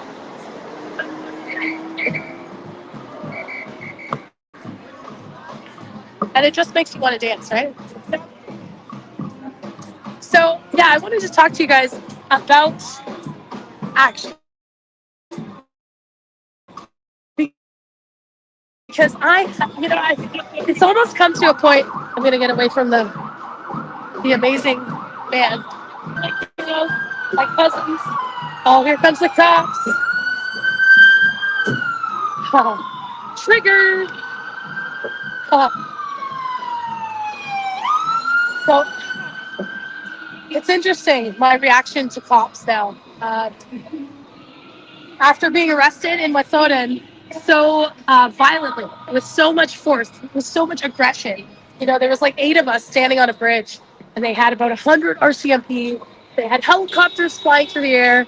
They had attack dogs, military greens with assault rifles, like a rifle, like a semi-automatic rifle pointed at me. I never had a gun pointed at me in my life, and so that experience when I was standing there and I was looking at Canada law. I was looking at Canada. I was looking at Canada from the barrel of a gun. I'm gonna try and step into this little thing because there's someone on in here now. There we go. You can hear me. So I'll take you back to that moment because it's one that it's actually kind of hard to fully go back to that moment. But I remember standing on that bridge and knowing you know, there's no chance. Like we don't have a chance to against all of this force, all of this dominance, all of this Canada against us. And so I'm looking at Canada, I'm looking at the law. And I've never broken the law in my life. Like I don't like getting in trouble. I don't like going to the principal's office. I was a goody two shoes. I always did what I was told. So when I was standing there, I remember I was scared. I was like, oh my gosh, there are serious consequences that are going to happen for you staying here. They're telling you to leave. They're telling you you must leave this land or you will be arrested. You must leave or you will be arrested. And standing there with the matriarchs and the chiefs, all these Wet'suwet'en people that had been protecting that land since time immemorial. And they said no. They said no pipelines shall pass through Wet'suwet'en territory. They said it in their feast hall, in their traditional laws. Uh-oh. Hello? Am I here? It told me I was gone. Yep, no, we're here. So You're here. I'm like, okay, who's standing there? I'm like, thinking about my kids. I'm thinking about my kids. I'm thinking about what they're going to think of their mom who was arrested. What are their teachers going to think? What are the other moms at school pickup going to think, right?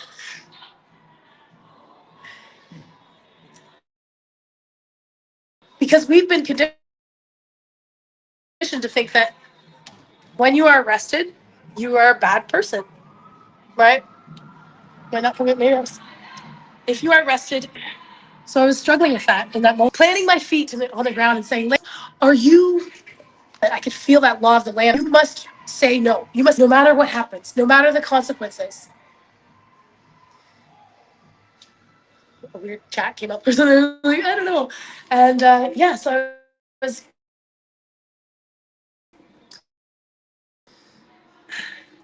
I stood there. And actually, I had written this song called White Pine. And for a Haudenosaunee, the white pine is our tree of peace. Our peacemaker story is one where the peacemaker brought all of our nations together and at a time of war, and we buried our weapons underneath the white pine, underneath the tree of peace. So I wrote this song and I brought it with me there. And something inside of me was just like, Layla, you gotta sing. You gotta sing. That's your weapon. That's your defense. That's that's how you're gonna fight back, is you're gonna sing. So I sang a cappella, just me, no. I sang this song White Pine. So my microphone's dead because my battery died. So I'm going to get you guys to go to Spotify because I'm actually like a real musician on Spotify and listen to White Pine. Listen to the full version because it gives you a little bit of intro, a little bit of background on that moment. So, I go to schools all the time and I work with kids. And when I was actually in my court proceedings, they increased my charges to criminal charges because they said I was using my platform to encourage people to break the law. Kids even, to break the law. And so thinking about that, like,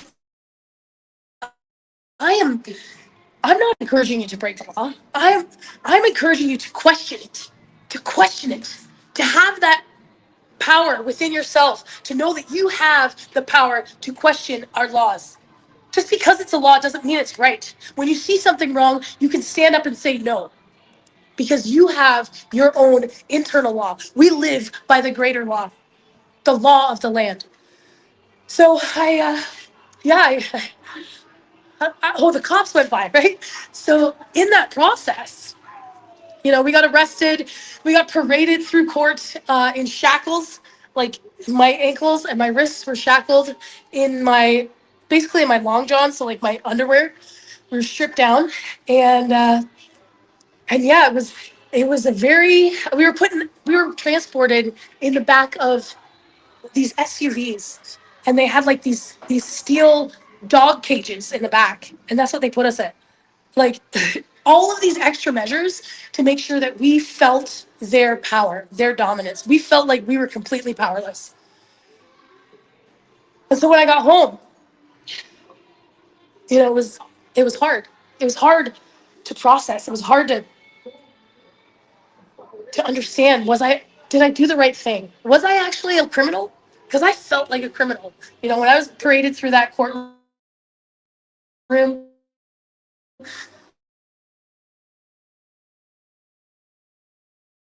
looking at that judge at that red carpet, it's like I've never been to court before. And here I am with my ankles like shuffling. When I got home, why would you do that? Why wouldn't you just, do it the legal way? Why do you have to break the law? So I did. I struggled. And then I remember I went to a protest, just like this one. And I saw those police cherries. I saw those red and blue. And instantly I felt paralyzed. I was like, I shriveled up and I sat, in my friend's car, and there was all these news reporters. They wanted to hear my story of what Soden, and like, I was like, I can't do it. Like I feel powerless. I feel paralyzed. And as I was sitting there, it was like, I had this light bulb moment. And I was like, Layla, that was intentional. The way you are feeling right now is intentional. That's why they used all that extra force. That's why they used 100 RCMP and helicopters and barking dogs and sniper rifles and so that you would be silent, so that you would fall back when you saw the cops and you would be afraid. And as I sat there, I was like, no way am I letting them win. So now every chance I get, every opportunity I get to share my story, to share the stories that I captured in this documentary, to share the stories of injustice that we're doing today. Every time I get the chance to use my voice, I speak up. Even if I'm afraid, even if there's cops, even if I feel that fear, I do it anyways, because I will not let them win. So I'm not telling you to break the law. I'm like, what action can we take towards reconciliation? One of the most powerful things that I've done for my healing journey, for my own personal reconciliation journey, has been to develop my relationship with the land and to understand that it actually knows me, to understand that, the birds, the bees, the trees, the water, it knows me. When I was in Nishkandiga, there was an elder there, and he said, Layla, my whole family has moved away. They've moved to Thunder Bay where there's water, there's opportunities. They've all left, and I'm the only one left here. And they're trying to get me to go. And I was like, well, why are you staying here? What keeps you here? And so again, the elder, they send you on a mission, right? He's like, okay, I want you to go to the water at sunrise. And then you'll know why I stay here. So of course I do what I'm told, right? If the elder tells me to do something, I go do it. So I woke up at sunrise, I went down to the water, and I went down to the water, and I sat there, and I kid you not, I have the picture because I put my phone up and I recorded the whole thing. This white wolf, like looked like a wolf, but it was like a res dog, but it was like this white looking wolf came and sat right beside me on this rock. And we watched the sunrise together over the water. It was like the mist was collecting over the water. It was so beautiful. It was like this. I'll never forget that moment. And I knew exactly why. That land, that water, he knows that water and it knows him. He has a relationship with that land and water. He can't leave. That's his home. That's his family. And so when you develop this relationship with the water, with the land, and it becomes your family, right? People are like, why would you put your brand? Why would you put your business? Why would you put your life on the line for a river in BC? I'll tell you, when I got to BC, they took me down to the river, and it's called the Wenzikwa. And I remember I was like, can we drink this water? And they kind of laughed. They're like, yeah, this is the water we drink. I was like, well, we don't drink water from the rivers at home. You know, I don't even let my kids swim in the rivers at home. So I'm like, I had to ask. But I took this water, I bent down, and I took the water in my hand. I cupped it in my hand. I put it to my mouth. And the second I did, it was like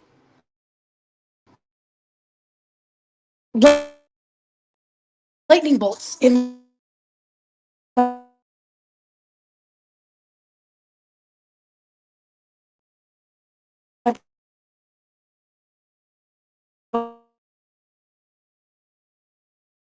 body. I put my life on the line. Why would I put the work in? Why would I spend all this time? You know,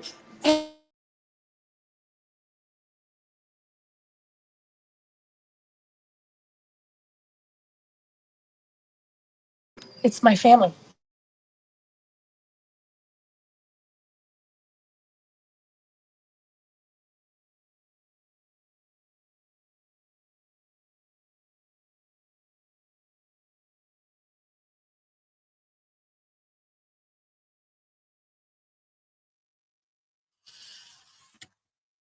Thank you for your patience, everyone. It's never a surprise when we have connection issues, especially where Layla's coming in from. It seems that she's probably in a very busy area, probably a lot of people on their machines and phones. And I'm trying to figure out on the back end how I can play this video. We had it working yesterday, and it was no problem. So we'll hold tight, and I'm communicating with people in the back end. I was hoping that we could get one of the grandmas to come in. If you're watching and listening, you can pop back in the room to give people a chance to listen. We can also take a few minute break right now. Maybe you can take a moment to spend some time with yourself and think about what Layla was saying. And then also I will share her link for her video, and then maybe you can take 10 minutes and watch it. Let me just grab this right here, and I will do this. Usually I have helpers. However, we've had a couple of busy weeks working in community with Dennis's program, and we really needed people to take some time off and enjoy this gorgeous day. And that's what we're seeing. A lot of people, they're traveling, and our fire keeper are keeping the people who are traveling through this beautiful land busy answering questions. So here's the video, and it's on Loom. So you should be able to watch it. Maybe somebody can click this and see if you can watch this on your own. And let me just see if I can kick Layla out of the studio so she can try to come back in. Let's see here. Yeah, so maybe someone can let me know if you can try this link of her video, and I'll try on my end as well. In the meantime, here she comes back in. Let's see if this is a good connection. I'll see. Here's Grandmother Renee too. So, here we go. It works. Okay, cool. So we got a little bit of grace. Thanks, Bill. Yeah. Hey. Hi, Layla. Hey, so we I hope you don't mind. We sent the link. Hi. I sent the link for people to watch. Just for the clip? Okay. Yeah, is that okay? Yeah, I wasn't sure what happened. We lost you for a little bit. So For sure. I'd love for you to just continue your chat so you can get to the work that you have to do. Grandma Renee just popped into the room. That's wonderful. But I'd love for you to continue speaking. And if you'd like to leave your messages. I mean, you still have a few more minutes, but if people they're going to watch this video at a later time, maybe you can go back to that video. I watched it actually twice yesterday because I was so moved by the work you did in that community and the messages, and you are more than powerful. You are so inspiring. You brought me to tears sitting here. And I know the work that we do as a collective, but what you have taken on and what your family is sacrificing for the work that you do is so empowering. I just love for you to make sure that you get that message to the people once they watch this video. What do we do?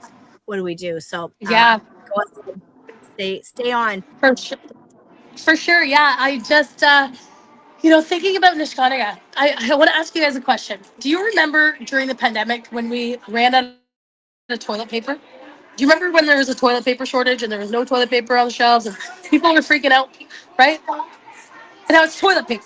I want you to change that story, and it's water.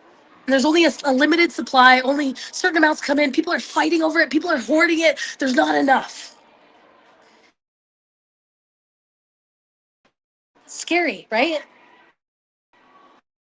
For Nishnawtiga, that's real. They're on a 1.5 liter water ration per day per person.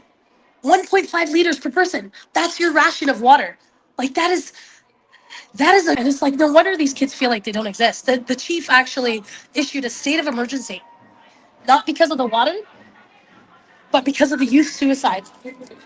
He said to me, Layla, I have performed CPR in 26 youth in this community, and I haven't saved one. And he was just on the verge of tears. And it was just so hard to see this man carrying this weight of trying to help his people, trying to help his community, and having to see these children that feel so hopeless. So yes, definitely watch it. Message me for the full version and I'll send it to you. We are going to get out of here soon because the march is about to take off and the kids are like, we want to go. But I wanted to finish with one of our favorite songs, because for me, the water has been a medicine, a guiding path, entire journey of my own personal reclamation story. And singing for the water, it hears us, it feels us. And even if there's no water around you, it's inside of you. So me and my girl are gonna sing. All right. Okay. Let's put this here, and then we're gonna go shut shit down. All right. Ready? Yungara lumpa onega, yungara lumpa onega, kanega yono, kanega dono, Zion ya ya ya. Yungara lumpa onega, yungara lumpa onega, kanega yono, kanega dono, Zion ya ya ya. Yone yo we go, yone yo we go. Gotta go, no, gotta go, no, gotta go, yeah. Lunga lumpa, onega, lunga lumpa, onega, gotta go, no, gotta go, no, gotta go, yeah.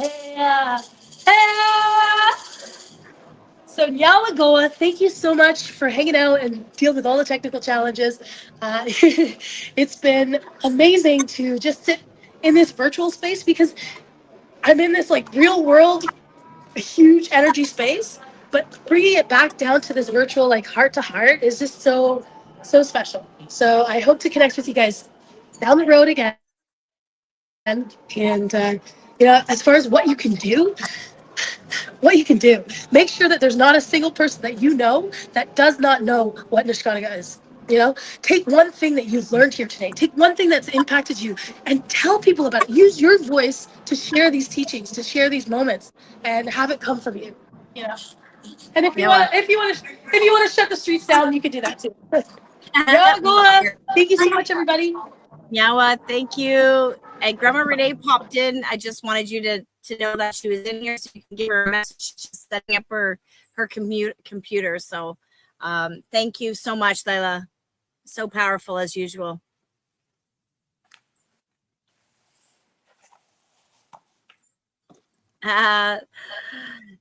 Nyawa, thank you, Grandma Renee, for showing up. Not that I don't think that I would have been able to just sit here and chat to the people. We had a lot of amazing messages today, and I know you were on the road, and you probably still are. So thank you for receiving the message to jump in and keep things going.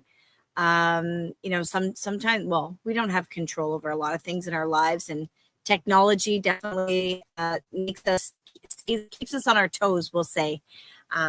So thank you so much for joining us. We had a beautiful day of messages, and I want to, while you're just preparing your space, acknowledge all of our supporters and our community members that made this day possible. One of the main supporters was First On-Site Property Restoration.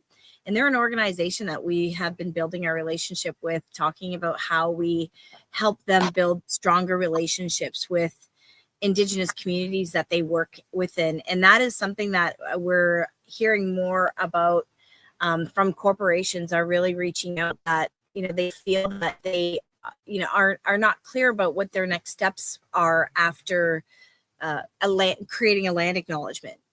And, you know, just reflecting on where we've been in the last 10 years for reconciliation, it hasn't just been 10 years. If you think about before, you know, how they started these reconciliation, you know, back in the early 2000s, they started to interview residential school survivors.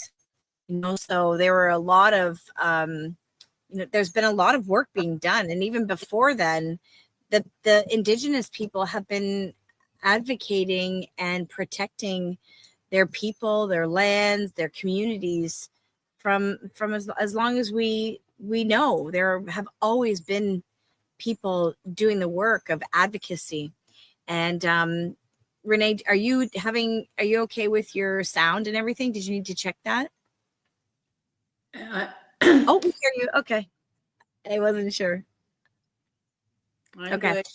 Okay. So we were having conversations here with some of the guests, relatives that joined us at the Sacred Fire today, and they were asking questions, you know, what does reconciliation look like? And, you know, it's been a really long, like, it's the journey of Indigenous people, you know, from the time that the visitors came. I mean, they've been trying to, you know, support and reconcile with the people, you know, from the time that it began. And so there's a lot of reflection being done right now in our society and in those sectors that are, you know, have the work of reconciliation to be done.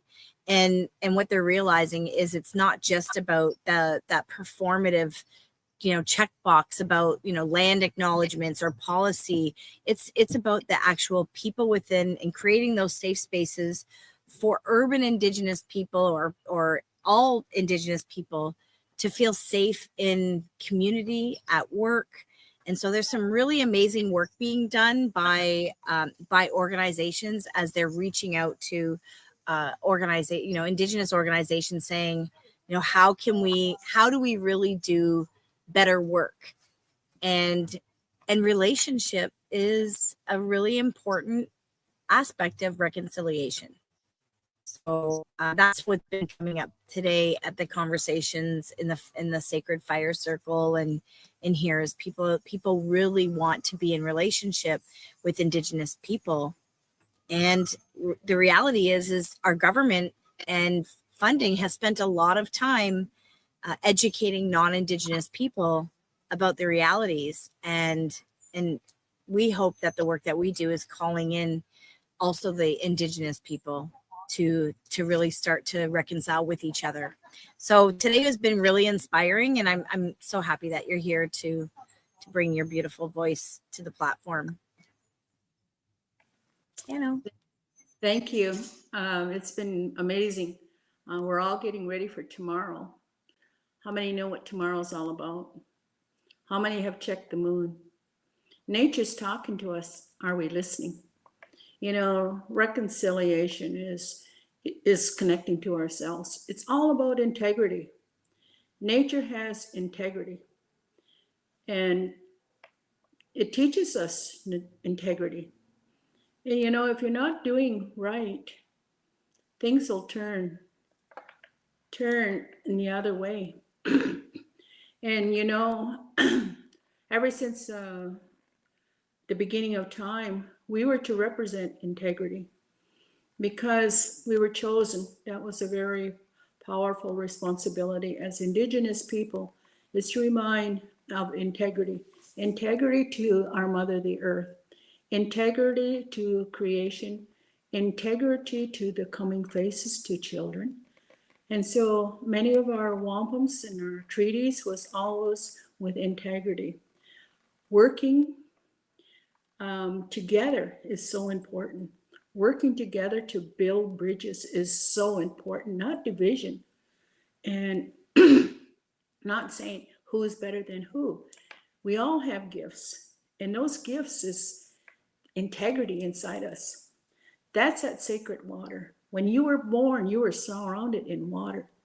And water, just like we heard just previously, water is a sacred gift. But people are not treating it with integrity. They're using it for sewage. And what you're drinking is sewage. Do you realize that? Do your children realize that? You know, leadership should have integrity, what they're doing to the land, the air, and the water, because it's for the children. We need to support our Mother, the Earth. And today we had songs. And those songs was, I'm at a gathering of women, and I did an opening, and we had songs that was done by the men. And the most beautiful thing was they were honoring women. And it was our Six Nation men that came and sang, young men that came and sang. And one of the first things they did was they honored the women that was here, because we are the first teachers of life. And so each of the mothers, each of us, that's our role and our responsibility, is to teach our children integrity, you know, to know what we do is, because you see, there was no prisons, there was no jails when the visitors came. It was because we had integrity. You know, if somebody dropped something, we'd pick it up and give it to, he said, here, this, you may have dropped this. And of course, they claimed it, even though they didn't drop it. So you see, integrity is, you know, take care of what you have. Don't abuse it. And that is relationships. Relationships are so important. We need to visit. But today, we're looking at a lot of challenges for our young people. We're looking at things that has distracted them, that has made them vulnerable to human trafficking. And that is what we need to consider. It is sad that a lot of our people, not just Indigenous people, but people all around the world, where's the integrity? You know, that's why we have the 7 grandfathers, the 7 thickness of our span of our skin. Those are values. We had formed the foundation of the United States because of integrity. But one of the things that they didn't put in there is didn't submit the women's, how the women had that power. And so today, it is a new day. Tomorrow, let's make change, because today I had asked, the Spirit had asked, let's all come together and do a prayer together. So tomorrow at 11 o'clock, let's all gather and think of integrity. Let's think of, what can I do to make things right?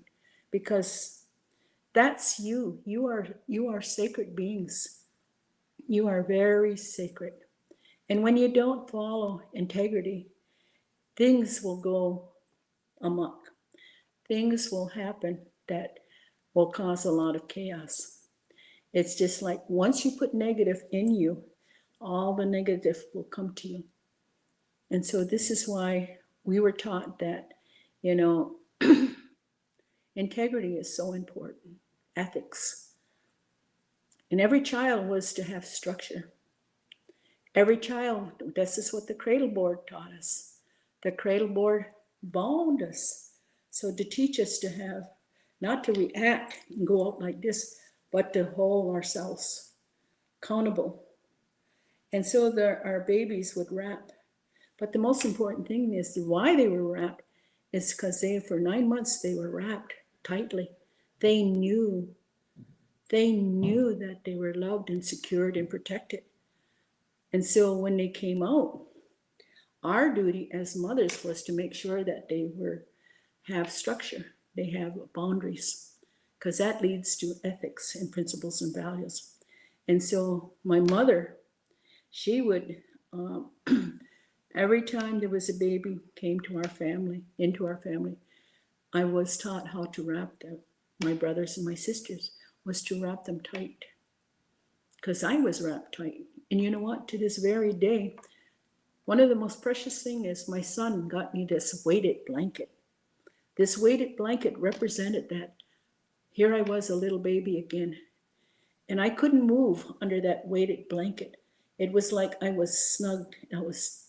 I was wrapped in love. And so I slept. I slept through the night like a baby. Yes, like a baby. So that's where ethics and principles start. We need to teach our children how to honor and walk with integrity. You know, it is a very sacred gift, a sacred gift of your words, of your thoughts. We are spiritual beings. We are very spiritual beings. And that's why sometimes when you come here, when you're born, you look around and you say, you don't feel like you belong here? Well, it's because people no longer follow ethics. You know, a long time ago, whenever a child was born, we always smiled and said, oh, it's going to be safe. Because we knew we had to always create a safe environment for our children. So wherever there was a child wherever a child could be, it was to be safe. Look at the places that man has created today that a child cannot go.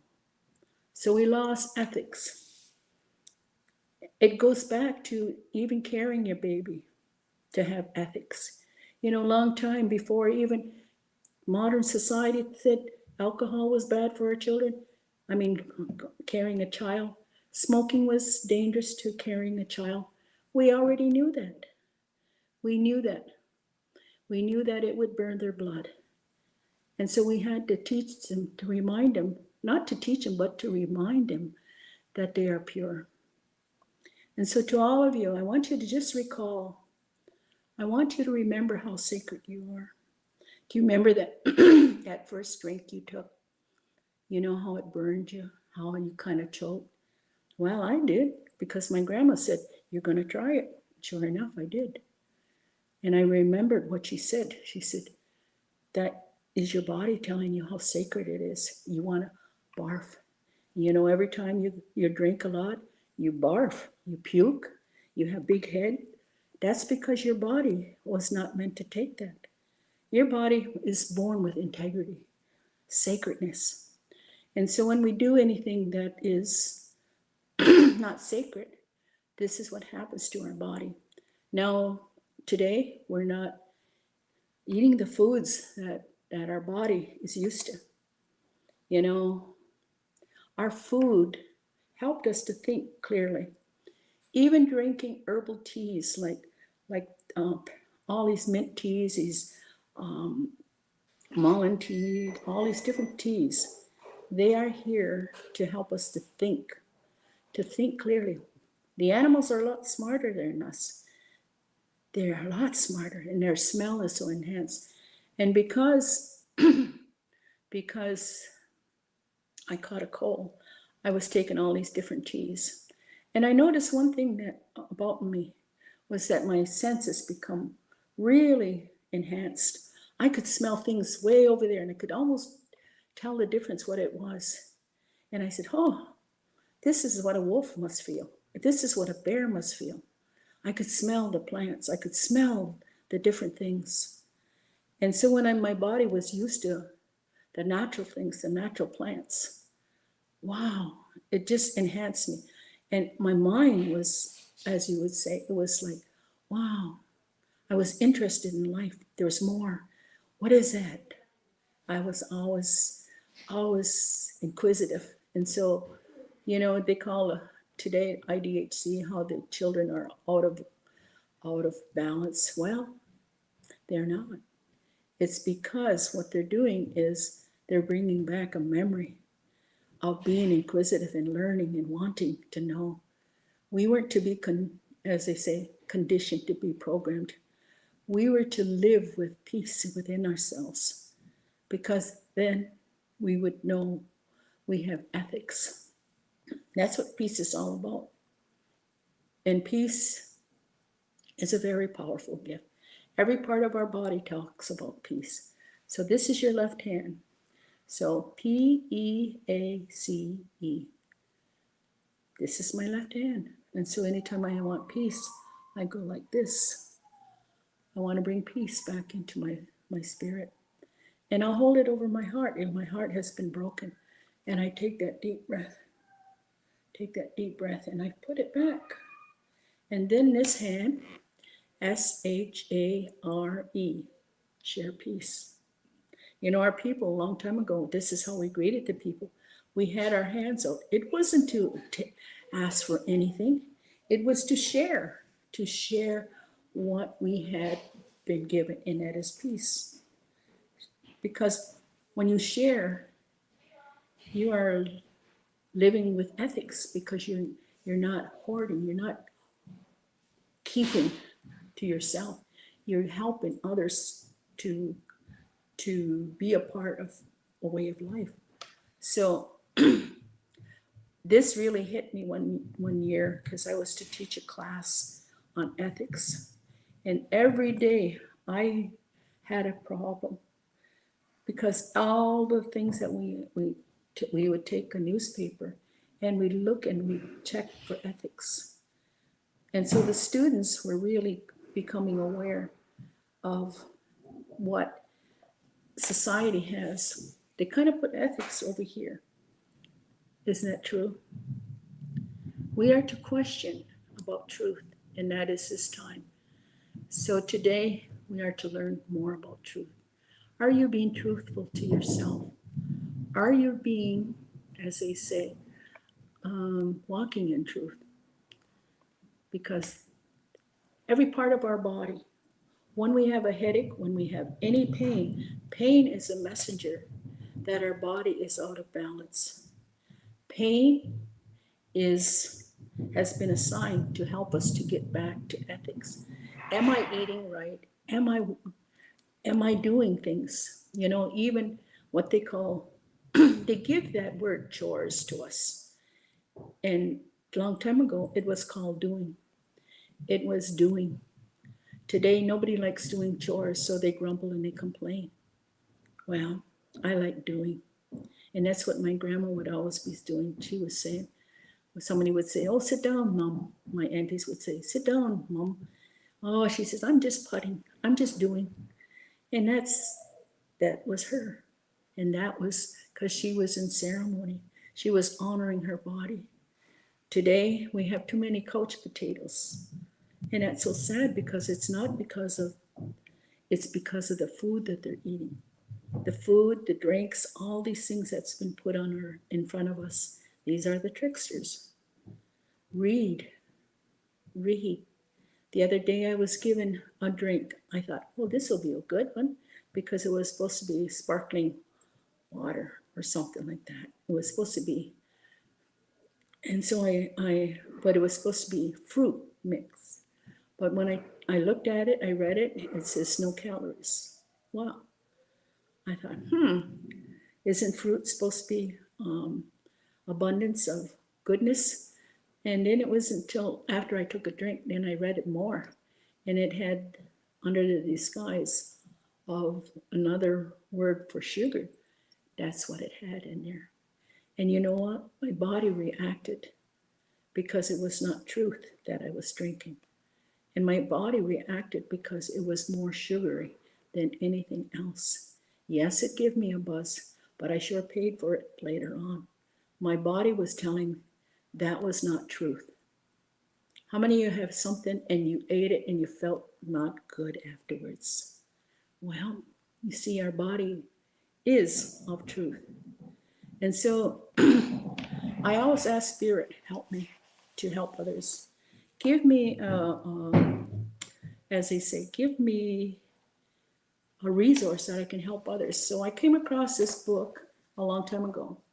It was like the ancestors told me. I love how people give me books. And so this book is very helpful for many that are learning all about spirituality. So think Indigenous, Native American spirituality for a modern world. And in it, it has a lot of relationships. You know, the most important relationship is with your mind, with your heart. Your mind has too much control. It's not listening to the heart. It's ignoring the heart. Now, even your kidneys, if you are drinking too much sugar, your kidneys are going to tell you the truth. They're going to have a lot of problems. So our whole body is made in truth. Did you know that? Yes. Why do you think we have kidneys? They're filters for truth. We're just not supposed to have these things that cause our bodies to react in different ways. So learn about truth. Read what's in your hand. You know, even they call many flavors. Now, your tongue is no longer of truth because today your tongue is coated, has a raincoat on because you have too many flavors on it. Too many flavors. All done by ketchup, mustard, relish, mayonnaise, salt, sugar, all these things. And so it affects your truth, the way your body is supposed to be. And it is a trickster. It has caused untruth, lies in your body. And so as a result, you have disease, dis-ease. Your body is at dis-ease. So let's think about how to live with truth. And the most important thing is I want my ears to hear truth. So I don't turn on the radio all the time. I don't want to listen to the news because, you know, I hope many people are learning about truth out there because it's sad. And what I see is not truth. And so we need to consider that, how to walk with truth. So today, the message is, are you walking in truth? Are you carrying yourself in truth? Because everything around you will remind you that you are here as a messenger of truth. And that is ethics, principles, and values. That's why we have our treaties. That was the first policy that we asked the visitors when they came.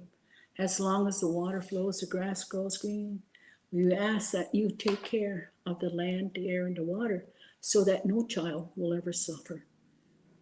So reconciliation, I believe, has to do with, are you walking in truth? It's for each of us, because even us, this is why we're so sad, because the people are so sad, is because they're not walking in truth. So today, I want to remind you that you are very special, that you are very unique, and that every part of your body is to remind you that you came here for a very important message. And I hope what we shared today has enlightened you to walk with truth and to share truth, because that's who we are. The Creator put in us a part of Him. Isn't that amazing? But the most important thing Creator gave us was laughter. Laughter. And I love that. I said, he must be really jolly person, because my mother, my family, I see different people have really good belly laughs. Because you see, when we share truth, sometimes it has to come out as a lesson. Then we have a good laugh about it. And it reminds us how truthful we need to be. But so we use laughter. And so, how are you walking today? What are you doing today for the land? What are you doing for the air? And what are you doing for the water? I guess they call that land acknowledgement. Are you taking care that your children will benefit from your love? That's not materialistic things. It's from the most important thing, and that is the support of Mother Earth. Because you see, our children need her just as much as we need her today. So let's think about, let's stand together, let's unite with love. And so let's use this time to use the most precious gift we've been given, and that is to use prayer. Prayer. Because then when you're in that good mind, that good thought, you are in truth. You are truth with your heart, all your organs, your liver, your kidneys, your bones, your cells, and they know it. And so this is why your immune system goes, it's up, because you know you're making it known throughout your body. You're walking with truth, and all of them respond to truth. And they respond to lies. They respond to no ethics. And that is the powerful thing about love. It can bring us back to truth. And so when you love unconditionally and forgive yourself for slipping of the most sacred gift you've been given, and that is your life. Because you've been taught to not care. Because we hear so many people say, I don't care. And if you say those words, just go and throw it away. I'll never use that word again. I'm going to use the word I care. That's where you get your power back. That's where you get those principles and values, and that is ethics. So today I give you the gift of hope. Help our people evolve. Isn't that simple? I don't exclude any, I don't separate anyone. I mean every one of you out there. Help our future, our people, to evolve, to come to that place of truth and ethics. And so I say thank you. And I give thanks to all of you for listening, for being with me today. I am so grateful that the Creator made me accept this new route that I have to take, is speaking to you from a place of virtual. And I heard this a long time ago when I was a little girl. My grandpa talked about that one day I would be sitting in one room and I could talk to people all over the world. How did he know that? He didn't have those high education. He was a farmer. He was a man that took care of his family. He lived off the land. And so here we are, fulfilling a prophecy. So today, let's come together. Let's be united with kindness and goodness to one another again. Even your thought, just that thought can raise the vibration and bring change to your body. Because when you speak of truth, when you speak and think with that integrity, you'd be amazed. It's like that's your armor. That's your glow. So to all of you, I say Nyawa, Miigwech. I forgot to introduce myself as usual. I always think about the ancestors before I think about myself. I'm known as Grandmother Renee. That name was given to me because I had given my time to help others, and I was at a treatment center, and I was there to help the people.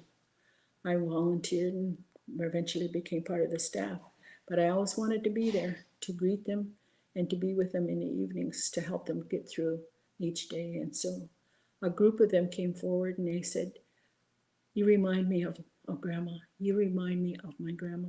Is it okay that we call you Grandma? So that's how I got my name, Grandmother Renee. I am from Six Nation. I am of the Cayuga Nation. Some people have put me as Mohawk, but you see, that's part of me too, because that's my grandmother's married into Mohawk Nation. So I grew up with the Mohawk understanding the language.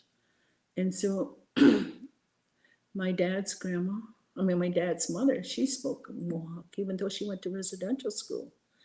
My other grandma was also Cayuga, and she was raised Mohawk. She was married into the Mohawk people. And both of my grandmothers were married into leadership. And so my father's father was, his family was the wampum keepers. Well, Jake Thomas, that's our family. And then also on my mother's side, we were involved with the border crossing, the J Treaties. I also had a great uncle that was a chief. I also have chief in my grandma Irene's side. So I have chief in both sides of my family. So my grandparents were involved. On my mother's side, my parents were involved with portraying the history. And they call it the Six Nations Pageant Theater. So you see, I was groomed all along with the older ones of knowing the history of our people, and especially with the Jake Treaty crossing, the border crossing. And it's an event that is held every year. How many attended? And so these are the things we need to think about and celebrate being Indigenous. And so it's so nice that I can wear t-shirts like this. I can wear the language. I can braid my hair, and I can wear my hair long, and I can wear a ribbon skirt any day. It doesn't have to be just a certain day. I can wear it every day, and that's what I pretty well do. So to all of you, I wish you a very, very productive day and a very peaceful coming of age, because all of us, we come of age every night because we learn something new, and that is integrity too. So don't forget, check this book out. It's very powerful. And so I want to say, think Indigenous. That's with ethics, principles, and values. Yawa. Yawa, Grandma Renee, for sharing your beautiful words. We were sitting by the sacred fire. We have our speaker, and people stopped to listen. And our firekeeper and I were sitting, listening to your beautiful words, and your voice is so calming. And we really appreciate everything that you share with us when we're together. For those of you who have watched today, you can actually reshare this video with your friends. You'll find it on our YouTube, YouTube and Facebook, and you'll be able to share that link that way. And I think, are you all set? You're stepping out of the room now? Okay. Thank you so much for jumping in and sharing your message. I am awesome. Thank you so much. I have a young child walking up who's expressing himself. So I wanted to share while we're waiting for our next guest. I hope he can jump on while we're I guess it looks like we're closing down or finishing up a bit earlier today. So I wanted to acknowledge one of the grandmas in the community, Grandmother Kim Wheatley. I was able to join her full moon ceremony in June, and it was really beautiful that we ended up joining in circle, and she shared with me afterwards that she has been working on building a traditional women's lodge. And as I was sitting here listening to Grandma Renee, I was like, I want to share this message with those of you watching, because it's really important, the message that she brings with this GoFundMe page. She has been dreaming, I would imagine, of this for a long time, like many of our elders and grandmothers. And I wanted to take this moment to read her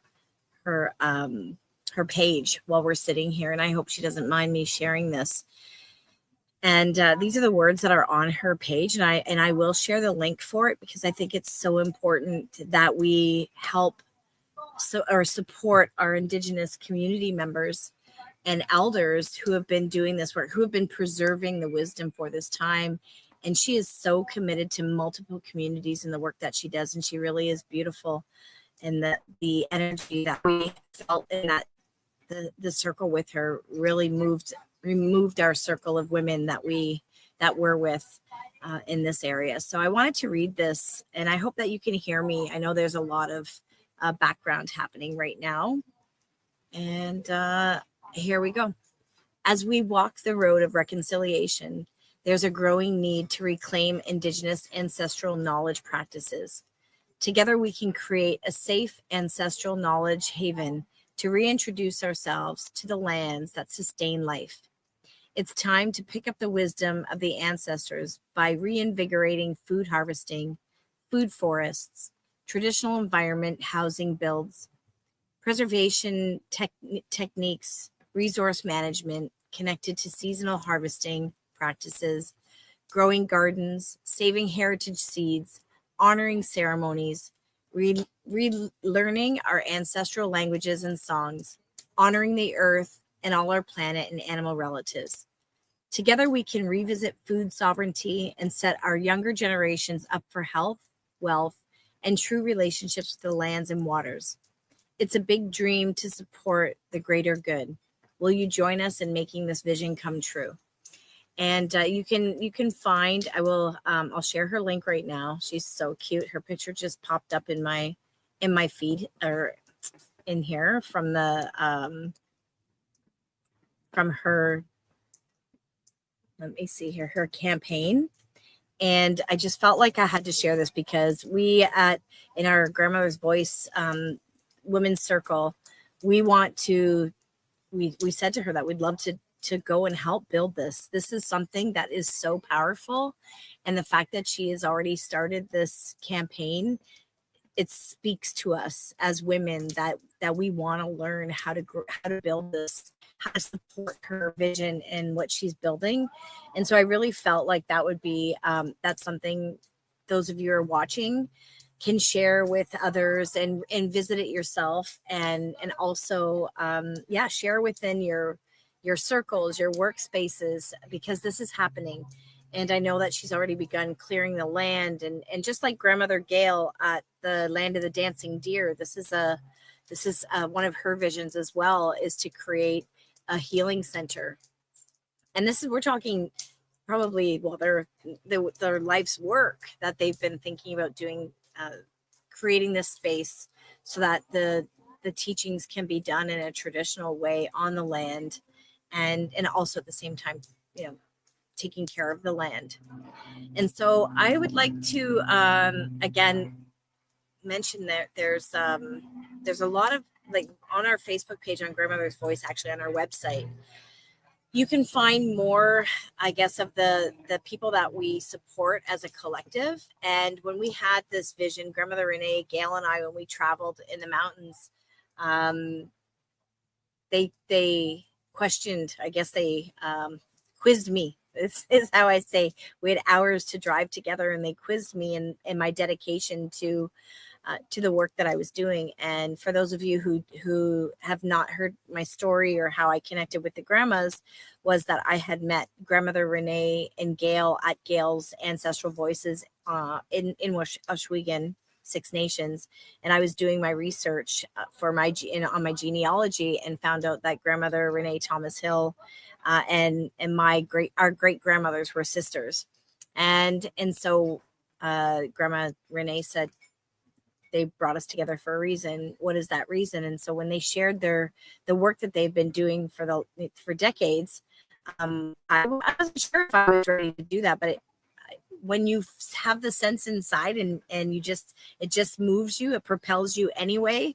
It's like I had no choice but to do this work. And then to start to do this work with them meant like traveling and being their helpers. And so when they were quizzing me about, how much I knew from a spiritual perspective, I didn't really think I knew a lot. Until they started to ask me about my connection to the land and spirit. And through that journey of them asking me, it made me realize how much that I did know as someone who was interested in wanting to find my culture. And so we decided to create Grandmother's Voice because the grandma said so many people are coming home and they don't know where to go. And we need to create a space, a place, somewhere for people to return to, because we know that it's happening quicker than that it did 30 years ago, because of technology and how quick we're building and developing and industrialization, and how we live today and how quick things are moving. People are returning home quicker. And so it's really important to connect within your local communities to find out who is doing the work.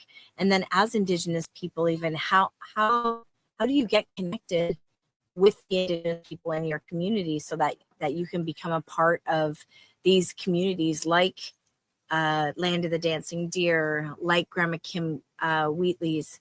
And so that's and then also in the urban community, which is very important for urban people. There's the numbers that were shared through the Friendship Centers of Ontario, OFIFC. Their recent numbers were that 88% of Indigenous people are urban.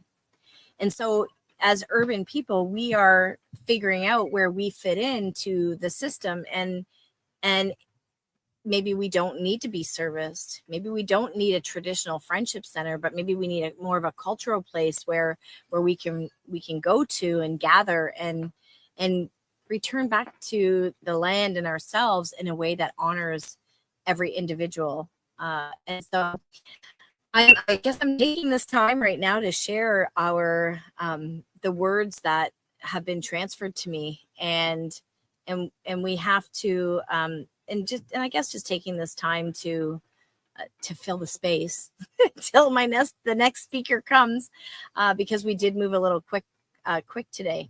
And so I just want to invite people to reach out, and if there's something that you're looking for, we definitely have the people that are present to help guide. And that's how we see our path as Grandmother's Voice. We're a nonprofit, a group of many who wanted a place to come together and be together. And there are so anyway, there's a lot of beautiful comments here in the chat, and you guys can visit, talk amongst yourselves and share the information that we've shared along the way. And so we do normally pop up chats actually like this so that everyone can see them, because we don't like to, we know that people are sharing their voices, and we know that there was some really beautiful messages here. So we're really grateful that you were able to join us today. And our last speaker, we're hoping that he can, I think somebody's coming on. Yeah, amazing. I see him entering the studio. So I was talking about the people that are showing up at Grandmother's Voice, and earlier I mentioned how many residential school survivors and urban Indigenous people and just people in general reach out through our social medias, our email, through our platform, messages on, sorry, that's a bug. And just asking for, I think, to be heard really is more in building relationship. And there are a lot of people that are alone. And so we've been able to create this beautiful circle, even if it is virtual, to support people and let them know that they're not alone. And so a couple of weeks ago, I received this beautiful message on Facebook in our grandmother's voice chat, and it was this like beautiful story of someone's journey, and I remember receiving it because I receive all the grandmother's voice content, and I think that's the most moving part of the work that I do, no matter what I do, as you know, this is a part of my healing journey, I think. And this story was so moving. I started to share it. I shared it with our grandmas and our friends, and said that, like, I really want to support this person. And I got to speak with him the other day, and I just said, you know what, I think I would really love to share who you are on the platform, and this is this is why I invited him here. So I'd love for you to just stick around and listen to his story. And, you know, the creator works in amazing ways, because we had everything, you know, booked to the timeline it was supposed to be. And as we know, the creator, you know, and technology and spirit and all that good stuff, we just have to be able to go with the flow. And I'm not sure I'm the right person to do it, but I've been sitting here managing everything on the back end. And originally this brother was, you know, going to try to get his story in, you know, in I think like 10 minutes. And so now we have a little more than 10 minutes, and I am honored to invite our next guest into the room. So here we go. Oh my gosh. There I am. Wow. Oh my gosh, you cleaned up so good. I know. I told you I polished up nice. Here I am, and my friend Paul, my producer Paul Ross. I'm in his backyard. So oh my gosh, that's amazing. We didn't have to use my Paul. There's Paul. There's Paul. Hey, Paul. Hello. What's up, brother? He's the one responsible for all my great tracks. Yeah. And amazing. And he's familiar with indigenous powwow music. So it's cool. If you're getting help all around. The drum and how the big drum operates, the dynamics of that, the sound, then it goes a long way in the studio. Right on. My name is Kevin Schofield. I'm from Moose Factory, Ontario, on the southern tip of James Bay. I grew up there. I attended day school. I'm the third generation survivor. My grandmother and my mother went to residential school. And it's been rough, but I find joy through my music. And it's unfortunate, a lot of my friends that don't have music and the capability of creating art, and they lose their ways. And I think that's what kept me safe and sane all these years, is my ability to create art. I started powwow drumming when I was about 10 years old. At the same time, I started learning how to play guitar. And then when I hit 40, I had a midlife crisis, and I got divorced, and I moved to Nashville. And I became a honky-tonk man down there. I impersonated Johnny Cash. I'm cursed with the voice of Johnny Cash, George Jones, and Hank Williams. I'm the only Indian on earth that yodels. She's a long go now. I'm lonesome blue. So that's about the whitest thing you could do. So, and I did that because I learned how to do that because my grandparents loved it, and I wanted to entertain them. And in the 80s, the early 80s, everybody gave booze to teenagers. So I was lucky to be able to survive that. And I got married when I was a young age. And I never really did anything except learning all these party and drinking tunes. All my friends were residential school survivors. When I was 20, all my friends were in their 30s. So I learned a lot of Waylon Jennings and Conway Twitty and all those hurting songs and drinking and dying and train songs. And then about 6 years ago, I suppose, I started singing my chants, the old chants. And I'm going to give you an example of that. Would you like to hear a song of how I blend my songs together?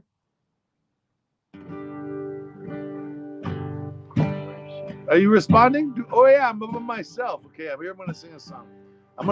It's called this song is called Meme Boo Boo. It's a Cree lullaby. Most Crees know this song.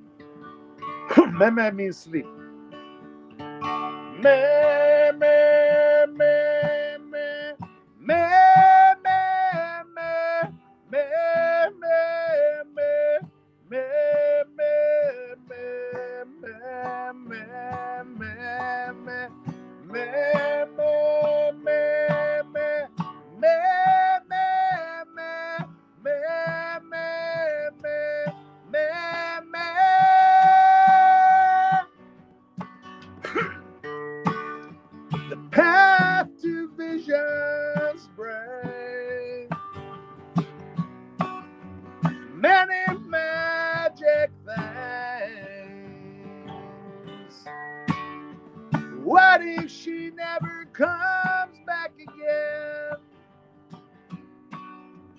woman in white buckskin. The woman in white buckskin. Way high, yo. Hey, hi, yo. Way high, yo. Way high, yo. Hey, hey, hey. Hey, hi, yo. Hey, hi, yo. Hey, hi, yo. Hey, yo. Well, she just a dream. Hair long and black. Arms to the sky. She ain't never, ever, ever coming back. Whoa, whoa, whoa. How I feel. Oh, how I feel she's forgotten me. Hey, hi, yo. Hey, hi, yo. Hey, hi, yo. Hey, hi, yo. Hey, hey, hey, hey. Hey, hi, yo. Hey, hi, yo. Hey, hi, yo. Hey, yo. You best avert your eyes, for you'd be turned to dust so dry. You best avert your eyes, or you'll be turned to dust so dry. Whoa, whoa, whoa, I'm not worthy. I hang my head in shame. Hey, I go. Hey, I go. Hey, I go. Hey, I go. Hey, hey, hey, hey. Hey, I go. Hey, I go. Hey, I go.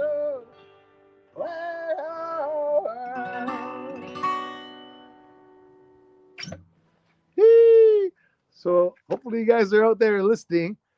That's one example of how I blend traditional chants with guitar. And so it took me a lot of years. It took me 25, 30 years to retain the musical capabilities to be able to do that. So I wrote a song called, I make up all my songs. They're all kind of made up. They're derived from our pre-existing ancestral chants that I used, that I learned as a kid. So as I got older, I was able to blend them with the guitar. I write appropriate lyrics. And I try to avoid nihilism. I avoid fighting or getting angry. I don't have, I don't drink. I don't really do anything like that. So I try to be, I try to acknowledge the source of my material and behave accordingly. I very rarely play in bars or taverns. I mostly play spirit events, much like what we're doing here. And I inspire people. I've always been a bright light. And wasate, they say in Cree, wasate, the bright light. And I just wanted to teach others. When we were kids in the 1982, I believe, we were the only teenage drum group in Ontario. We were the only youth drum group, and we were there at the first annual powwow in some small town. And now they have the 35th annual powwow, or even 40th annual powwow. And we were there in the beginning when we were kids. And so to see that living memory I have, I'm only 58 years old. So to see that as a memory and to be alive at such wonderful times. So in spite of all the depression and the grief and the colonial violence and the addictions and the suicide and the health problems, the water and the concerns we have with the environment, in spite of all those, it's a nightmare really. And I'm still pretty joyous. And so I'd like to sing another song for you called Stolen Guitar. This is about other bright lights like myself, other maestros who give it all away. None of this is for us. So this is a song. It's kind of sad to be a maestro sometimes because your friends get too into it and they believe the lie, the myth. You're an actor, really. You're a prolific actor. And the maestro's curse, I call it. The safest kind of reckless, the fire the calm, we're the storm at the midnight, we're the peace that comes at dawn. We're the rhyme and the rhythm, the melody and soul. You're the reason I play this guitar that I stole. Yeah, yeah, yeah, yeah, yeah, yeah, yeah,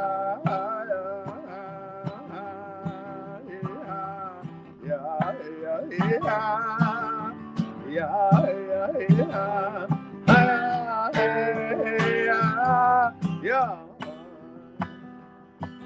The burst of the brilliant, the dimming of the shade. Our souls are resilient to the trouble we've made. Or moving the mountain, for shaking the ground, for being the fire and the flame that the people dance around. Yeah, yeah, yeah, yeah, yeah, yeah, yeah, yeah, yeah, yeah.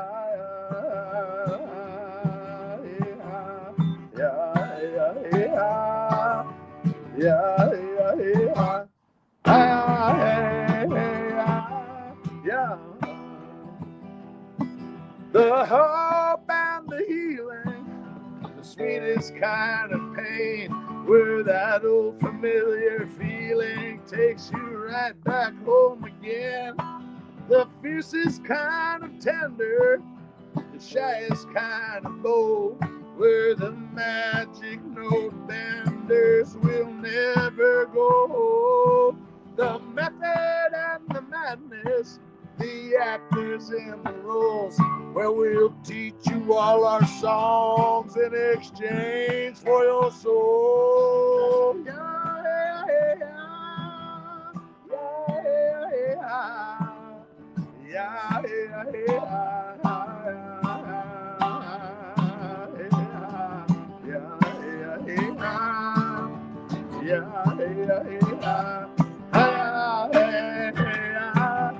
Yeah. The story unraveler from some far off shore, the distant time traveler, we've been here before. The walking disaster a lifetime ago, we're still teaching the masters to play what they know. Victorious champion, forgetting what I said. I'll take a thee and these songs with this guitar I thee win. Yeah, yeah, yeah, yeah, yeah, yeah, yeah, yeah, yeah, yeah, yeah.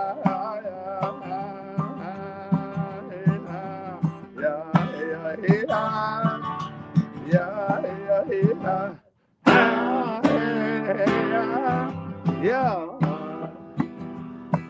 The piper and the pixies captured lightning in the jar, on the run with all these songs and this stolen guitar, singing songs of the heartbreak, singing songs of the sorrow. We'll sing yesterday's songs for a better tomorrow.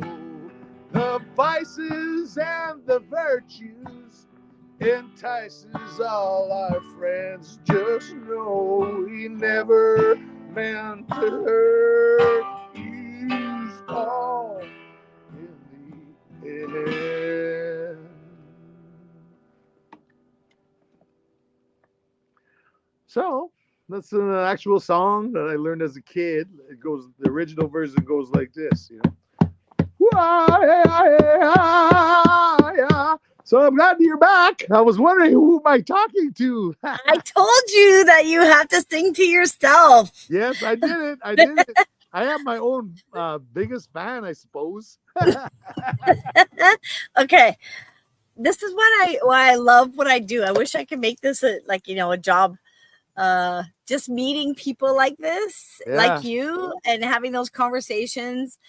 behind the scenes and meeting each other is truly what I love to do. I think I'm pretty good at it too. I'm not going to lie. It's definitely something that, right? And the And, grassroots people, we're very cut off from each other, the grassroots people. We don't really use internet and social media, and we have to rely on meeting each other at events or gatherings or ceremonies or, things like that. We bump into each other inadvertently. That's how it is for grassroots people. Because we don't even know how to call each other. We don't even know each other's phone numbers. Yeah. If you have a phone that works. Yeah, exactly. Yeah. Right? Yeah, which was fun. Okay, I've been really enjoying our conversations. Is there anything else that you want to share? We were scheduled here till 4:00. We still have people watching. Well, if there's anything that you'd like to share about what you do, who you are, what's coming up.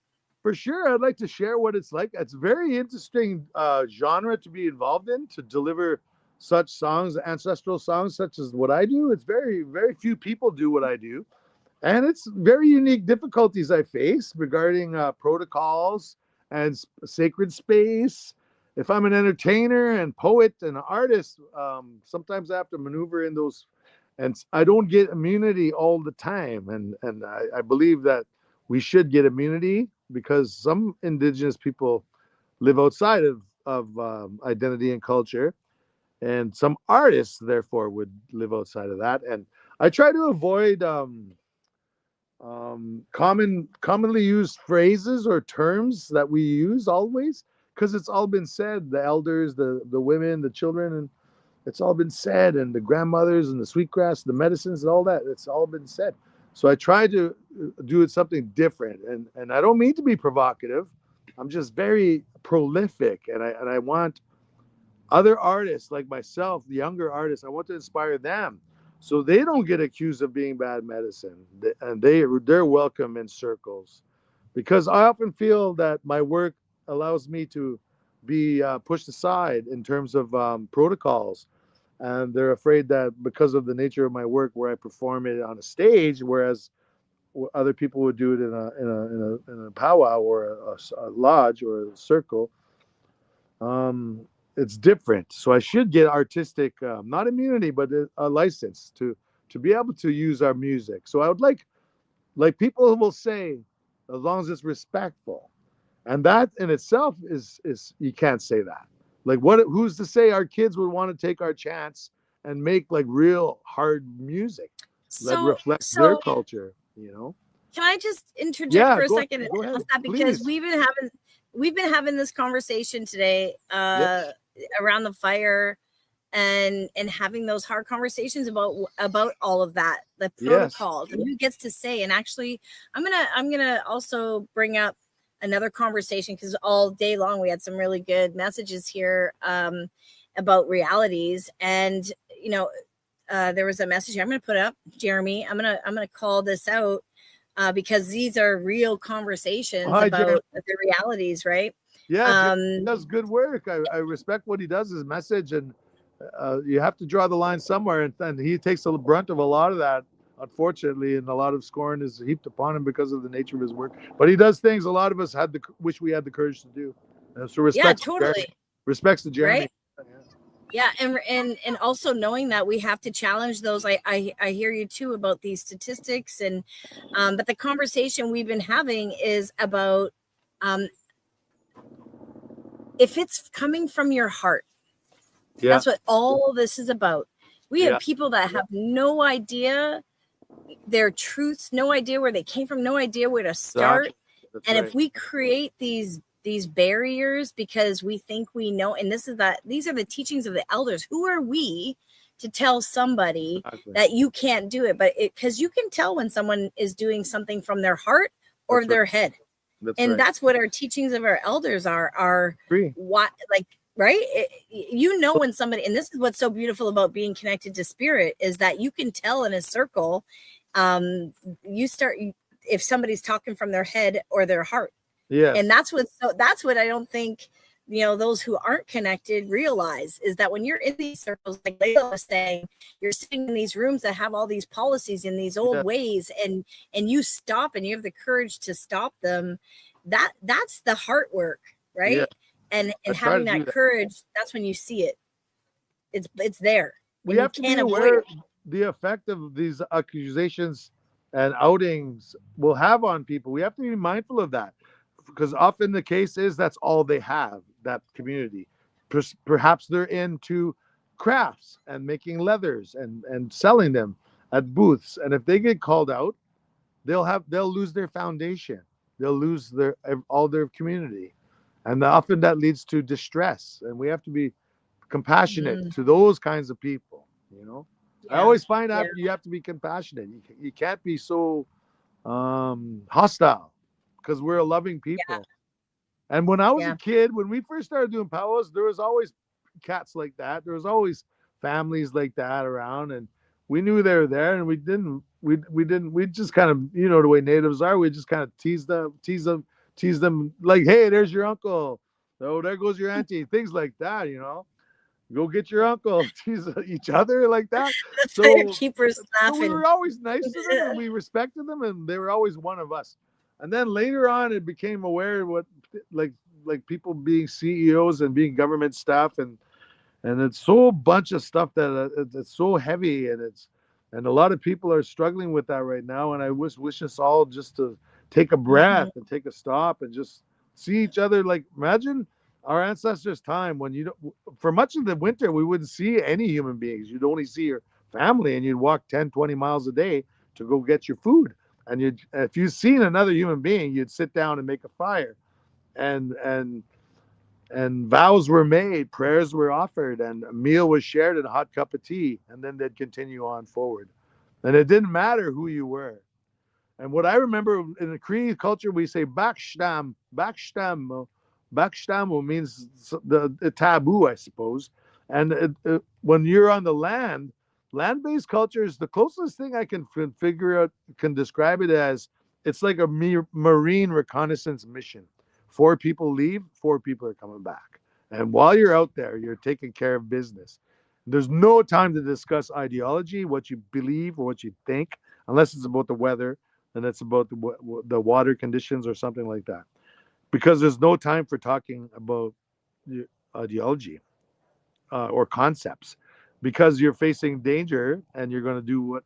So if you were to bring that kind of stuff up, you'd be reprimanded and told not to do that, because that's taboo. So land-based cultures disregard things that we wear on our sleeve. The heart is what matters. And it's so hard for our people. Like, I'm not welcome anywhere. I got kicked out of the elders programs 2 places here in Ottawa. I'm not welcome in any mall. Like, security will, like, if I go into the mall, they'll assume I'm drunk. It's just brutal. It's just really degrading and horrific, actually. They're still killing our babies, and we're still fishing our kids out of rivers. And every week, one of our girls goes missing, you know. And it's so horrific. So those are the stories that are overlooked. And then we're facing Bill C-5 with the Ring of Fire, and we're being overtaken of the North because of the Ontario's economic policies changing because of Trump. So they're going heavy to open up mines in traditional territory. They're disregarding environmental laws and treaty laws. So those are the issues we're facing. And I offer prayers and wisdom and guidance. Let's try to like settle down a bit, bring it down a bit, you know. Well, I want to. Well, thank you so much. Okay, you're awesome. My heart is hugging you from here. I'm hugging you all, and that's real. That's real. Yeah. I'm excited, actually, because we're like, today is over. This was something for me, you know, because I always think that there's someone that could do this better than me, you know, because I'm just me, you know, wanting to share with people.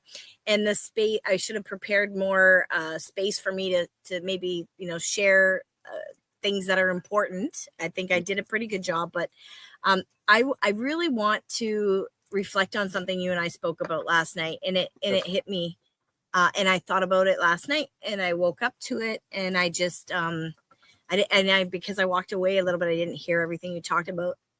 You shared with me your personal story, and a beautiful picture of you and your son. Oh yes. And My and adult you son. said to me, yeah, like, He's my and best you said friend.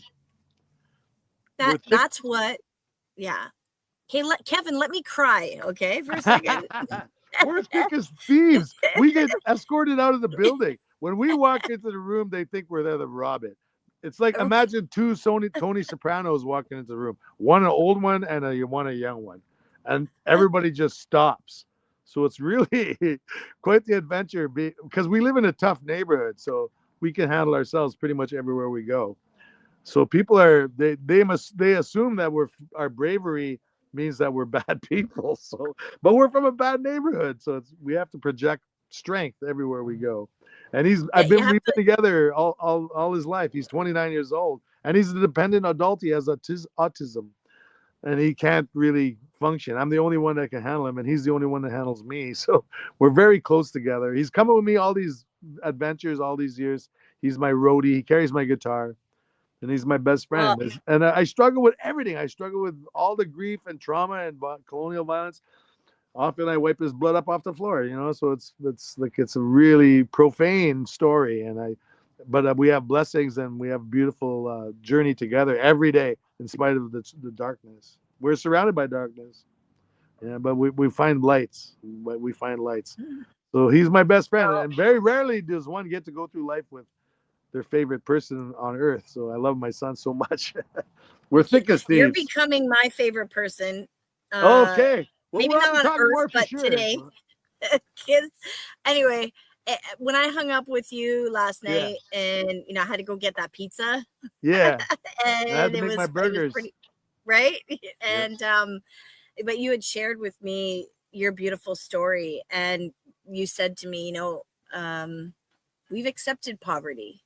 Yeah. You live it. And for your emotional and mental health, I don't stress. Once you lose everything, like your furniture, your apartment, your car, everything, your credit rating tanks, and you have no, and then you resign yourself to the disability and then you get your rent subsidy.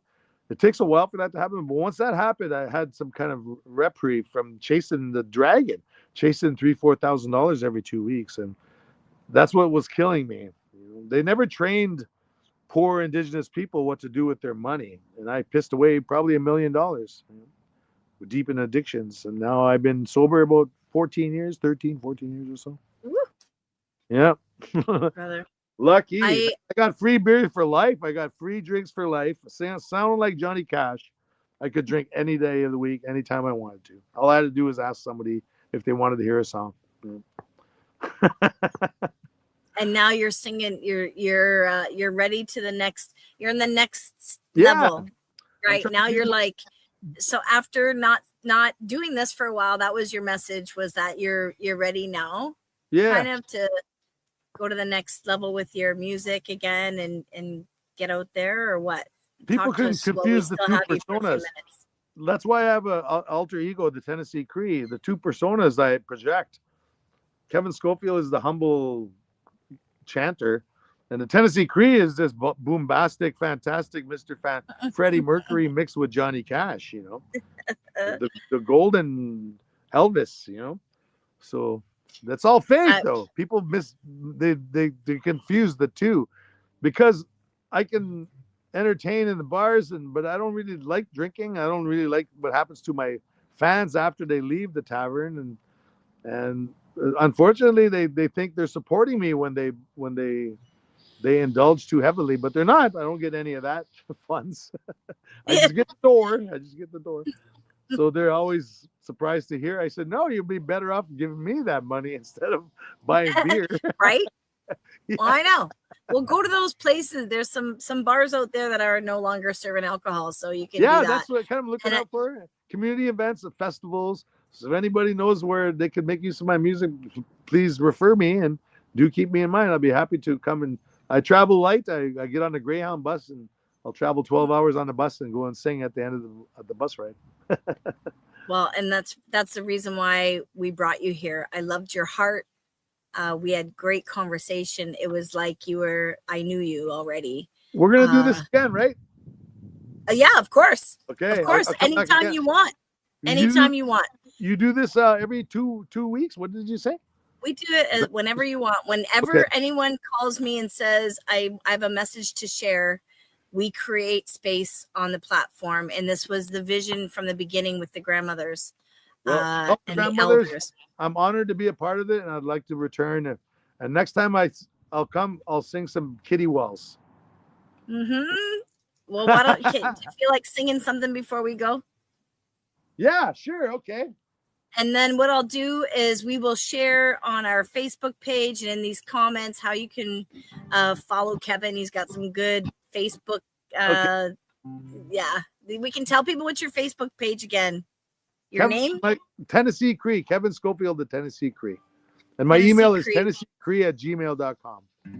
Yeah. Please share his voice. He's quite amazing. Nyawa. So here's a song I called Daddy's Girl. I wrote this with my violin player I collaborate with, and she told me we're gonna go sing for her dad on Father's Day. We should write a song for him. And she says, what song could we sing for my dad on Father's Day? And I wrote this song for her. And we sang it for her dad, and he really loved it. You gave me every shiny thing. You gave me wings. You gave me wings and set me free. Forever be Daddy's girl. Daddy's girl. Daddy's girl. Daddy's girl. Hey, ah, hey, ah, hey, ah, hey, oh. Hey, ah, hey, oh. Hey, ah, hey, ah, hey, ah, hey, oh. Hey, ah, hey, oh. You gave me every shiny thing. You gave me wing. You gave me wing and set me free. Forever be Daddy's girl. Daddy's girl. Daddy's girl. Daddy's girl.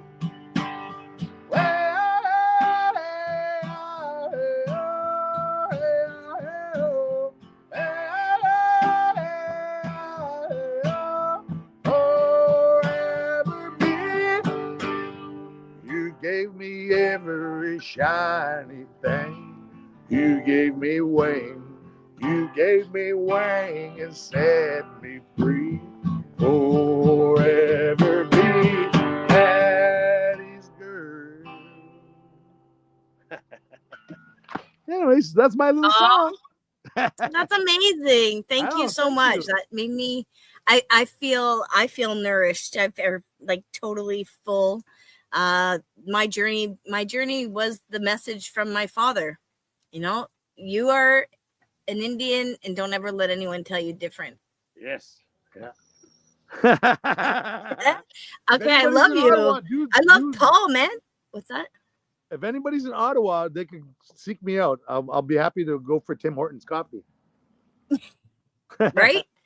Okay, I'm sure you'll get lots of people. We're going to share this video around, and it was great to see you. Nice seeing you too. Bye, grandmothers. Okay. Bye from Banye. Bye now. Okay. Ona.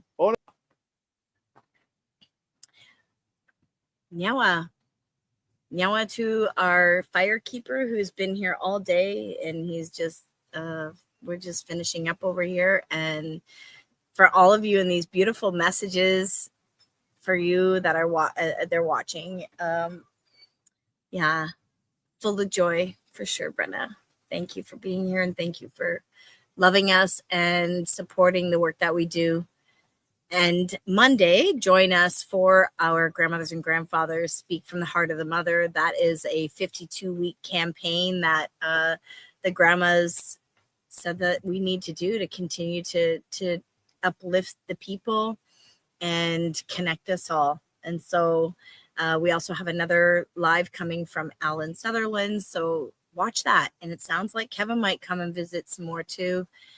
Thank you all again so much. And please share this link. You can go to our Facebook page and share them around. Yawa.